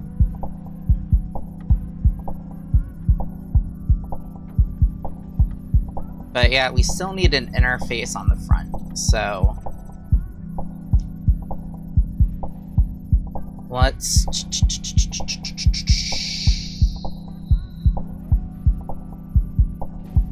do some weird rounded rectangle.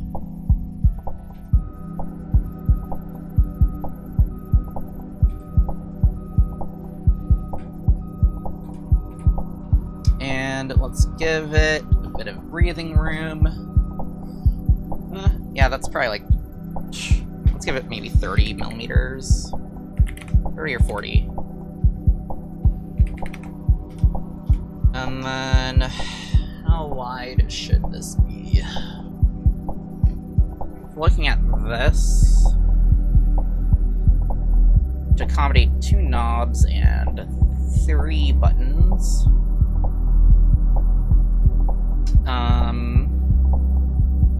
Yeah, we could have knob, screen, and then 3 buttons. And, yeah, that's probably like 70-ish. Oh no, I was getting the width. Let's go with, actually, what's the radius of this? 80. You'd probably fit it in 80.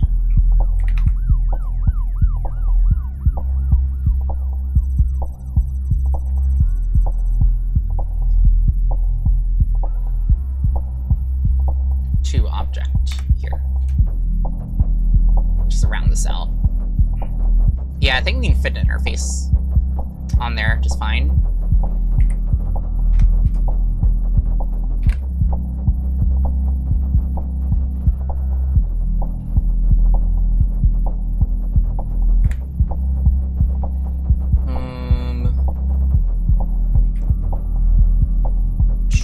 Let's actually make those minimal. 13. Let's make that 6.5.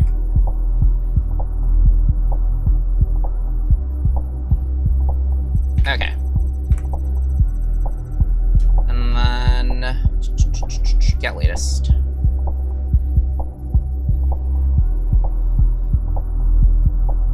It's kind of ugly. I don't like it.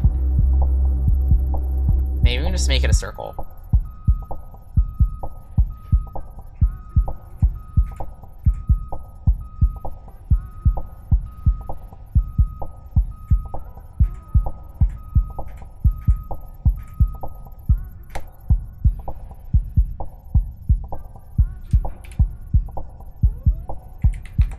Okay, this is gonna be a little weird of an interface, but it would match the profile.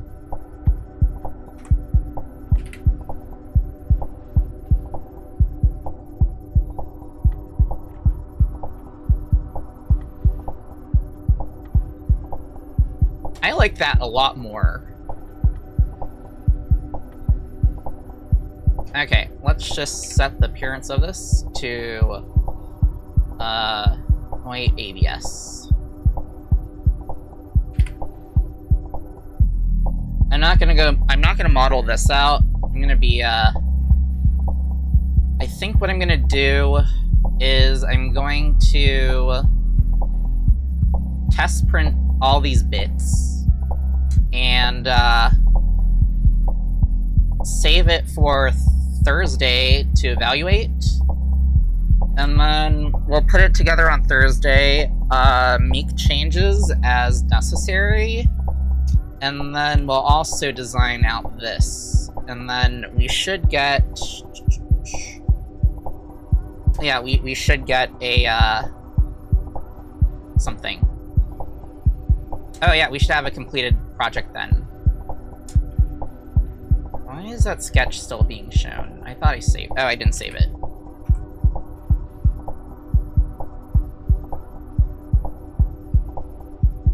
Okay.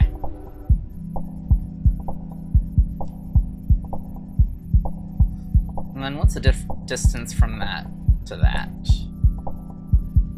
60. So let's shorten that. No, I don't.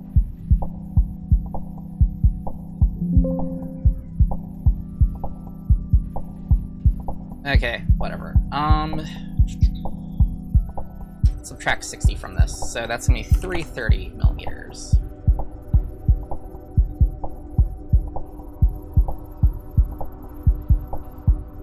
Honestly, could also use a base that matches this, but the current tripod will be fine. Okay.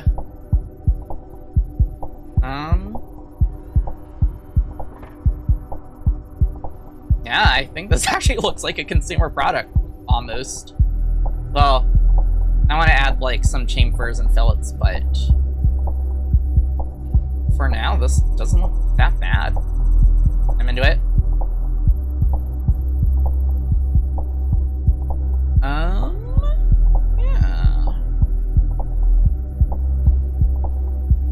Ooh, you know, what I could do is that the base could just be this, but, like, extended a bit. And then could fill it with, like...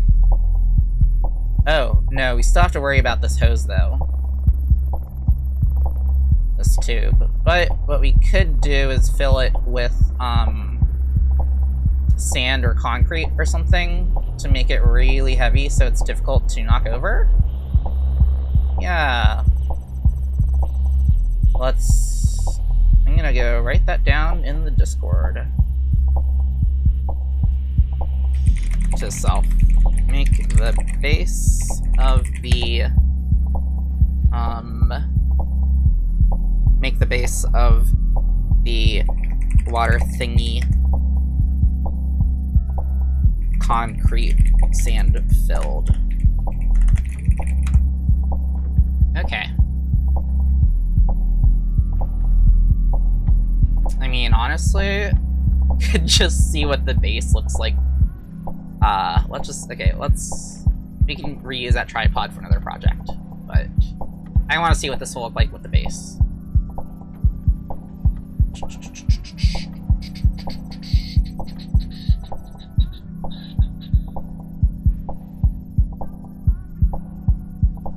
Okay, so 145 and 65.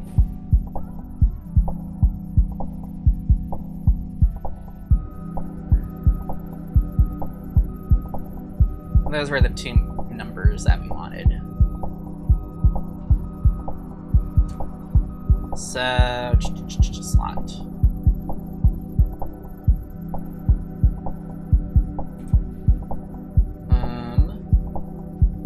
Oh no, actually, let's... This is gonna be sideways.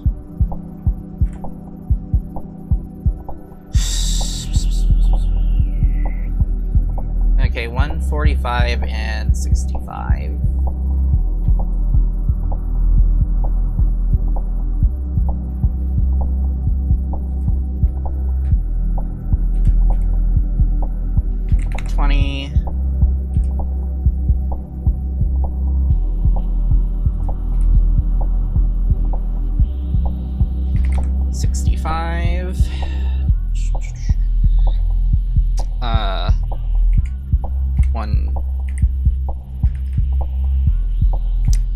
Was it 145?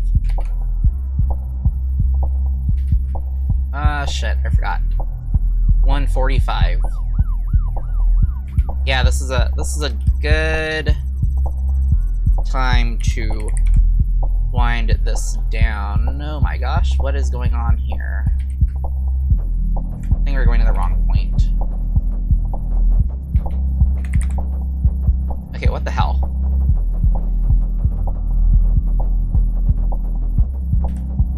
Oh. I see what's going on.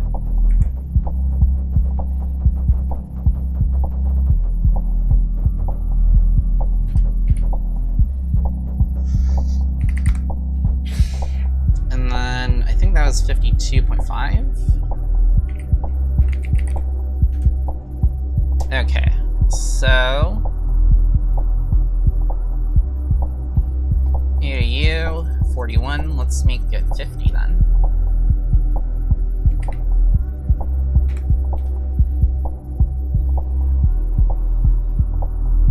And then I actually want to offset this entire thing by, say, 20.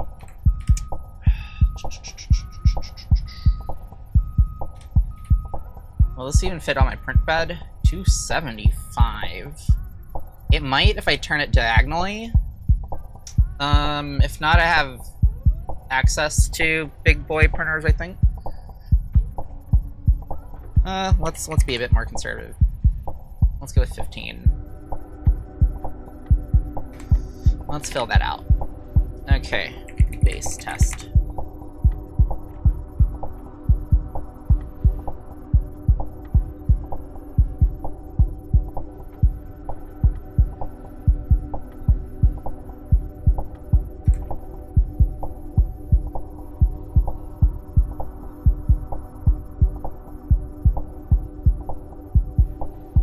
Okay, let's constrain.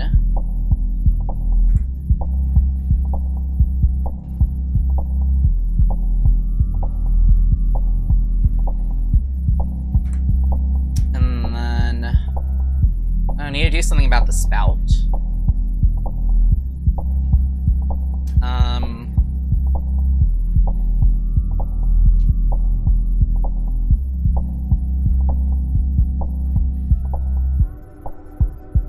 Okay, and then this needs a bit of room to move around. Oh, something's kind of not the right...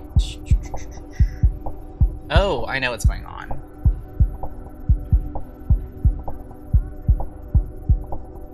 What if we based it off of that?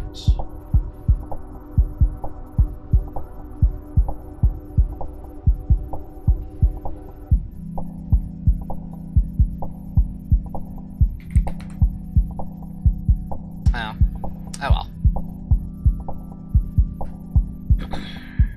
Okay, lower stuffs. Let's actually pull this back a few millimeters just so that can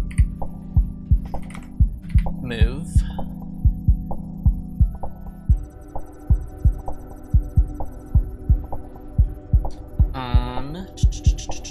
Get latest.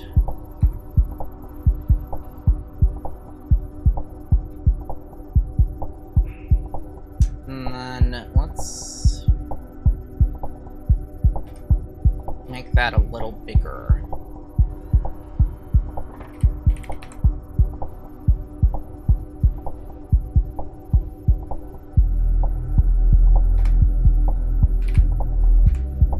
And let's make it white.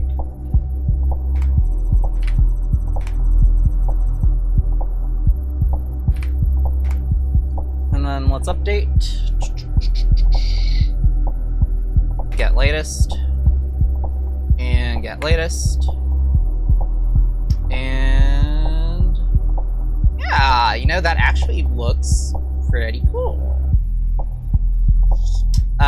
It's missing the fillets and chamfers that I like to add. That's okay.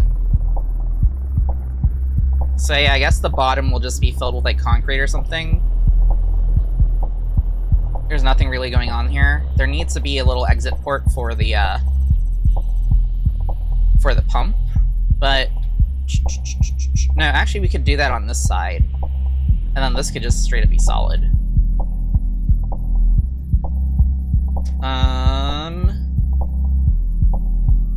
Yeah. Okay, I think I want to add that output thing.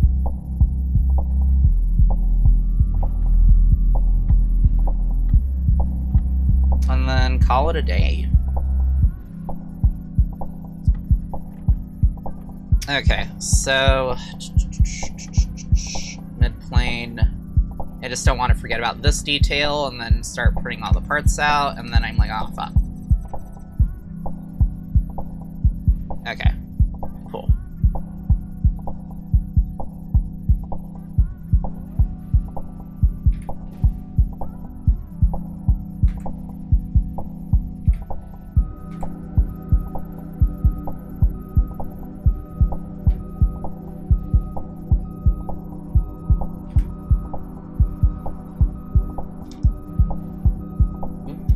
I want to go shaded with hidden edges.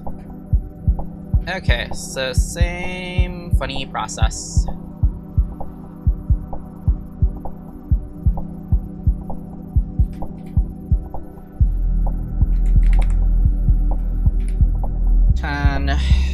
Let's have this at like, I don't know, 80.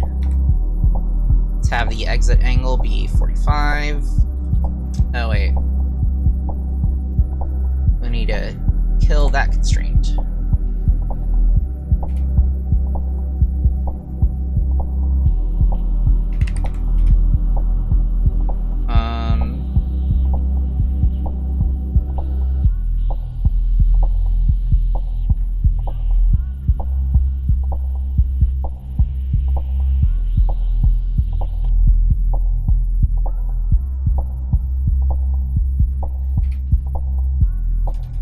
Why is this?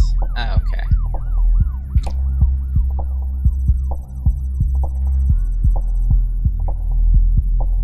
Yeah, 15. And then there to there. Revolve. Cut. All of that. And then want to cut out from there to there.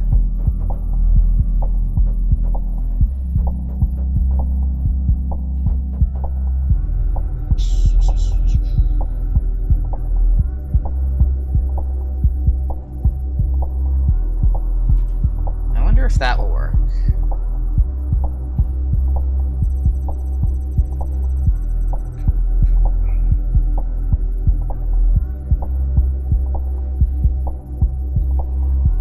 Symmetric 5 cut.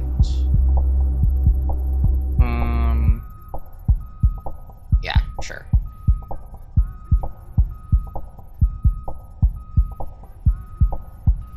Forgot to include this. Oh man, that's weird.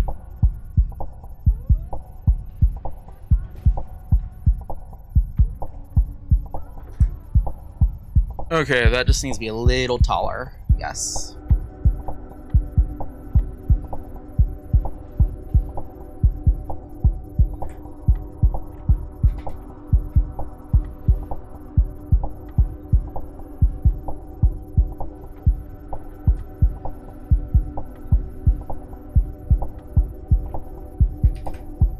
Oh, wait.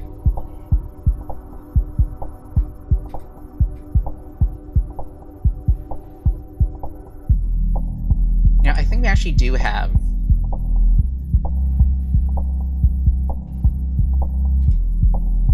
the lines that we need for that.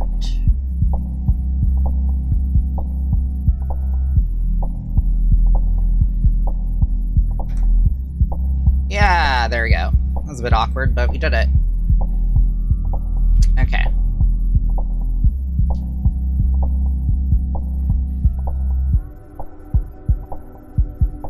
Let's get latest on that.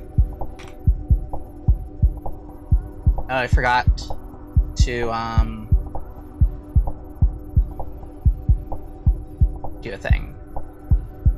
Pump thingy. Okay, there we go.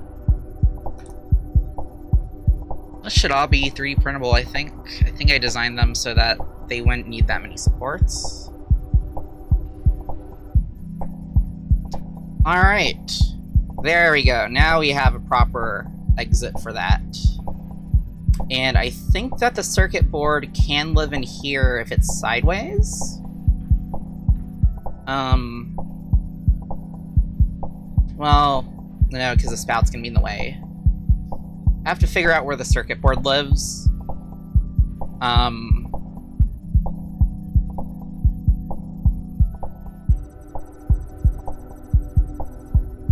But yeah, I think this is pretty cool looking.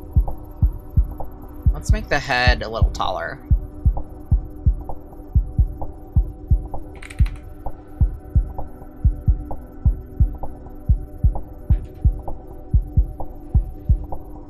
To object.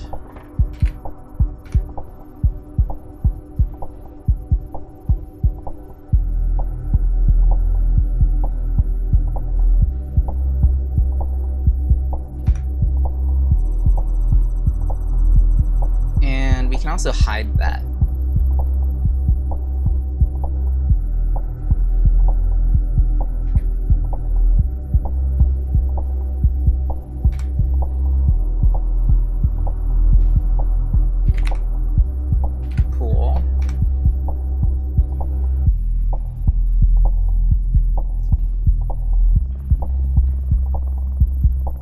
Okay.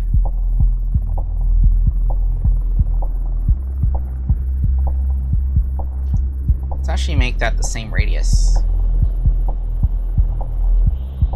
50.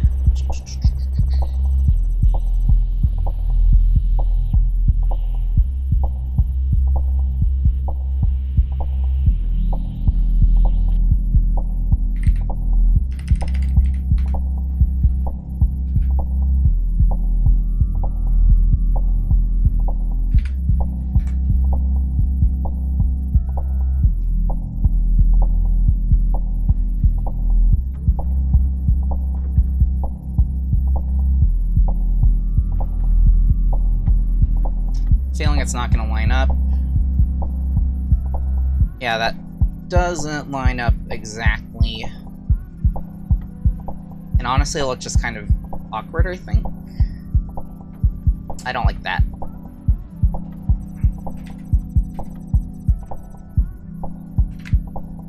I think that's better, but I'll think about it. Okay, yeah, I think that looks better.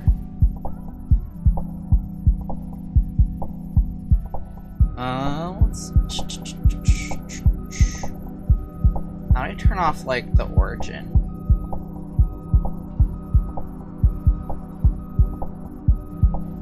There we go. Okay. Let's make this perspective.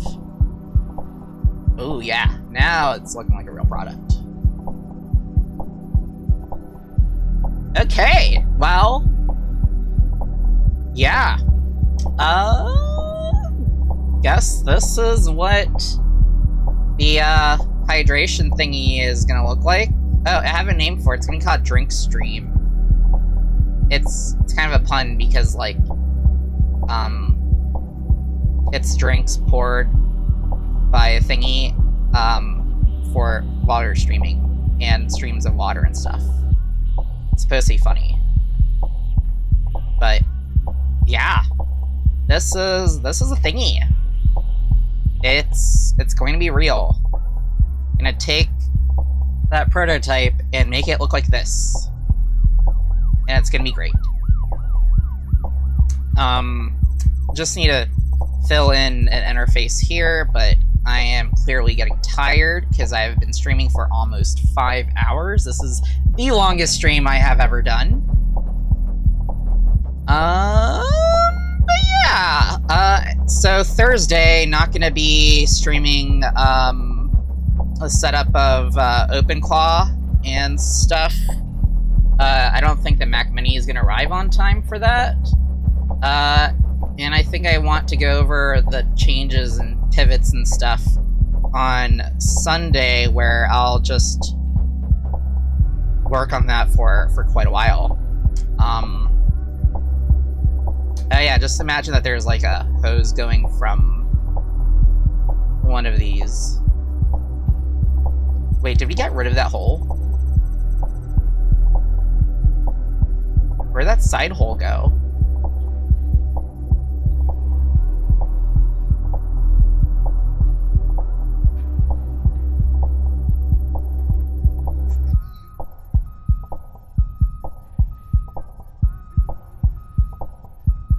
Oh, I see what happened.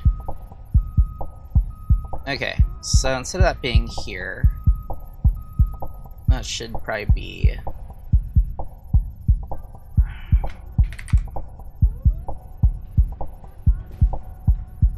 here.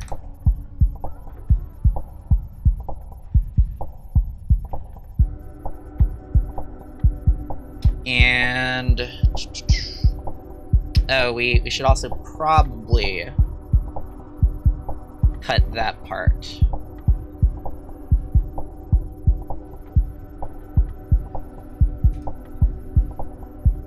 You were sketch 20.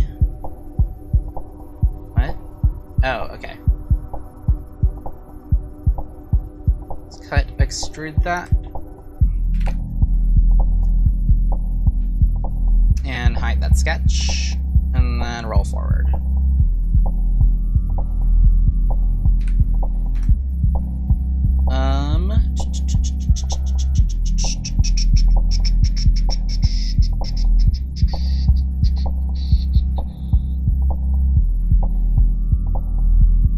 Yeah, I'll have to see if that angle is acceptable.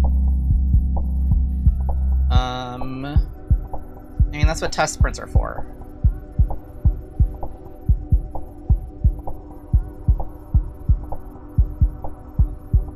There we go. Oh wait, why did that get cut off there?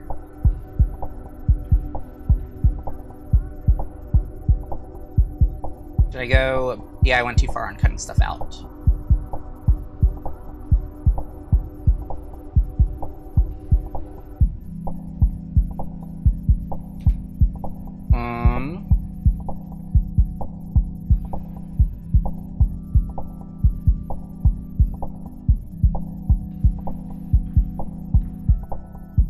I don't know what's going on there.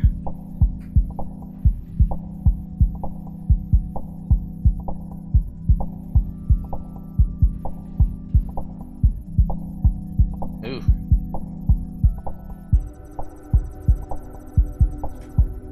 That is not the shape I expected that to be.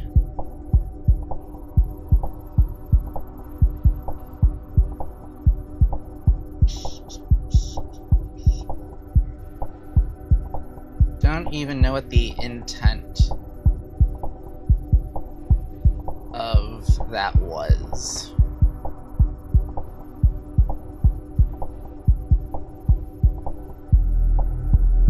Oh, I know what's going on here. That was the old slot.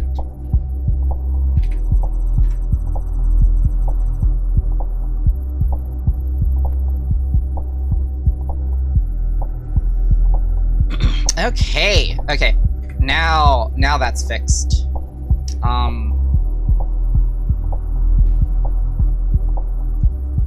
need to figure out something clever to do here. Maybe just extend that down. But yeah, this is how the water thingy is gonna look, except for the tube that's missing from here. But yeah. Alright, well, let me go post this on the Discord. Take a few screenshots.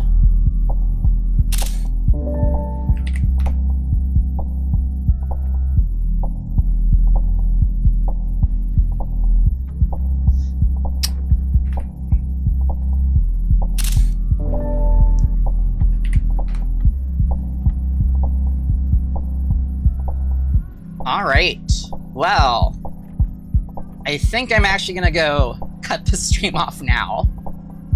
Yeah, thanks everyone for tuning in. Thank you, new viewers, and I have to figure out who rated me and thank them, because that was awesome.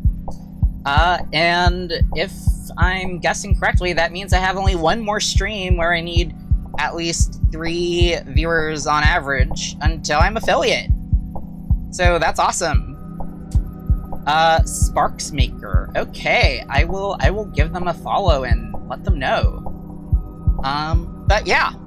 Alright, well... Cool. Alright, well... We did it. We have,